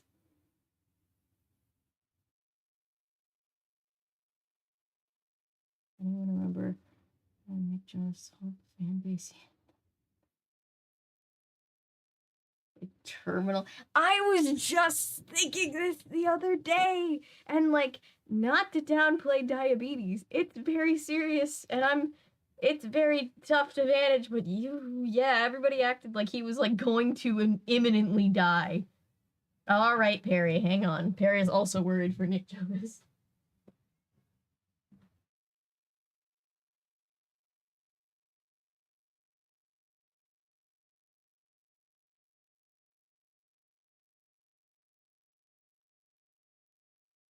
You don't know anxiety unless you've been a 12-year-old crying to a little bit longer, just being like, not Nick Jonas. Harry, come on. Come on. Come on. I know you can do it. There you go.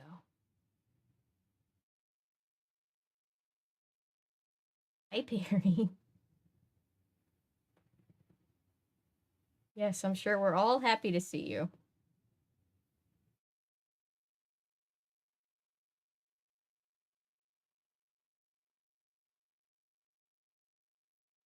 Perry's the favorite cat right now because she's the one that we know isn't peeing on anything.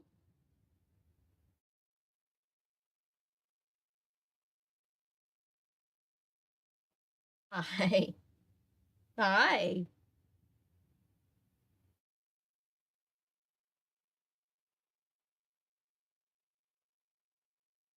You just loafing there? Okay. There's certain songs that I just can't see without singing them, right? I wasn't worried. Babysitter's Club, and they definitely portray Stacy's diabetes as a big deal that makes her sick sometimes, but it's also like a manageable part of. Yeah, I didn't read enough Babysitter's Club, apparently.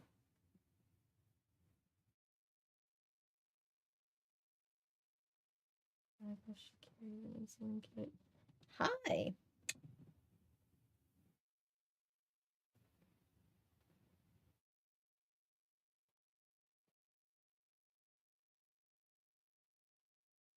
Hi, Perry. You have a claw stuck in my sleep shirt. It's a very old sleep shirt, and you can't really do anything to mess it up, but still, the claw in my sleep shirt. In my sleep shirt. She doesn't care. Accidental renaissance. Oh my god. Somebody get a screenshot. Demi and Selena versus Miley and Mandy? Yes. Who the fuck was Mandy to be involved in that drama? I don't remember any of that. No. I really don't know. I always just thought she was like put up to it by like an agent or something.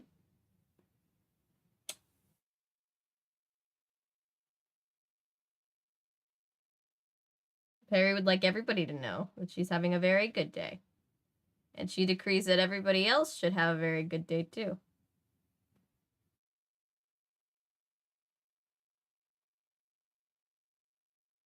Because if you don't have a good day in her presence, she will be offended about it.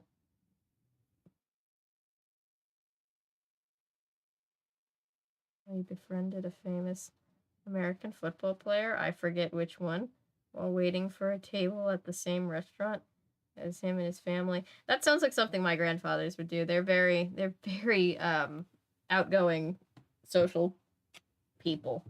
And they just kind of make friends everywhere.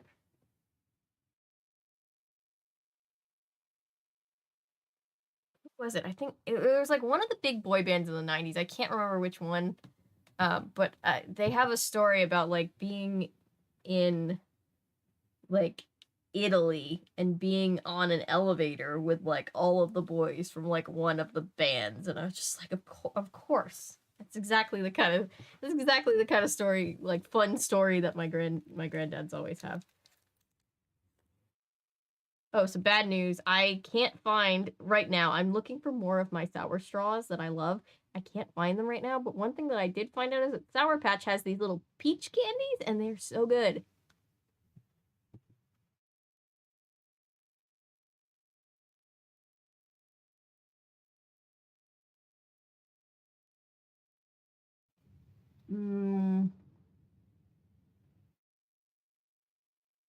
Interesting. That is a lot in teen years.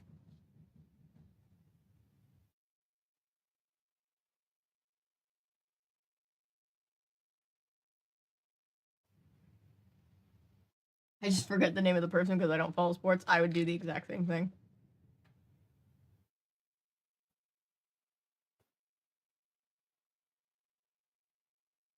Yeah, there was a lot of drama. Do you remember the love triangle between like Miley and Nick were dating and then he broke up with her for Selena and it was like a big like love triangle thing? That was weird.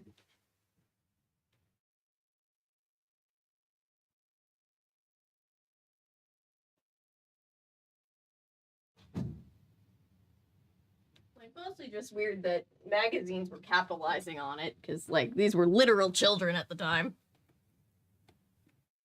Selena, that home wrecker. No, it was like in retrospect, it was just teenagers like living their lives, but all the medios were like, "Ooh, we're gonna make some money off some teens that are gonna be into this drama." All right.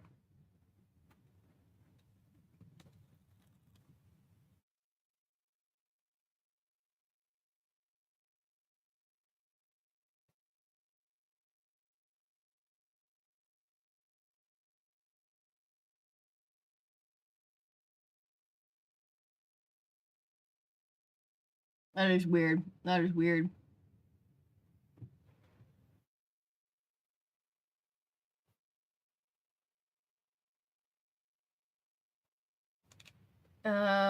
Anyway.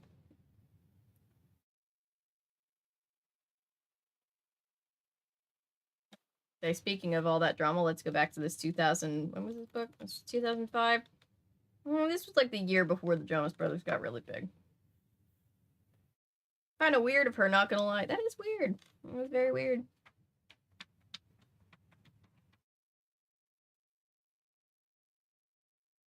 Oh, I never bought the magazines. I just would like go to the grocery store with my mom and kind of like keep up on the headlines like as we were going through the checkout. Chapter 10. Frank, let the games begin. As soon as I woke up the next morning, I started getting nervous. The big air games were about to begin. The crazed killer was on the loose, assaulting, shooting, and poisoning people in the extreme sports world, and we'd received a threat. The mission, known as Extreme Danger, had turned out to be just that. Joe, wake up, I said, shaking my brother out of bed. We have a criminal to catch. Come on. Joe and I were running out of time and out of suspects. The newspapers were asking, who is Mr. X? And we didn't have a clue. I'm up, said Joe, still half asleep. Where's the bad guy? Let me at him. I'm guessing he'll be at the big air game, I said, and so will we. Get moving. We showered, dressed, and headed down to the lobby. The hotel had arranged a big continental breakfast for the big air guests. All the athletes and fans were there reading the morning paper and talking about Mr. X. I glanced down at a copy of the Freedom Press on one of the tables. The headline read, Mr. X strikes again, ex-skateboard star poisoned. There were old pictures of Ollie in the prime of his youth, and a new photo of his dead body covered the sheet right outside the shop. Sorry, guys. Poor Ollie. Joe went to grab us some bagels and juice. I sat down and started to read. A public statement from the police confirmed that the presence of the poison in the victim's coffee, but Max Monroe's article didn't say anything about Ollie trying to contact the newspaper before he was killed. More bad news, huh? Jenna Cho stood by the table holding a large glass of juice and a fresh fruit plate. Mind if I join you, she asked. Have a seat, said Joe. Have a seat, I said. Joe is getting us bagels. So I guess you heard about Ollie. Jenna nodded grimly. It's so twisted. I mean, the guy was totally obnoxious, but he didn't deserve to be killed.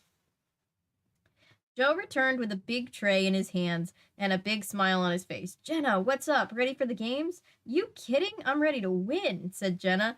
The women's freestyle event is this afternoon. Joe sat down and looked at her in the eye. You know there's some serious stuff happening right now. I'm a little worried about you. Well, I can't quit now. Yeah, she's been working for this, dude. She said, I've trained too long and too hard. Right. And besides, I like taking risks. Well, that's strange. Don't gamble with your life, but still, you worked hard. You shouldn't quit if you don't want to. The day before yesterday, I gave my room number to some strange boy in the lobby. Joe looked shocked. What strange boy? Who is he? She's talking about you, Einstein, I said without looking up from the my newspaper. And meanwhile, Jean-Claude's just there, like, throwing fruit at her from across the room. We finished our breakfasts and wished Jenna luck before she rushed off to join the other athletes in the shuttle van. Joe and I headed down the parking garage to get our motorcycles. The Big Air Games were being held in one of the 4 stadiums in South Philadelphia. The traffic got worse the closer we got, but we made it. We even arrived ahead of schedule. The stadium complex was a total zoo. A giant banner greeted us at the entrance. The city of Philadelphia is proud to welcome the Big Air Games. Hundreds of extreme sports fans were lined up at the gates. Parents with binoculars and kids with skateboards wandered through an obstacle course of food stands and souvenir tables. Some of the sports gear companies were even giving away free hats and t-shirts. Outrageous, Joe muttered. Totally. I slapped his shoulder and pointed toward a couple of TV news vans. Some men were unloading equipment in front of a large tent. A sign said press registration. Come on, I said. We can use our press passes and skip all these lines. We steered our motorcycles toward the press tent and parked them next to one of the vans. Okay, we're reporters for Shredder magazine, I whispered to Joe before we entered the tent. Frank, Joe, what are you doing here? We should have known Maxwell Monroe would be here too. He waved us over towards the registration desk. We held up our badges to a tall woman who wrote down our ID numbers and said hello to Max. You're reporters too? He said. I should have known. You asked too many questions, he chuckled. So you ready for big trouble in the Big Air Games? Max paused for a second. Hey, I should use that for my next headline. If we're lucky, Mr. X will make a special guest appearance today, right, boys? Jerk. Yes, if we're lucky, he might try to kill somebody else. Jean-Claude, a simp. I want to marry the American named Joe Hardy. The rest of Sarkozy's government, probably. I mean, what are we gonna do? Tell the Crown Prince no. Truly, truly, truly outrageous, yes. No motive to be hurting any of these guys because she's in the women's event only. That's true. That's a good point. I didn't even think of that. I still think it's the EMT. Let's go, Joe, I said, grabbing my brother by the arm. Let's try to get some pregame interviews. Catch you later, Max yelled after us. The opening ceremonies were about to start. Joe and I quickly found a place near the locker rooms that had a clear view of the field. A heavy-set sportscaster from Channel 7 walked onto the center stage and made some opening remarks. His voice echoed through the loudspeakers. And without further ado, he said, winding up, I am honored to introduce you to the extreme sports athletes of the Big Air Games. The fans went crazy. The field exploded with activity. A heavy metal rock band erupted with sound. Fireworks burst from a cannon and hundreds of athletes swarmed across the field. This just screams of, like, I am an adult trying to write for teenagers, and it's just not cutting it. It was It was hard to know where to look. Inline skaters circled the tracks, skateboarders zoomed up and down the long rows of half-pipes, bungee jumpers were hoisted into the air by gigantic cranes, then a small army of motocross bikers hurled full speed into the killer curve of the monster loop, up and around and down, in rapid-fire succession. Man, that's insane, I gasped. Look, there's Jenna, Joe said, pointing toward the half-pipe. She was easy to spot because of her hot pink skateboard. And there's Eddie Mundy, I said, in the red bandana. Joe looked over at the skateboarder. We should keep an eye on him. Suddenly, all the activity in the field screeched to a halt. The athletes lined up, standing straight and tall as the band launched into an electric guitar version of the national anthem. Let the games begin, a voice announced. At the end of the song, some of the athletes started to leave the field. Come on, Joe, I said. Now's our chance. We can talk to the players in the dugouts. We hurried down the stairs and got as close as we could. A security guard stopped us. Athletes only beyond this point, he grunted at us. We showed him our press passes. Maybe they'll let you in the locker rooms. We walked around the locker room entrance. Another guard let us through when we flashed our passes. The men's locker room wasn't very crowded. A few guys were doing stretches. Others were fussing with their gear. One boy, with the mohawk, sneered at us. What are you preppies doing in here? We're reporters, I told him. Do you mind answering a few questions? Get lost. Go back to your fancy prep school. Yeah, someone else yelled. Get in the game or get out.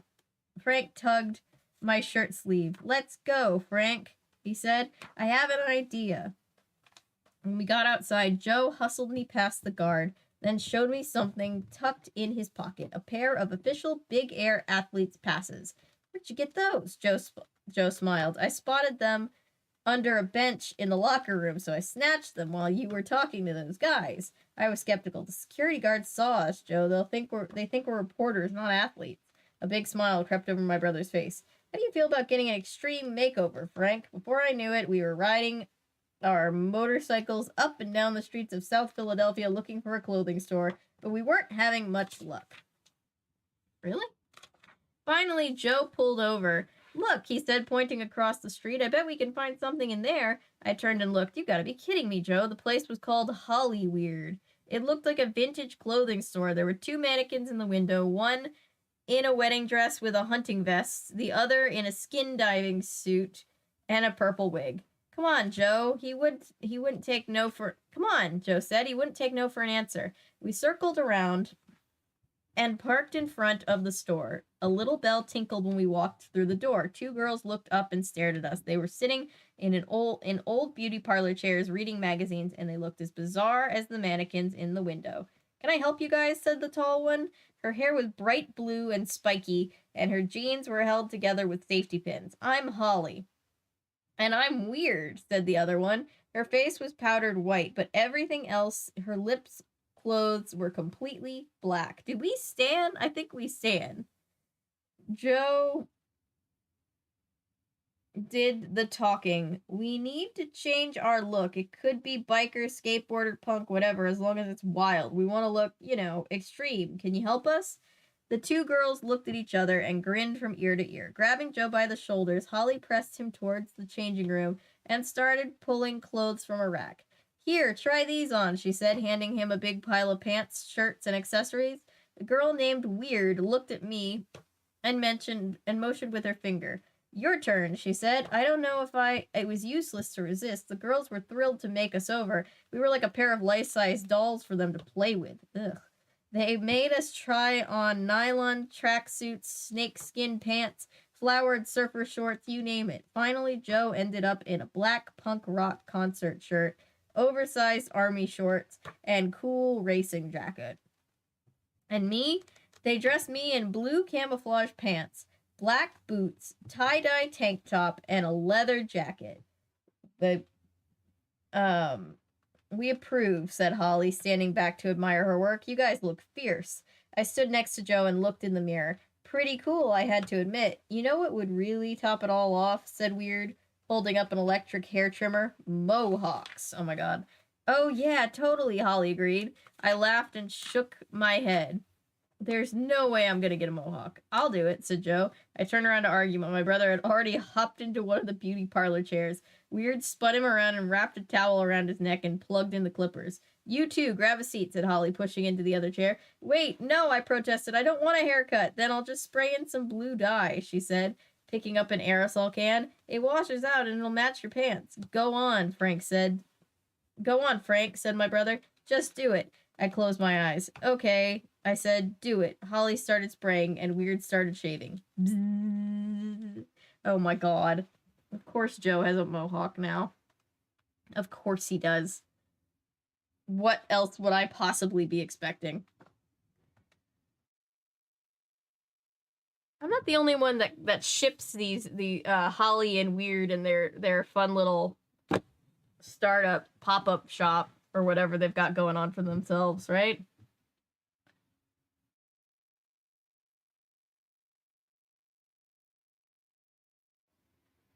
Waving at the back of the ambulance and stuff. Yeah, it's weird.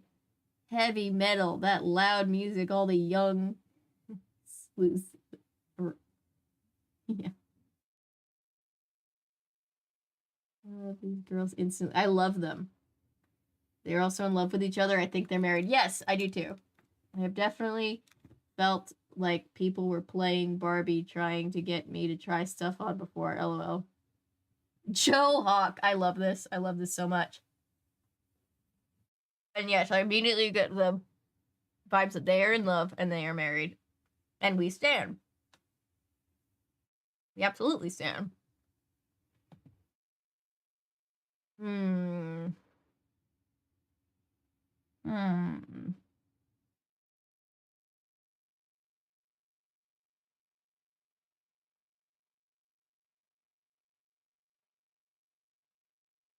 Yeah, and then Joe's like, I'm chaotic. Do you remember when you climbed in through my window that one time? We were on, like, the 12th story.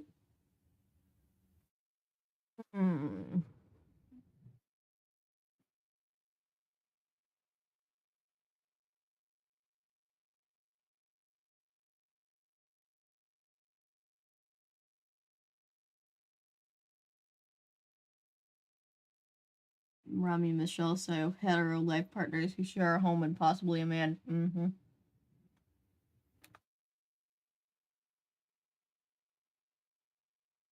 Although I do just straight up ship them, so I'm gonna still lean towards option A.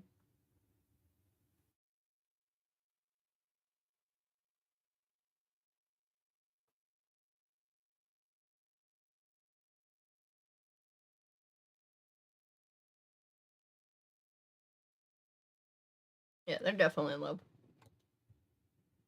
We stand a power business couple.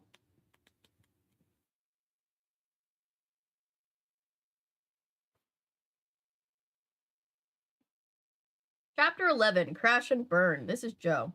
Man, the wind feels so cool against my scalp. I roared along my motorcycle right behind Frank. Though through the streets of Philadelphia, we'd gotten a little lost on our trip to Hollyweird. So Frank was using his bike navigational system to find our way back to the stadium. I followed. I had to laugh a little at the sight of Frank with blue hair. Then I reminded myself that I had a mohawk, and Aunt Trudy and Mom would have my head on a platter. Well, it was too late to worry about it now. My head was shaved and smooth and shiny with a spiky stripe of hair down the middle. Besides, I looked crazy cool, and I have to confess, even Frank looked cool. Finally, we spotted the banner for the Big Air Games. Riding past the press tent, Frank and I circled the stadium until we found the athletes' entrance. A security guard held up his arm to stop us. We flashed our passes, the ones I'd swiped from the locker room, when the guard waved us through. We rode our motorcycles up a large cement ramp and down a long hall. It led us right through the stadium and out onto the south side of the field. Frank must have been quite a sight because the audience cheered when they saw us. Maybe we should pop a few wheelies or something, I said to Frank. I waved to the crowd. They cheered again. Man, I could learn to like this. Knock it off, Joe, said Frank, getting off his bike. Let's go talk to some of the athletes. But what about my fans? They want me, Frank. Wait. I hopped off my bike and ran after my brother. We walked past a group of inline skaters and almost collided with Maximo Monroe. Well, you guys have to be figuring this out soon because you only got so much book left. Sorry, excuse me, said the reporter. He did a double take. Hey, wait, it's you guys. Let me check you out. Wow, great disguises. Now that's one way to infiltrate the inner circle of the extreme sports world. Very clever. I tried myself, but I'm too old to pull off a mohawk or blue hair. Lower your volume, Max, I whispered. You're going to blow our cover. Max smiled. Sure, kid, I understand, he said. We're all journalists here, but let me give you boys a little advice. Again, he leaned towards us and spoke in a hushed voice. When Mr. X makes his move today, and he will, you don't want to be standing in line of fire. I'd be careful about getting too close to the athletes if I were you. Then he said something that sounded strangely familiar. And stay off the field if you want to be safe. I glanced at Frank. He didn't react to Max's words. Well, I hope to see you later, boys, the reporter said. I'm going to the press box. They have sandwiches up there. Ooh, sandwiches. We said our goodbye and watched Max disappear into the crowd. Did you hear that? I asked Frank. He used almost the same words as that warning we got. And stay away from the games if you want to live. Frank ran a hand through his blue hair. Maybe it's just a coincidence, he said. Or not, I added. He seems so sure that Max is going to attack today. He's a reporter, Joe. He's hoping Mr. X attacks. We walked around the perimeter of the field as we talked. Soon we came upon the skateboard dugout. I spotted Jenna, so I waved. She looked at me like I was a total stranger. Oh yeah, the mohawk, I reminded myself. Jenna, it's me, Joe. She squinted, then smiled and came running out of the dugout. Look at you guys, she said. Extreme Hardies. I like it. She ran her fingers through my mohawk. Isn't that gonna mess it up? Where's your skateboard? I asked her. Over there in the dugout. Look, I said, keep your skateboard with you at all times and check the wheels of the axle and everything. Make sure nobody's tampered with the board. And tell the others to do the same. Promise? Promise, she said. Then she told us that her event would start in about an hour in the stadium next door. I'll be there, I told her. Frank and I said goodbye and started to walk towards the north end of the field. We still hadn't talked to any of my motocross bikers. I don't know why my brain messed that up. Suddenly, my brother stopped. You know what, Joe? What you told Jenna is really smart. No one should leave their equipment unattended. Thanks, man. I said, you never tell me I'm smart. What's the catch? The catch is we shouldn't leave our motorcycles back there. They could be sabotaged. And then the Beastie Boys song starts playing all over again.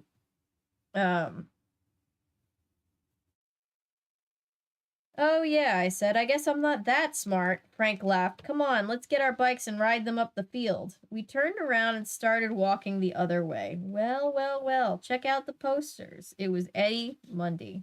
Check out the posers. It was Eddie Mundy. The cocky skateboarder walked right towards us with a big sneer on his face. Did he ever wash that thing? Eddie stepped in front of us, blocking our path and giving us the once-over. I'm digging the new duds, but you still look like preppies? A pair of preppy boys, he teased. Give it up, dudes.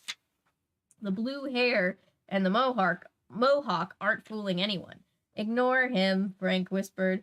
Just keep moving. But Eddie wouldn't let it drop. When we tried to walk around him, he threw his arms over our shoulders and walked along with us. Look, guys, he said, lowering his voice.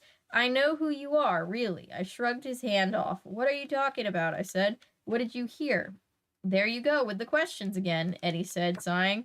Those questions are getting us both in a lot of trouble. I think you know what I mean. Frank stopped and stared at him. What are you saying? He asked. Eddie grabbed us both by the arms and squeezed. I'm saying drop it. Leave. Now. Then he let go and walked away. Frank and I didn't say a word for a moment or two. I guess we were a little stunned. Finally, I turned to Frank, and we looked at him in the eye. Okay, I said, things are getting freaky around here. What do you think is going on?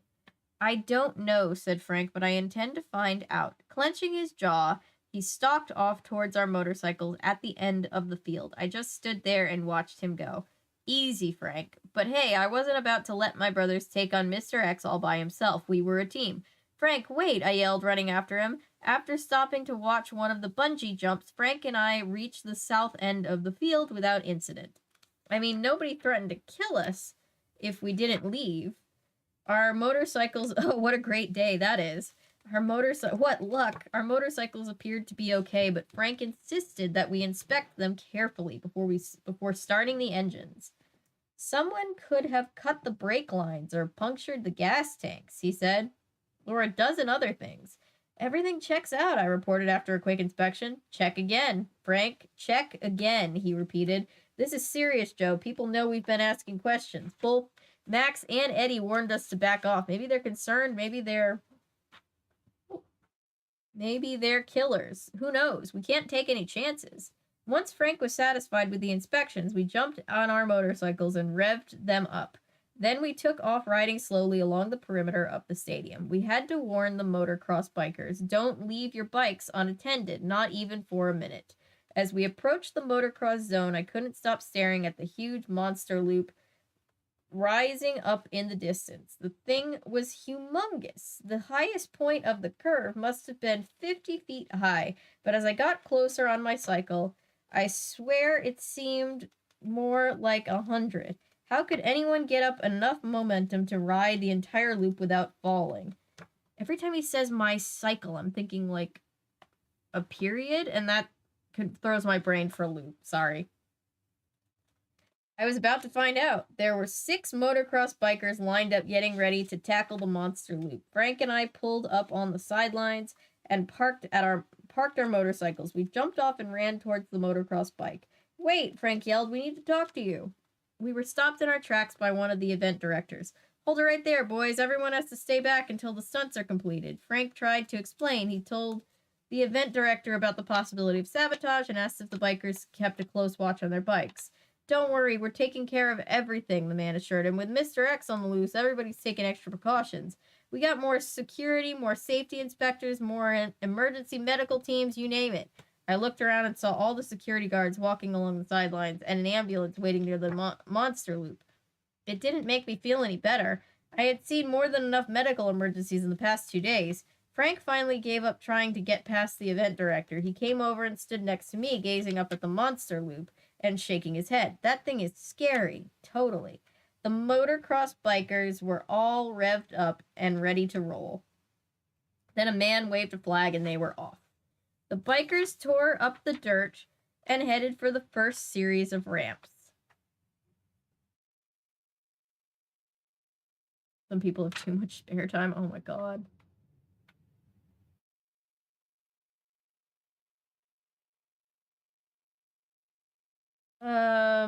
Up and down, up and over, the roaring machine sailed through the air, then plunged back to earth, wheels spinning faster with every jump. Dude, I shouted. The 6 bikers skidded and swerved past us, hurtling towards an even bigger ramp, then picked up speed, hit the curve, and shot into the air again, even higher than before. All right, Frank cheered. Finally, the bikers were making the final round, their last chance to build up momentum for the big finish. The monster loop. Faster and faster, they flew around the track with their engines roaring. Don't you need, like, a specific motorcycle to, like, compete like that? Or is that false? Maybe that's false. I don't know. I don't know anything about motorcycles.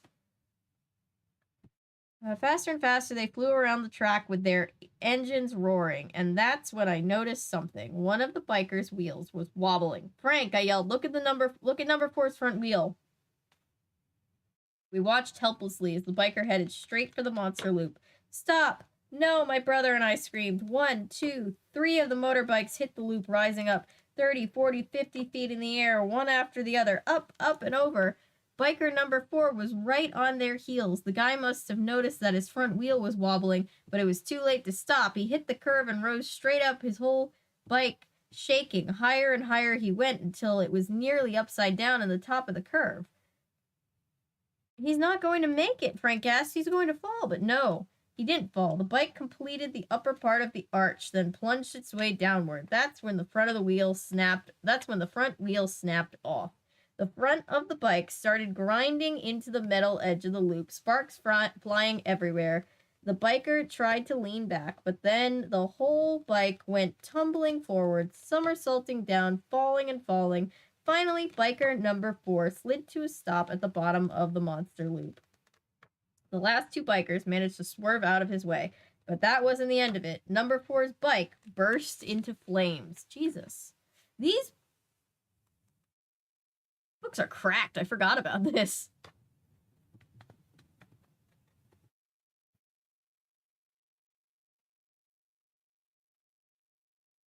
What did I miss?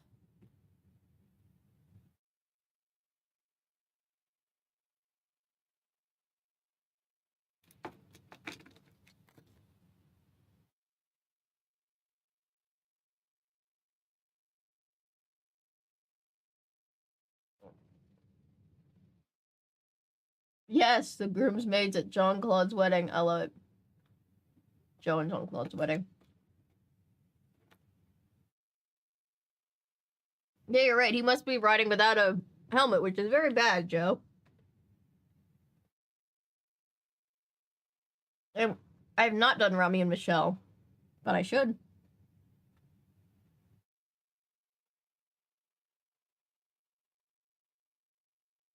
My neighbors think I'm a witch. I mean, my neighbors probably also think I'm a witch, but I think they'd technically be correct.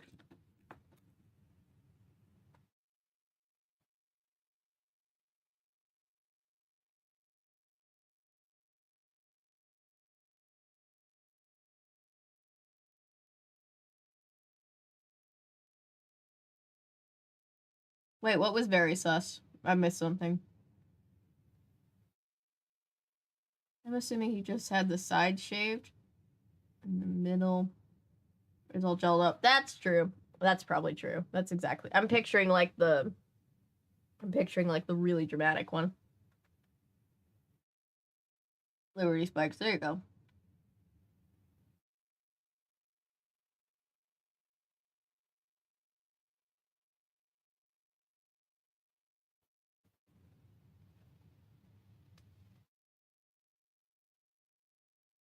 Quickly became how I need Jesus. Oh my god.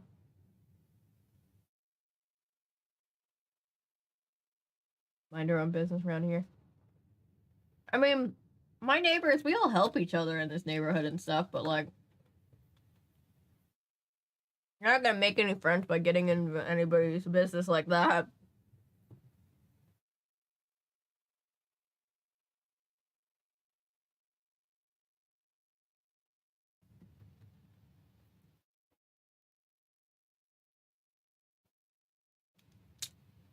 No, they're not consoling John Claude Ellery. They're holding him back. They're just like, no, just let it go, let it go, let it go.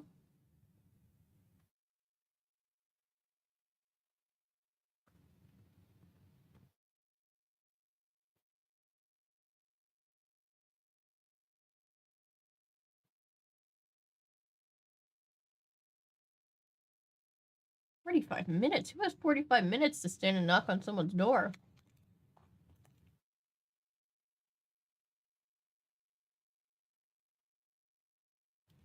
Every time he says my cycle, I've never heard it put like that before, and I'm just like, I've got experience with a very different kind of cycle, my guy. You've read too much Model Land. You're right, I'm broken. We all need, like, rehab therapy where we just read, like, normal books and we're like, it's okay, we're gonna be okay.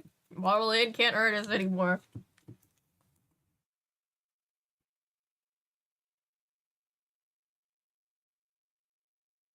Neighbors who doesn't live here anymore. And we were all so glad when he moved because he was just like awful guy. He was like the call animal control on your neighbors when their dog gets out kind of guy. But my brother went over because he noticed that one of our neighbors' dogs were out, and he was like, I know them. They probably just got out of the yard, and he like went to go help. And this guy he shows up. This guy has called the police, so the police are on their way. He's like, great. Love that. This guy also has a gun, and he's like, well, I would do a sweep of the house since I'm a federal agent, but, you know, I don't know them that well. He's not. Spencer comes back to me, and he's like, yeah, the guy who's a federal agent. I was like, he's not a federal agent. The guy was the worst. Jean-Claude Van Damme fighting along Nancy Drew. Yes.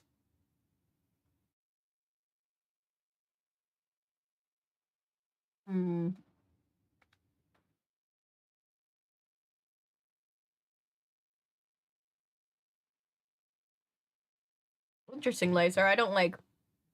Well, we do call them bell peppers here. I don't really like bell peppers either.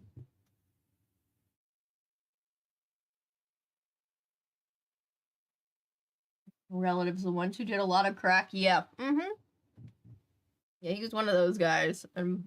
So my poor brother had to deal with, like, the animal control and police showing up, and he's like, the dogs just need to be put back in the place. And he was just like, I don't want... He's like, way to not escalate things, dude.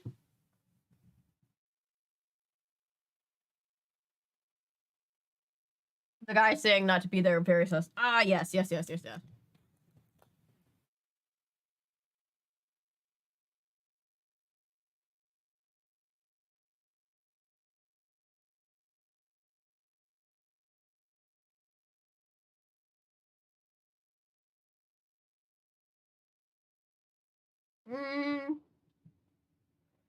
You know, I was thinking, up until you asked the question, Ellery, I would have probably said just like, wavy, just like shorter hair, but now I'm almost kind of like picturing, I'm like, I can't kind of picture like, oh, what's a good representation? Like that kind of like shoulder length, kind of like 90s heartthrob thing. You know what I mean?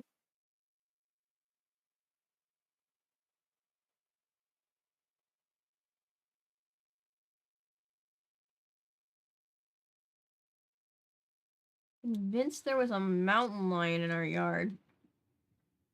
It was a house cat. Oh no. Very large house cat. Let me tell you about our raccoon problem right now. My mom, bless her, she's always feeding the stray cats outside, which is adorable and very sweet. However, the raccoons really love cat food. So there's just like swaths of raccoons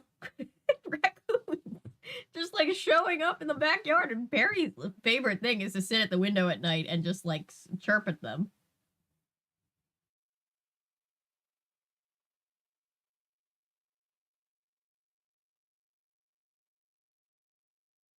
Know exactly what you mean. Yeah.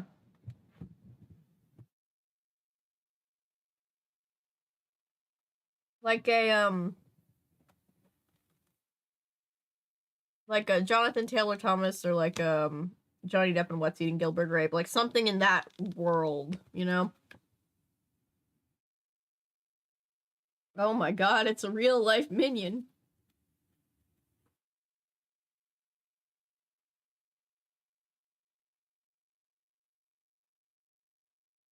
Yeah, bless them. They're just like, well, it's here, so they just, you know, they just want to like eat it with their little raccoon hands.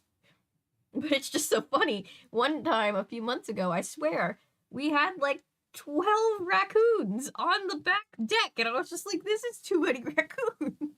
That's a lot. Anyway, I'll get back to the book now. We're almost done. Like, very nearly. You see this? Almost done. Chapter 12. Frank, the biker in black.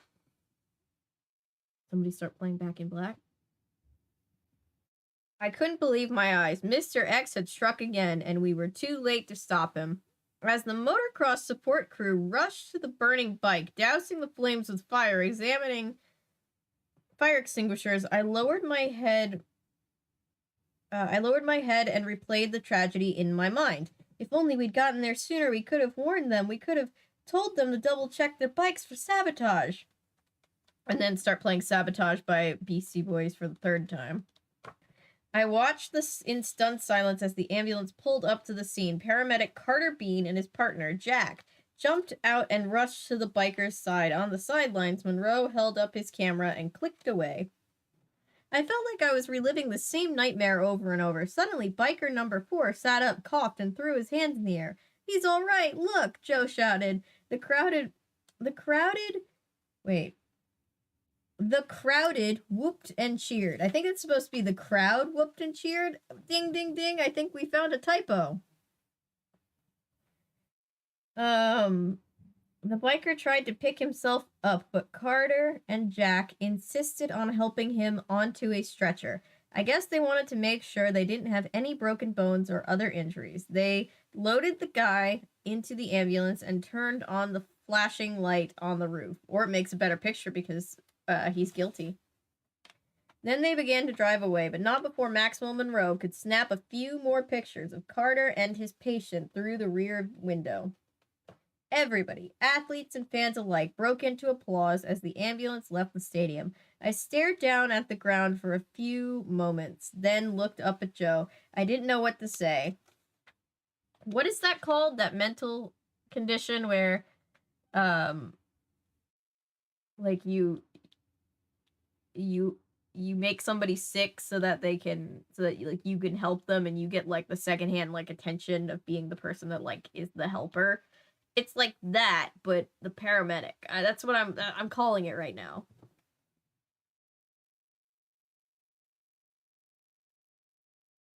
I stared down at the ground for a few moments, then looked up at Joe. I didn't know what to say. We tried, Frank, he said. We did everything we could. Let's go talk to some of the other bikers, I told him. Maybe they saw someone suspicious hanging around. We walked over to a group of guys in motocross jackets, standing with the crew. They were all talking about the accident. Munchausen by proxy. Yes, thank you. Good night, Patrick. You think it was Mr. X, one of them? Said it had to be, said another. I can't believe Mike's okay. Did you see how he fell? Head over heels, man. Mike's lucky he's alive. I interrupted the conversation and asked them if they'd seen anything strange before the race. Did you notice anyone near the bikes? I asked. Someone you didn't know. Yes, like Dee Dee Blanchard. Exactly like Dee Dee Blanchard. That's a fucked up case.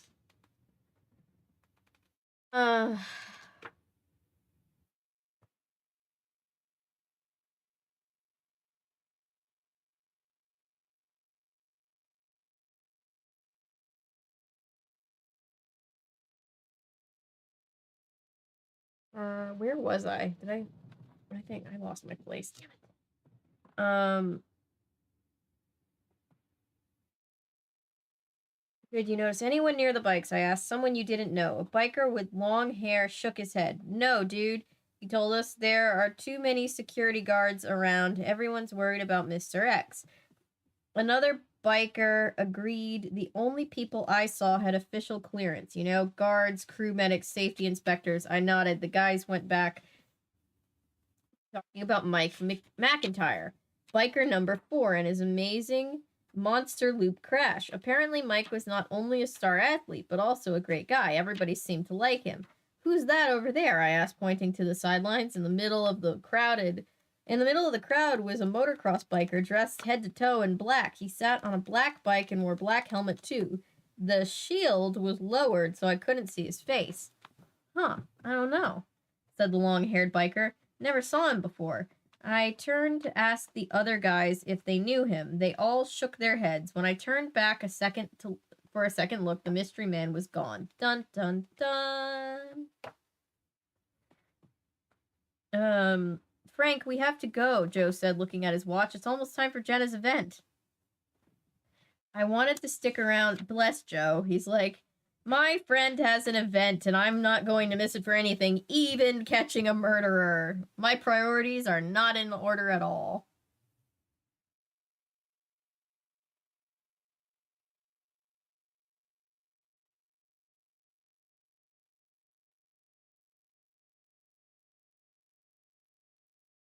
I was just laughing because I looked up and I saw Paulo wrote out the lyrics to Sabotage. Do do do do do do do. Such a hype song. I wanted to stick around and track down the biker in black, but my brother had promised Jenna we'd be there to cheer her on. Jumping on our motorcycles, we headed for the nearest exit. We almost didn't make it in time. It took me forever to weave our way through the outdoor food stands and vendors to get to the next stadium, but with our athletes' passes, we were able to zip right through and ride our cycles out to the field. The women's skateboard competition was starting. Jenna, hey, Joe yelled, spotting her on a bench. Jenna picked up her skateboard and ran over to meet us. Hey guys, you made it. Just barely, I said. Man, I am so pumped, she said with a huge smile. I'm ready to go for gold, baby. Look out. Then her expression changed. So what's with you guys? Any sign of Mr. X yet? I glanced at Joe. He shot me a quick look, then smiled at Jenna. No, everything's cool, he said. Go out there and show the world what you can do. Jenna gave us both a big hug. Well, I get that you're trying to keep her encouraged, but, like, make sure she's all right. Is she gonna be all right? I'm worried for Jenna. I like Jenna. Jenna gave us both a big hug, then dashed back to the bench. I looked at Joe and raised an eyebrow. What? He said. I didn't want to give her a bad news right now. It could break her concentration. I smiled. Joe and Jenna sitting in a tree, and then John Claude just comes and just punches Frank in the arm. We watched the first skateboarder, a young girl from Florida. She was incredible, riding the half-pipe like a pro. Then it was Jenna's turn. I could tell Joe was nervous by the way he clenched and unclenched his hands. Please, no more accidents, I thought to myself. Jenna took her place on the edge of the pipe. Taking a deep breath, she hopped on her board and went hurtling down the hard concrete curve. She swiveled and swerved, then rode the arch upward, leaping and spinning in the air like a ballerina, smooth and graceful. I'd never seen anyone do skateboard stunts like this. Go, Jenna, go! Joe shouted beside me. She ended her routine with a wild 540-degree spin, and the crowd went crazy. 540 degrees. Wow. That's my girl, Joe hooted. I turned to tease my brother about his choice of words when I noticed John Paul had taken him out already. No, just kidding. When I noticed someone on the sidelines, it was the biker in black. He sat there on his motocross bike with his arms folded across his chest. He was still wearing his helmet and shielding his identity. I didn't know what it was about him, but he made me itch. Joe, look, I said, pointing to the man in black. Joe spun around. The mystery man spotted us. Then he jumped up and started his motocross bike and took off across the field. Come on, I yelled to Joe. After him. We ran and leapt onto our motorcycles, revving them up as fast as we could. A second later, we were racing across the stadium in hot pursuit of the mysterious motocross biker. The audience cheered and clapped wildly. They must have thought we were part of the games, but this was no game. The faster Joe and I went after the guy, the more recklessly he rode, zooming to the left, skidding to the right, then heading straight for the concrete half-pipes. My brother and I nearly flew off our cycles when we hit the concrete, swerving back and forth between arching curves like a swinging pair of pendulums. Finally, the biker in black jumped off the final ramp and hit the ground hard, wheels spinning and in the turf. Joe and I were right behind him, and he knew it, so he headed for the inline skating track. My brother and I soared off the last ramp. We both landed hard, but managed to steady our bikes and take off after him.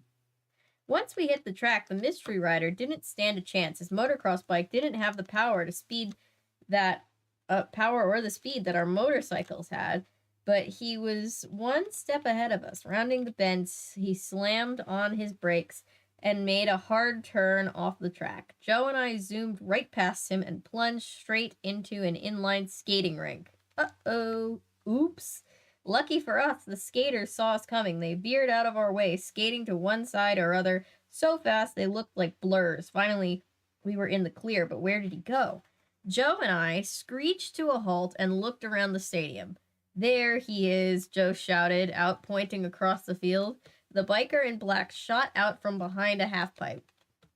He headed right for the south exit and disappeared. I wasn't about to give up. I nodded at Joe, and we raced to the exit. Rocketing up the ramp, we hurtled headlong into a dark hallway. People screamed and jumped out of our way. Seconds later, we were out of the stadium and lost in a maze of food stands and vendors. Where was he? I skidded to a stop, my rear wheel swerving beneath me and bashing into a ring toss booth. Dozens of stuffed animals showered down on me. Sorry, ma'am, I said to the startled booth lady. I'll pay for this, I promise. Oh, no. Stuffed animals? Bring Nancy and Jean-Claude back stuffed animals if you're gonna buy them. I hopped back on my bike and rode slowly through the crowd until I found my brother, eating a hot dog. Joe! Hey, I was hungry, he said, taking a bite. I was about to respond when I spotted the biker in black. There he is! He's going to the main stadium. Here he is! It's the Great Pumpkin! Joe shoved the rest of the hot dog into his saddlebag. For later, he explained. Ugh, that's not going to carry well. We revved up again and headed for the athlete's entrance. Minutes later, we were inside the stadium searching for the mystery rider. Frank, I see him. My brother pointed me towards the motocross track. Our mystery man was trying to blend in with the other bikers. But since he was the only guy wearing all black, his plan didn't work. Joe and I raced up the field after him. As soon as he saw us coming, he revved up his engine and hit the racetrack at full speed. We kicked into high gear and followed him. In seconds, we were gaining on him until we hit the first series of ramps. The speed of our motorcycles sent us flying too high and too far into the air. We landed with a bone-crunching thud on the top of each ramp, our bikes bucking with each jolt. Ow! Back on level ground, we were able to pick up speed again, closing in fast on our target, but the mystery rider was going straight for the last and largest ramp. He was totally gunning it.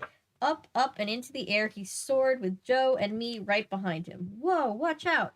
For a second, I thought we were going to land right on top of him. Flying and flailing, I looked below me. The biker bounced out of the way in the nick of time. I kept right on going, but Joe and I were hot on his heels. From this point on, it was full speed ahead, straight into the monster loop. No, I thought, not that. There was no turning back. We were just too close and going too fast. The three of us hurtled into the giant upward curve of the monster loop, the biker first, then Joe, then me. The roar of our engines echoed inside the loop. I watched Joe and the biker go up, up, higher and higher, until they were no longer in front of me. They were above me. My stomach turned, and so did we. The whole world, it seemed, was rolling beneath my wheels. Ooh, that just reminds me of being on a roller coaster where you look down and you see sky. Oh, hi, Sammy. How are you?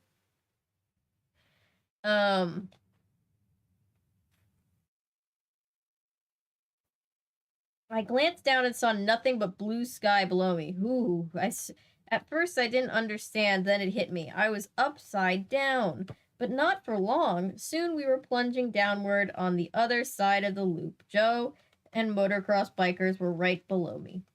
We were coming down to earth now, and fast. The mystery rider plunged downward and outward. Swerving and wobbling, he hit the level ground, rode straight out of the loop, and totally wiped out. Joe and I had to hit our brakes as hard as we could to avoid hitting the guy. Finally, we came to a stop. Jumping off our cycles, we dashed over to the fallen biker in black. He lay on the ground next to his bike and moaned, but he didn't seem to be injured because when he saw us, he jumped to his feet and tried to run away. Joe and I grabbed him and held him tight. All right, mystery rider, I said, let's see who you really are. Scooby-Doo moment. Joe reached up and pulled up the biker's helmet. I couldn't believe it. If it's not the EMT, I'm going to genuinely be shocked. I don't remember, but I feel like it has to be.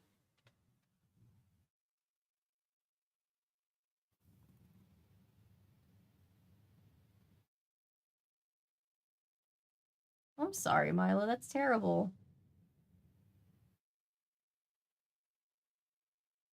Good, Sammy. Thanks for asking. Hope you're doing well. Oh, Bob. Yeah, such a great song.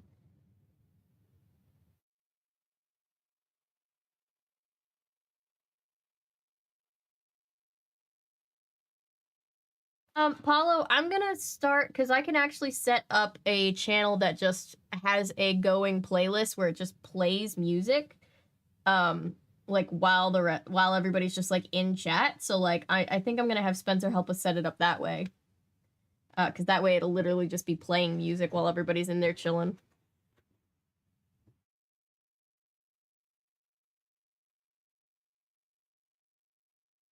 Joe, BRB gonna chase the bad guy, Jean-Claude. Be safe, Joe. Big talk from a guy who scaled a hotel to escape his bodyguards.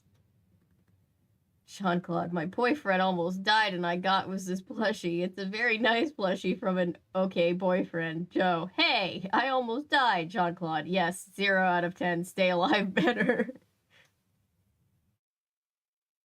Alexa was getting repetitive. Oh god, Alexa really can get vindictive.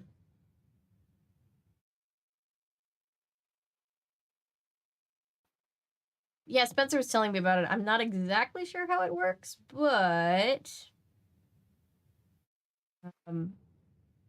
I'm told that it's fun. You can set up the music channels that just play music.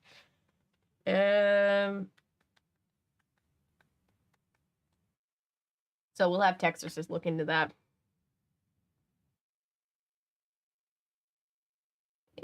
Okay, almost done. I get a candy, but I'm gonna say it's for my voice, but it's actually just because I like the candy.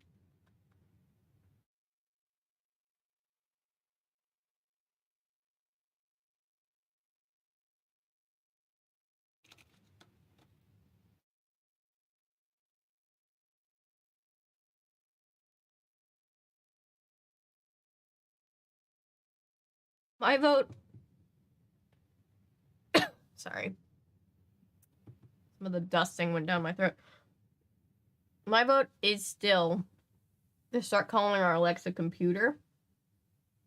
Because then she doesn't get triggered when everybody says her name, but then also we all feel like we're in a sci-fi movie.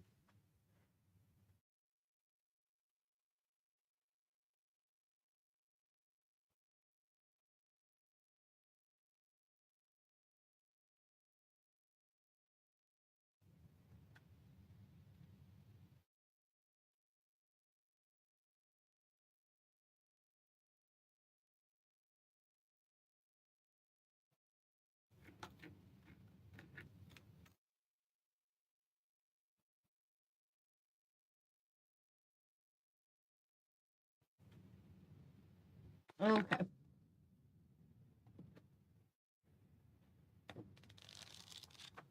Let's read the last few pages. We're like almost there.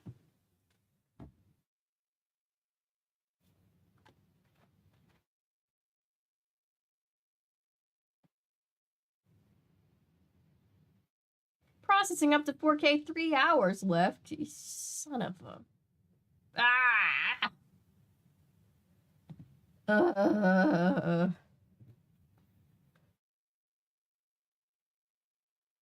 Alright, chapter 13. Joe, meet me at midnight. Frank and I had risked our lives, raced with death, even rode the monster loop, and for what? To unmask a mystery man who turned out to be Chet Morton? What? Hang on, what? Chet Morton was one of our best friends from home, and until now we'd never seen any hint of his wild side. He was definitely the last person we expected underneath the black helmet. You're not Mr. X, said Frank. More like Mr. Y, I said, as in, why are you here, Chet? Chet is a very old character from the, like, all the way back to the OG books. And he's their very, like, nervous friend. He's not the bad guy, but he's apparently a secret daredevil? I'm just having a moment, okay. Chet looked embarrassed. I dropped by your house yesterday and your mom said you were at the big air games. At first I was a little insulted when you didn't ask me to come along. Why didn't you ask me to come along? Then I figured you must be working on a case, so I decided to help you out and go undercover, just like you. He pointed at my mohawk and Frank's blue hair. When you spotted me, I guess I freaked out. He went on, I was afraid you'd think I was a suspect. Well, yeah, I said, we did. 'Cause you were running, Chet. Buddy. Just then the biker crew and medical teams swarmed around Chet to see if he was okay. Joe and I backed away from the crowd. What are we going to do with him? I asked. Frank, Chet could ruin the whole mission. Frank shrugged. Maybe he could help us out. It wouldn't be the first time. Yeah, but he helped us out when we were amateur detectives. We're on the ATAC team now, Frank. These are serious missions with major risks involved. Frank looked at me. Did you see how he jumped those giant ramps and tore into the monster loop? You have to admit, Joe, the guy is fearless. Maybe Frank had a point. A few minutes later, after Chet convinced the paramedics that he didn't need to go... Is Chet the fearless one? I always thought Chet was the scaredy cat one. I don't know. Maybe I'm misremembering. He didn't need to go to the emergency room. We invited our friends to stay with us in our friend to stay with us in our hotel room if he needed a place to crash. Can I? Cool, he answered. We decided to hang out for a while and watch a few more events, but then I remembered something. Jenna! I told Frank and Chet that I wanted to go back to the other stadium. They weren't thrilled about riding through the maze of food stands and vendors again, but once I told them why I wanted to go, they agreed. Believe it or not, Chet's bike was still in working order. As we slowly rode our way out of the stadium, Maxwell Monroe started shouting to us from the press box. Joe, Frank, I want to talk to you guys, he yelled at the top of his lungs. Frank rolled his eyes. He probably wants to interview us about our little bike chase, he said. Neither of us was in the mood to answer the reporter's question, so I waved back at Max and pointed to my watch and shook my head. Then we rode our bikes through the exit and headed for the other stadium. Jenna was thrilled to see us. I was so worried about you guys, she said. What was up with that crazy bike chase? Who were you chasing? We introduced her to Chet. So, did you win? I asked her. Jenna held up a medal. Second place. I gave her a big hug. Congratulations, I said. Second place, huh? That's great. Yeah, but it's not first place. Hey, there's always next year. Will you come to watch me, she asked. Of course, I replied. Promise? Promise. I also promised to join Jenna and some of her skateboard buddies later that night to celebrate her victory. At least take your boyfriend along. Frank and Chet were invited too, of course. The four of us found some sets and watched a few... Found some seats and watched a few more events. My favorite was the sky surfing contest. The competitors were actually dropped from planes overhead. These dudes surfed through the air, doing all kinds of crazy spins and twirls before landing with their parachute right in the middle of the stadium. It was totally awesome. I would have enjoyed it even more if my own parachute cord hadn't been cut the other day. I was going to say, aren't they tired of this?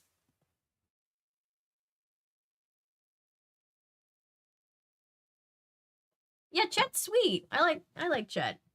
Chet's just a character that I haven't thought about in years, because he's usually... I've read less Hardy Boys books than I've read Nancy Drew books, and Chet is probably their most involved friend, but he's still very much a side character, you know?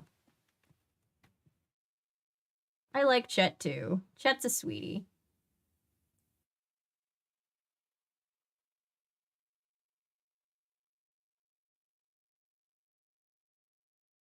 Wait, what's happening?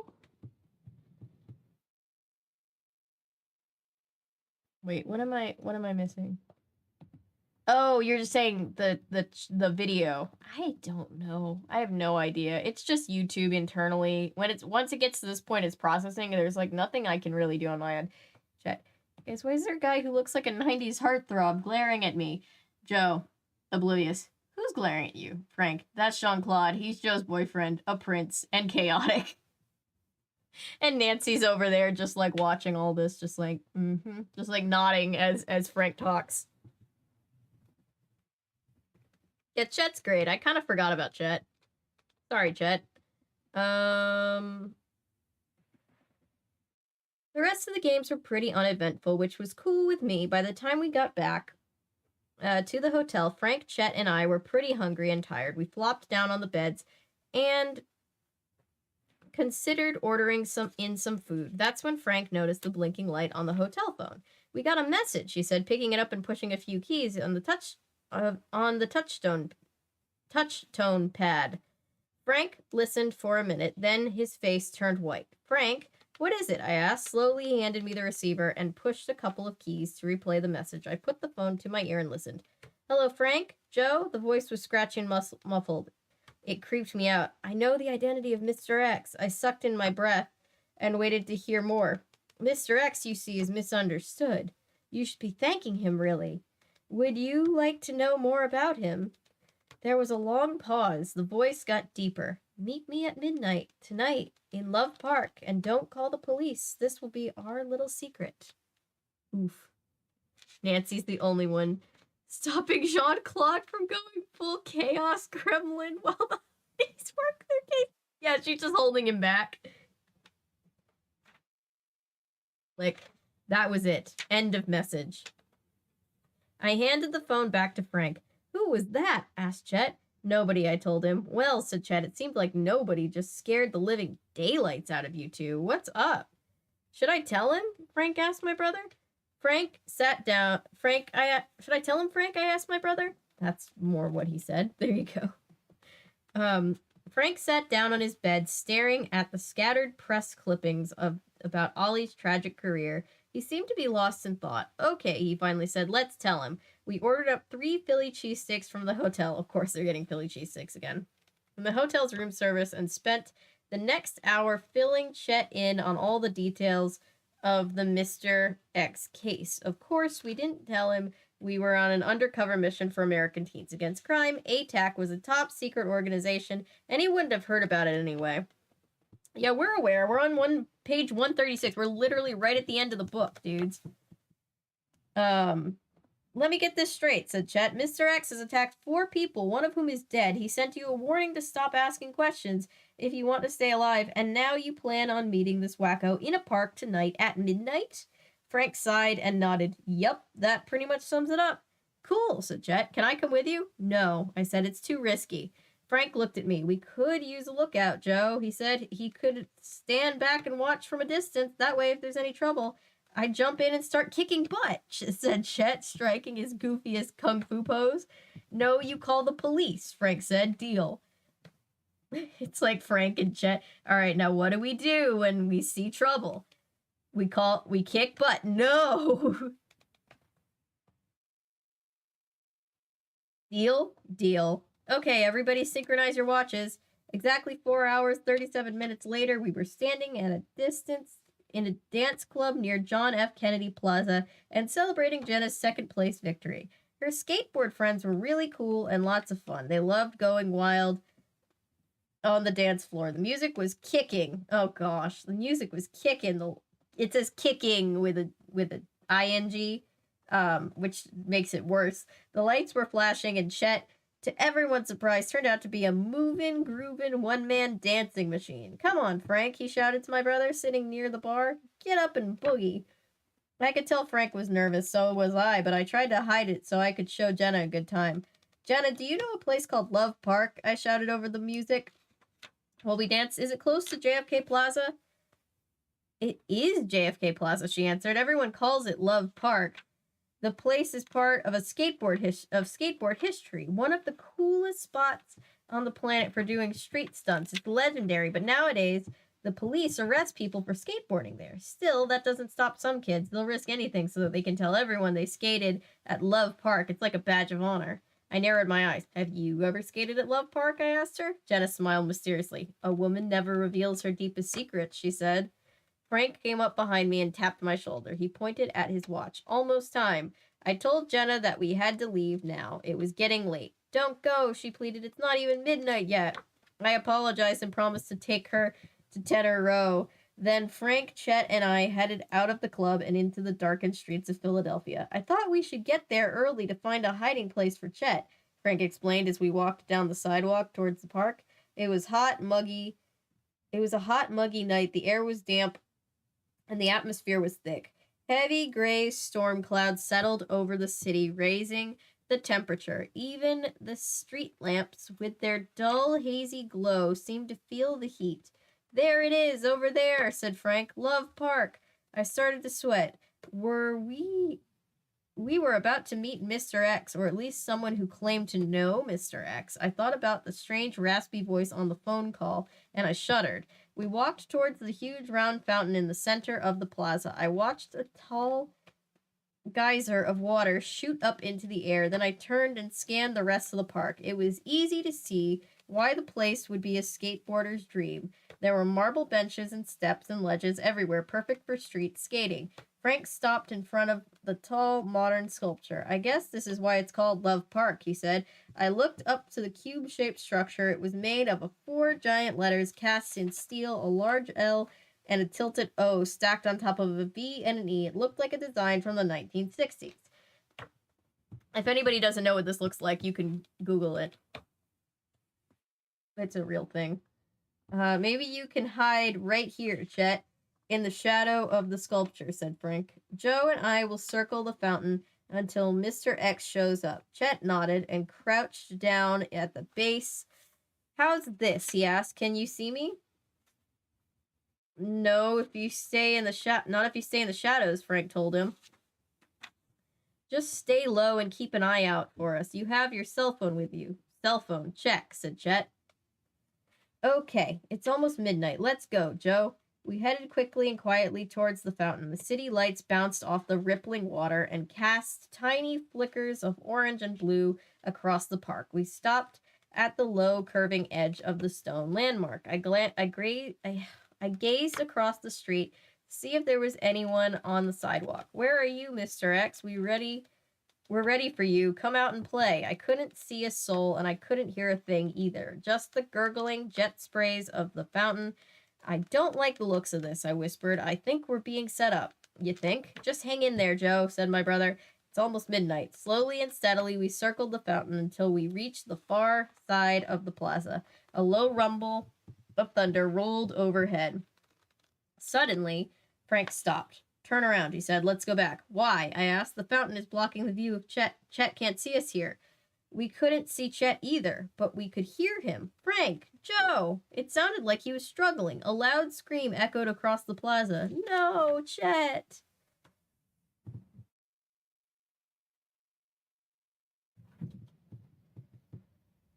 What's happening? Was here before, but she's off doing important cat things now. Chet, but Cher also.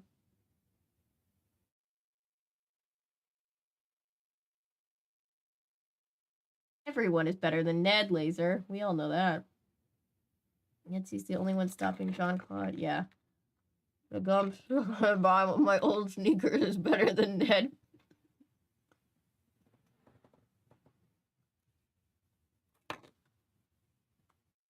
But is Ransom of the Seven Ships better than Ned?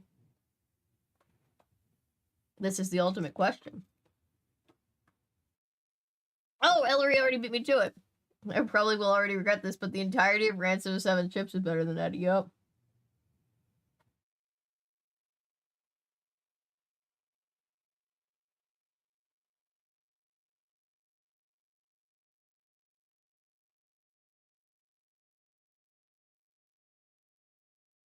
You already found his Prince Charming. Now scram, lady. Oh no, are you okay, Ellery? These spell is over. I just got vertigo from sitting up too fast. I'm sorry.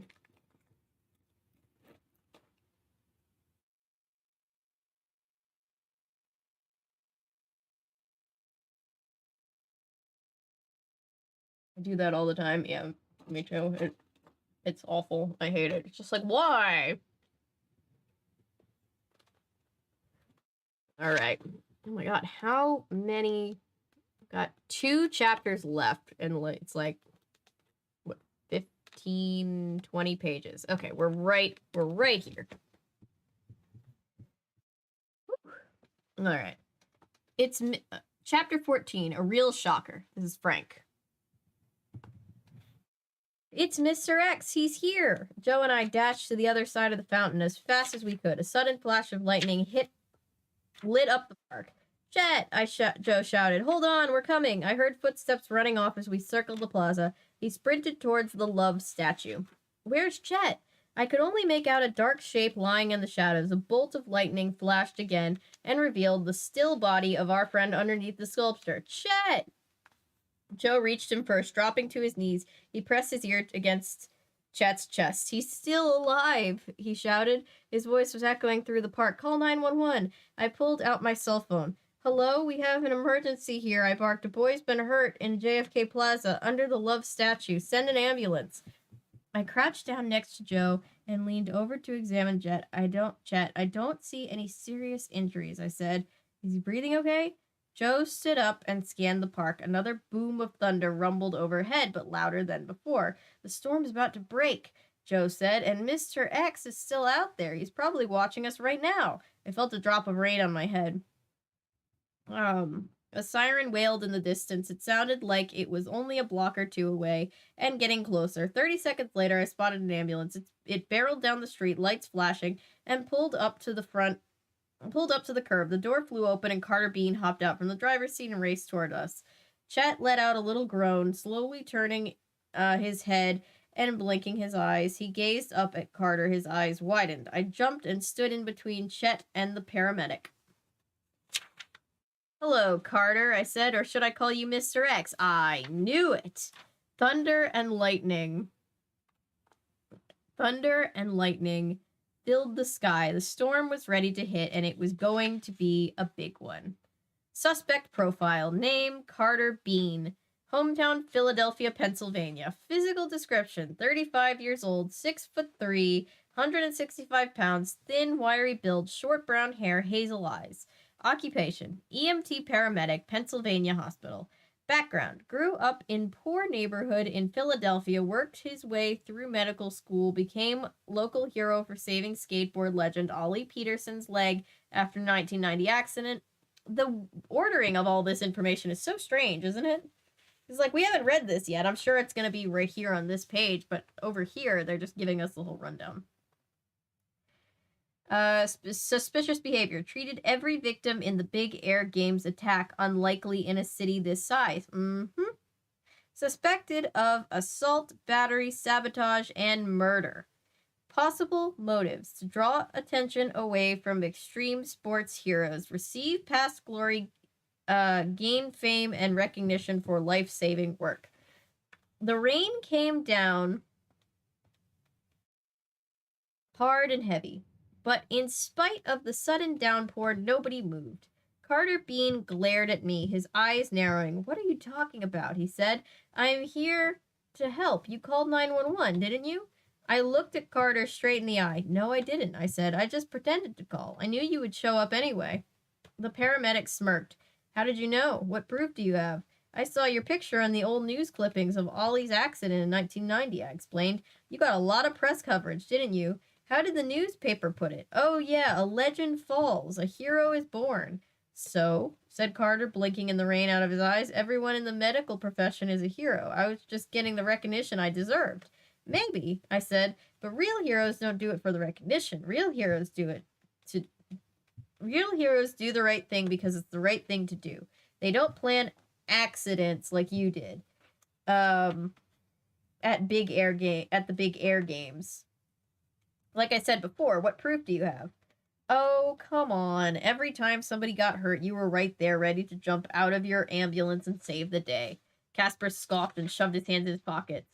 That doesn't prove I attacked anybody. It's just a coincidence. I pointed to his medical ID badge. Is that a coincidence too? Your ID number is EMT 7654. I knew it was EMT backwards, but backwards, it's 4567 TME. That's the name you use to post threats on the internet. Carter sneered. You think you're pretty smart, don't you? I mean, how you thought that was a good alias on the internet? It could have been anything, dude.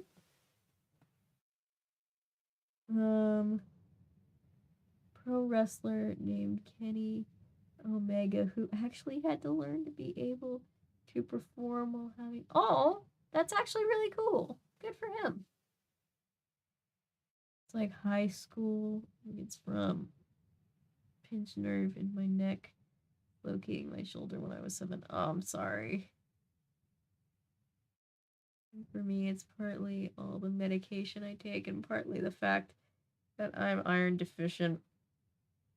Charlie, I'm iron deficient and I take a lot of meds too, Milo, so I feel that.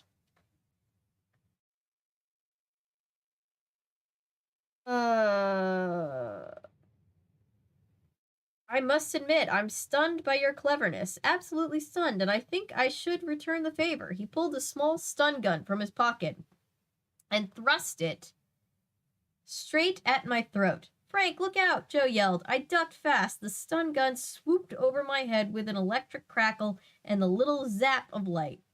Carter cursed me and lunged again. I do like that they say that they cursed, even though they can't say the curse word, because it's obviously a kid's book. But acknowledging that people curse in the real world is a nice thing that I much prefer to the substitute words, where it's like, that's not what somebody would say.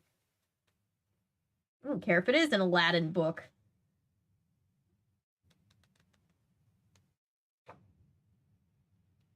Carter cursed and lunged again. I tried to sidestep his attack, but my knee slammed against the base of the love sculpture. The impact sent me spinning and stumbling to the ground. Carter stood over me. Be a good patient now and take your medicine, he said. Oh, that's creepy. I don't like that.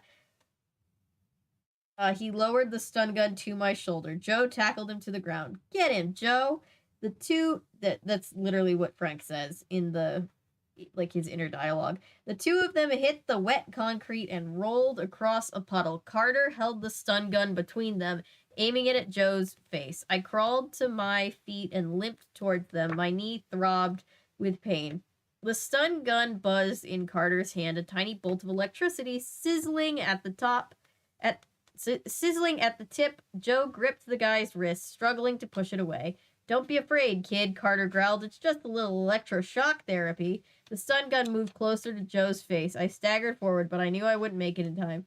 Hey, Carter, think fast, I yelled. I threw my phone like a baseball. It hit the paramedic in the ear, knocking his head back. And he's out. But no, Carter Bean was still in the game. Even though he lost his grip on Joe, he held on tight to the stun gun. In seconds, the paramedic was up on his feet and waving the defense weapon like a sword. Joe jumped back with every swoop of Carter's arm. The rain pounded even harder than before. My brother almost slipped and fell as Carter forced him backwards towards the fountain. Careful, kid, he said. Accidents happen every day. The one-liners are killing me, dude. You're gonna kill me before the electricity does. I had to do something and fast. My knee throbbed, but I had to help my brother. The pen light that accidentally almost singed the bird.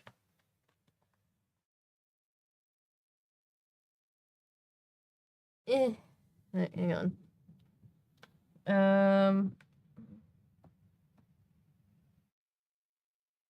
But I had to help my brother. The lightning illuminated the way as I staggered forward after them. Carter! I called the cops. They're on their way. Liar! Carter shouted, taking another lunge at Joe. You threw your phone at me, remember? He zapped the stun gun near my brother's head, forcing Joe back at the edge of the fountain. I limped forward as fast as I could until I was right behind them. I threw my arms around Carter's neck. He spun around and kicked me in the knee. I went down.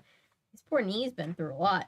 But Joe managed to get away, slipping to the side. He took a few steps back and then charged full force at our opponent.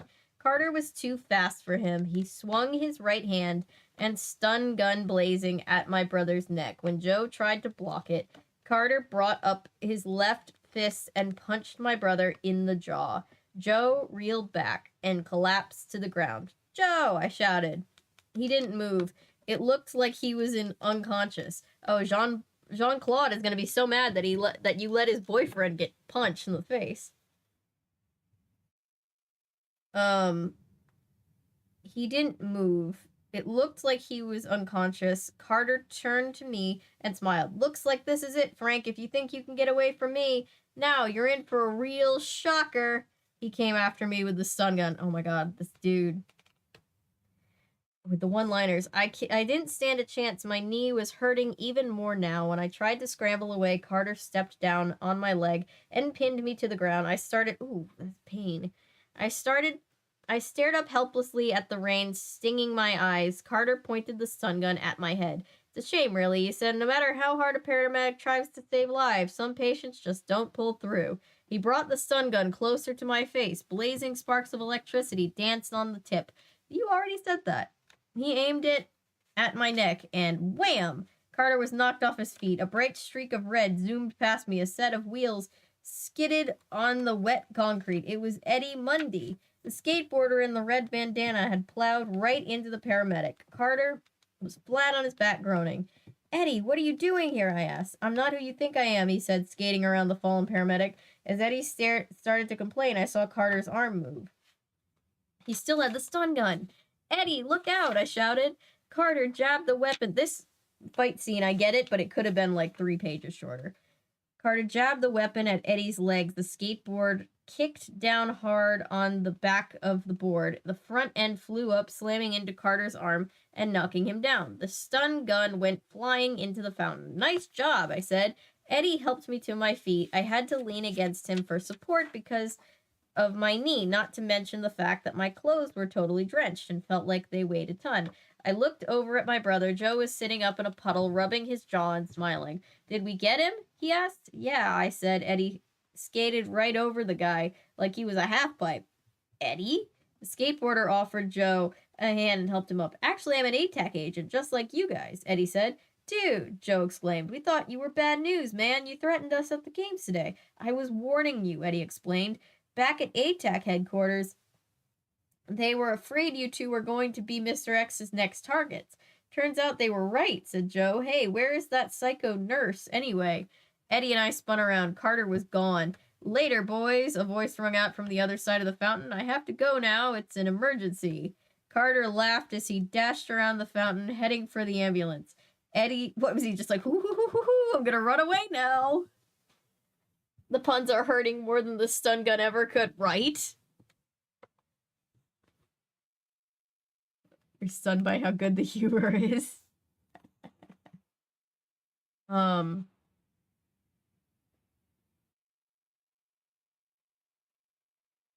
Heading for the ambulance, Eddie started running after him with Joe and me staggering behind. There's no way we can catch him. Then I heard something strange. The rumbling sound of wheels seemed to be circling the plaza. Suddenly, out of the darkness came a whole gang of skateboarders bounding down steps, grinding across benches, and jumping off curbs. They headed straight for Carter Bean and surrounded him in a human fence of skateboarders, zooming so fast that their prisoner couldn't escape. Look, there's Jenna, Joe pointed out. And her friend. They must have followed us out of the club. Just then,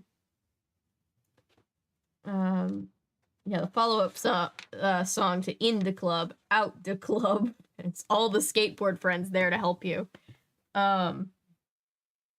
Just then, a small brigade of police cars came speeding down the street. One of them blared its sirens and pulled up to the curb and stopped. There must have been a dozen officers. Where's Chet, by the way? Most of them charged at the skateboarders, breaking up the circle and apprehending the suspects. 2 of them ran down Love's statue to help Chet and the others.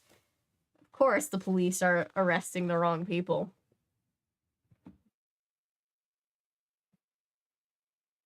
And the others came over to Eddie, Joe, and me. Are you boys all right? A tall officer asked. Sorry it took us so long to track down that missing ambulance. Missing ambulance? I asked. We wanted to question Carter Bean, the officer explained. When the hospital tried to find him, they discovered he was gone, and one of their ambulances was missing. Chet came over to join. That would have been helpful information yesterday, dude. Chet came over to join us. He looked a little stunned. No pun intended. Ugh, Frank. How did the police get here so fast? He asked. You didn't call them? Asked Joe. No, I never got the chance. I got jumped by some guy with a stun gun. He must have stolen my cell phone. So who called the police? I asked. I did, said a voice behind us. It was Maxwell Monroe. The reporter strolled up and smiled. I had reasons to suspect Bean, he told us. After Ollie was killed, I dug up all the old articles about him in our records. Then I saw that Carter Bean was the ambulance hero who saved Ollie's leg, and I got suspicious, but I didn't have enough to go on for a cover story, so I told the cops they should question the guy. You can read all about it in tomorrow's paper. My mind was reeling with questions, but I never had a chance to ask them. Carter Bean started yelling as 2 of the police officers tried to handcuff him. Careful, you're hurting me, he cried. You're hurting me. Well, Carter, I said, maybe you should call 911. Funny. Still kind of police brutality, though. But you know what? We caught the bad guy, so that's something. These puns are stunningly intended. I can't. All right. Last little chapter. Finally. It's almost 1 a.m. here. Okay, so we caught the bad guy. Mr. X was safely behind bars. This is Joe, by the way. Chapter 15, Heroes. Okay, so we caught the bad guy. Joe gets to start and finish the book? Wonder how he got Frank to agree to that. Maybe it's just less paperwork for Frank. Okay, so we caught the bad guy, and Mr. X is safely behind bars. The big air games were a huge success. Our mission was accomplished. Well, huge success. A bunch of people almost died, and then that one guy did die. Poor Ollie, rest in peace. Still, I was totally confused. Why was Ollie poisoned? Why didn't Carter save Ollie's life like he did for the others?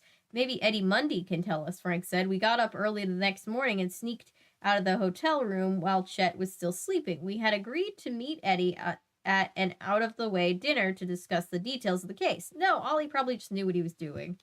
He was already waiting for us when we arrived. Eddie, my man, I said. Looking good, dude.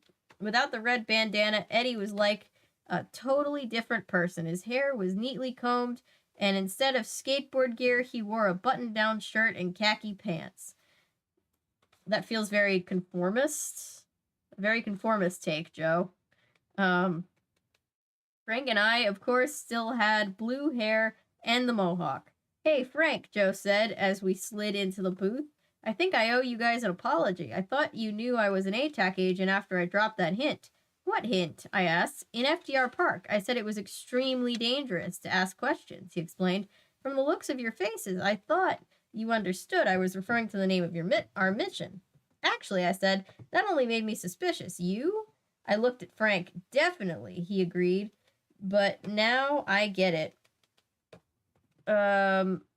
Then we asked Eddie about the murder of Ollie Peterson. We wondered why it seemed different from the other attacks. Why would Carter want Ollie dead? Here's our theory, Eddie began. Ollie may have resented Carter from becoming a hero after the accident in 1990. Some of the papers barely mentioned Ollie's awards and reputations on the skateboarding community. They focused on this young, resourceful paramedic fresh out of school. He was a poor kid from Philly who worked a bunch of night jobs to pay for his medical school. Oh yeah, that's what the thing in the dossier said.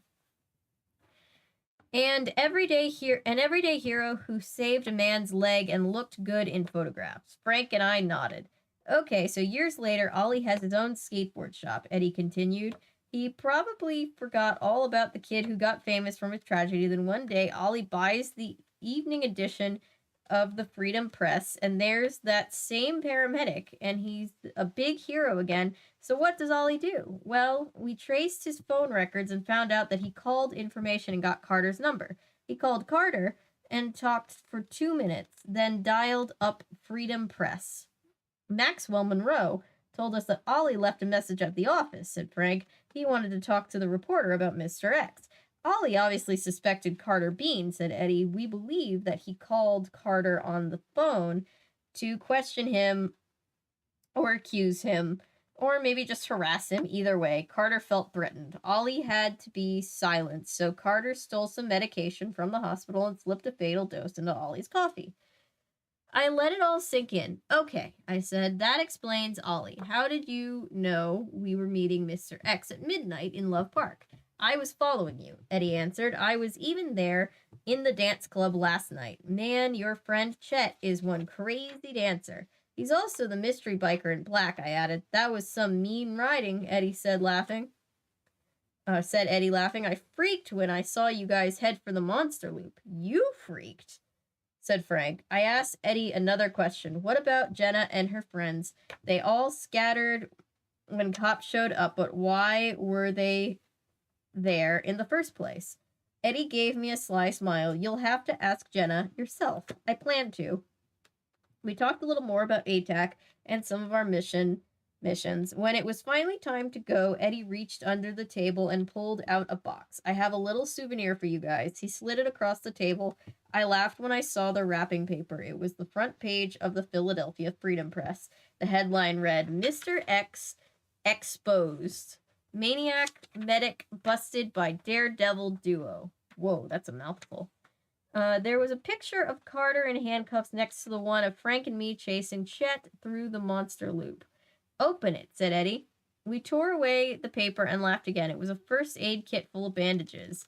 Well, don't you want to keep the... I would want to keep the headline. I wouldn't want to tear it. I found it on the curb last night next to Carter's ambulance, Eddie explained. We thanked Eddie. Oh, now they can give their Aunt Trudy bandages. Isn't that what she asked for right way at the beginning of the book? What you gonna do? Welcome back, Patrick.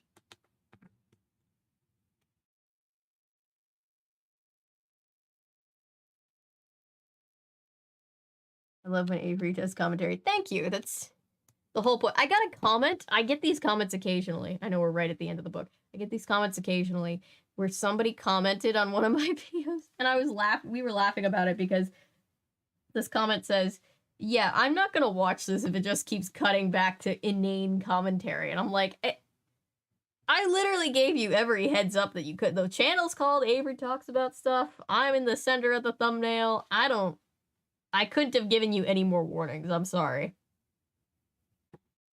Always funny. Hang on, I took a bite of Sour Patch now.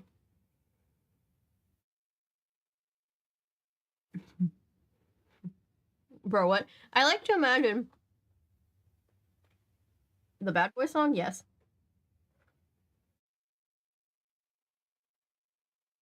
Person does not understand the 15-second rule. I like to think that... I like to imagine that when people leave me those comments, I know they're probably having a bad day and just trying to take it out on me. But I prefer to imagine that they have never heard of a commentary video before, and this is them finding out about it for the first time, and I'm like, oh, welcome to the club.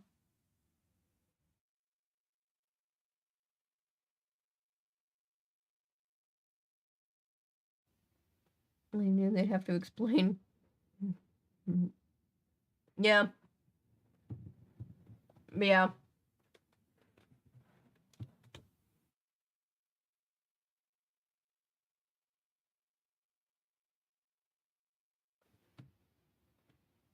It's just funny. I just find it very funny. I love stories of fact or fiction. I failed in that regard, but succeeded in that. Found your channel. Welcome! One video game dude, welcome to the community. We appreciate you being here. Very, very much. Thank you for being here. Yeah, we've made, what, 11 Beyond Belief videos so far and plan to cover the rest of them eventually. Alright, let's finish this up.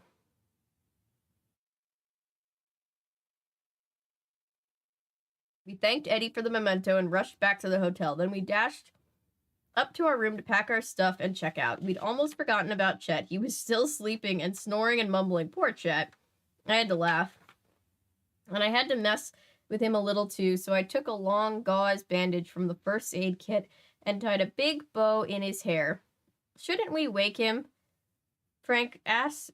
We can't just leave him here like this, but he looks so peaceful, I said. And so pretty, Frank added. We sneaked out of the room, trying not to laugh too hard. Then we headed to the elevator with our backpacks and helmets. Jenna had left a message that she'd meet us in the lobby at 10 o'clock, and she had a surprise for us. When we got downstairs, we found her sitting on the steps with Jebediah Green. Jeb, dude, I said, how are you feeling? Not bad, just a little sore, Jeb said with a smile. How's the Daredevil duo?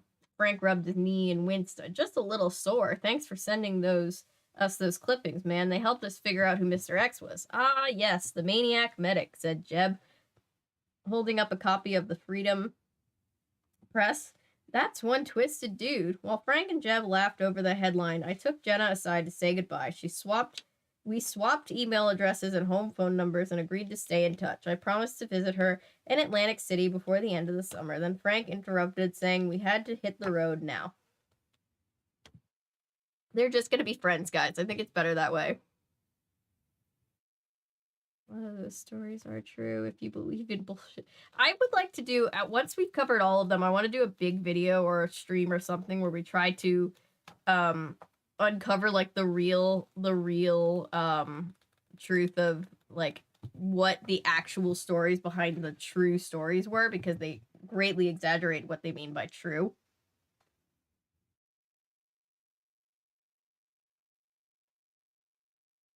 I looked into Jetta's eyes, hating to say goodbye. Tell me something, I said. Why did you follow me to Love Park last night with your skateboard buddies? Because I knew you were looking for trouble, she answered, and because I wanted to help out. And because I care about you. I smiled. Good answer. She cares about me. Frank cleared, not as much as your boyfriend, Joe. Frank cleared his throat. Time to go, he said. Jenna kissed me on the cheek and gave Frank a hug. Then we waved goodbye to Jeb and headed down the parking garage. On the way, I noticed that Frank was quieter than usual. I asked him what was up. I don't know, he said, shrugging. Maybe I'm just a little jealous. I mean, the mission's over, and you have this new friend who just happens to be a gorgeous girl and an extreme skateboard champ, and what do I have? I tried to cheer him up. You have a parrot waiting at home for you, Frank. He reached over and messed up my mohawk. The ride home was a nice way to unwind after the extreme dangers of our mission. The sky was clear and blue, and our motorcycles, I swear, seemed to enjoy cutting loose on the wide open highway. In just a couple of hours, we roared into our hometown and turned down the road to our house. Aunt Trudy's Volkswagen was sitting in the driveway looking good as new. Dad must have driven it through a car wash after he had it fixed. I was glad the repairs hadn't taken long. As a joke, my brother and I parked our motorcycles right behind the VW, blocking it in, just to drive Aunt Trudy a little crazy. Home sweet home, said Frank, pulling off his helmet and fluffing his hair. It's our crib, Frank. Get with the times. I took off my helmet and followed him to the porch. Oh, God. The old house looked exactly the same. Frank and I, however, did not. Mom screamed when she saw us. Oh, my gosh. What did you boys do to your hair? Frank, you're blue. Violet? You're turning violet. Violet? Frank walked across the living room and gave her a kiss. You dye your hair too, Mom. I do not. I've seen you touch up the gray. Not me. I don't have any gray hair, and if I did, I wouldn't dye it blue. Green, maybe, but never blue. And you, she said, pointing at my head. What made you think it's the 1980s? You're not in a punk band. People don't wear mohawks anymore. Sure they do, Mom, I said, giving her a kiss. Your son wears one. Dad sat in his chair, laughing. He was always happy when we got home safe and sound after a mission, and always a little concerned. Welcome back, he said. I can't wait until your Aunt Trudy sees you boys. Where is she? I asked. My dad rolled his eyes. Actually, you might want to hop back in your bikes and travel across the country for a while. Why? What's up with Aunt Trudy? Asked Frank. Mom started to laugh. Ask your parrot. Just then we heard a blood-curdling shriek from upstairs and the flapping of wings. Get off me! Aunt Trudy screamed. Get off! Get your stinging claws off me, you darn dirty bird! Off! Off!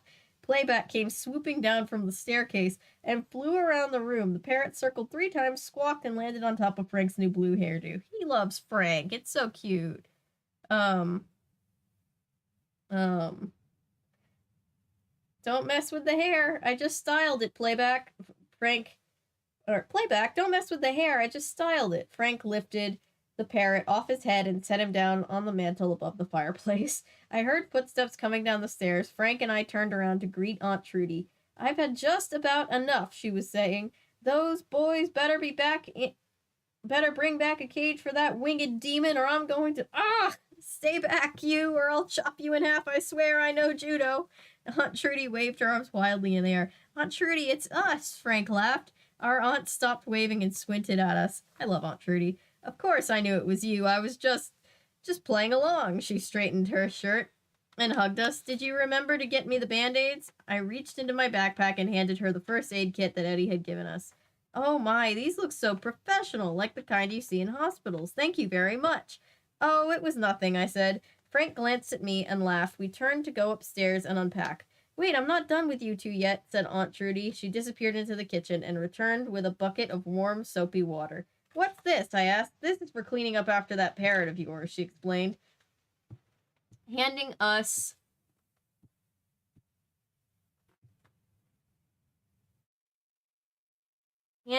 sorry, I just want to make sure that wasn't an important message.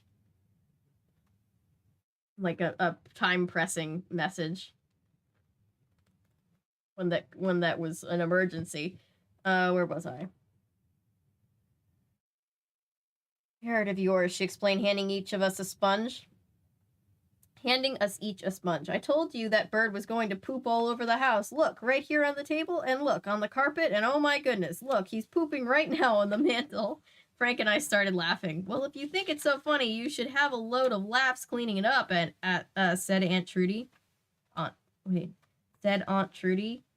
And you might think about using the sponge on your hair while you're at it. Frank and I took the bucket and sponges and started scrubbing the mantle. What could we do? Dad turned on the television. Boys, look, it's the Big Air Games. Frank and I turned to see videotaped footage of our monster loop jump, ending with the helmet chase wipeout. Mom shook her head. Anyone who would do something like that is just crazy, she said. But Mom, that's the Daredevil duo and their sidekick, Hatchet, I said, winking at Frank. I don't care who they are. If you want to talk about real courage, I saw something on the news yesterday about this paramedic who saved 2 of those extreme sports kids at the park. Now that's what the world needs today. Real heroes. Playback squawked. Heroes, heroes, heroes. Frank and I looked at each other. Get back to work, boys, said Aunt Trudy. That poop isn't going to clean itself up. Cleaning up crime? I'm into it. Cleaning up parrot poop? Not so much. But hey, a job's a job. Glancing at Frank's hair, I smiled and went back to sponging. The end. We made it. The end.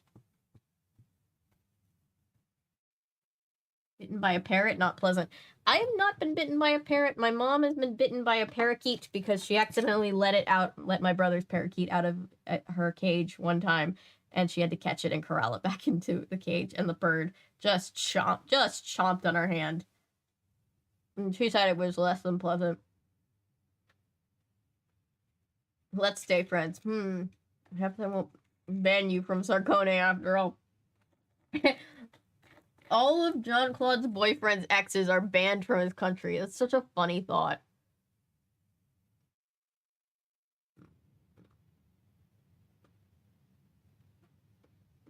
I'm copying you. Sammy, no, that's amazing. Do it. I love that. When I started, I was afraid I was just copying everybody else, but the thing is, like, even if other people have talked about stuff, they won't talk about it the same way you do. I would absolutely love to see that.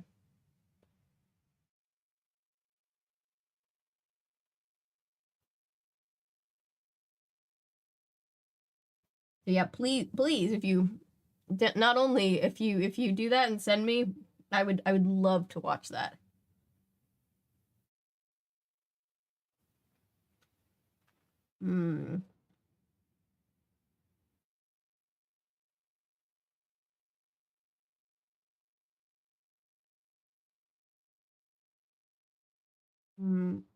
My ex-girlfriend Parrot didn't like me, lol.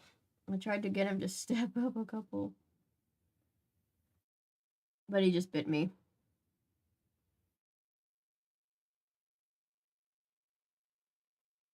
And that's the thing, I always used to think I was just gonna copy everybody else because there are so many commentators, but then I realized, like, everybody's gonna do stuff their own way.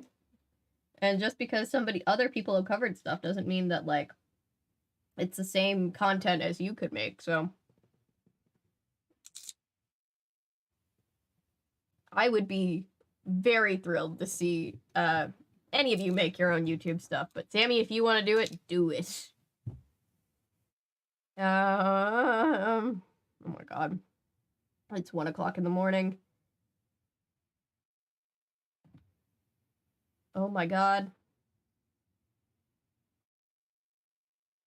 It has 100 minutes left. That is not 3 hours, so that's something.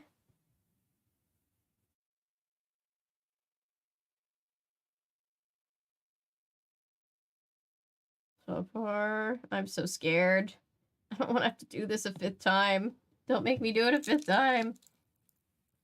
Think you have use for those other movies that came with Mixed Nuts? Oh, for sure. I'm so excited to cover. I was really hoping I would get to cover Mixed Nuts. It's bedtime is what time it is. It is bedtime. It is 1:11. Make a wish. Oh, it's 1:11 here too. Yay, wishes! But yeah, thank you guys for hanging out with me. As always, I will see you tomorrow night. We will continue California Diaries. Now that we have the rest of the other 10 books in the series, so get ready for some kitten cam. I thought this would be just a fun, like, goofy book to read, even though we didn't have our top-down camera tonight. It'd be a fun, goofy book to read before we get to the kitten cam. I'm planning to make my YouTube channel for the past 4 years. Yay! Thought I was the only one who thought I was copying others. No, you're not the only one. Everybody feels that way because everybody's afraid that people are going to be like, you're just trying to be like X person. But when people say that, they're wrong. And people don't really say that unless they're just kids on the internet trying to get a rise out of you. So do what you're going to do and have fun. And I'm sure you're going to be really great at it. And I'm personally very excited to do it. And think about it this way. You've been planning your channel more than longer than I've had a channel. So just make sure to send me a link when you're up and posting stuff. True, trolls can be of any age. Trolls can be of any age. I like to read troll comments in Ben Shapiro's voice. It makes it easier to just kind of laugh them off. But anyway. Good morning, LOL. See you next stream. See you next stream. Thank you, everybody. Thank you, mods, for modding. Thank you, everybody else, for being part of our community. I appreciate all of you, and I will see you next time. Bye.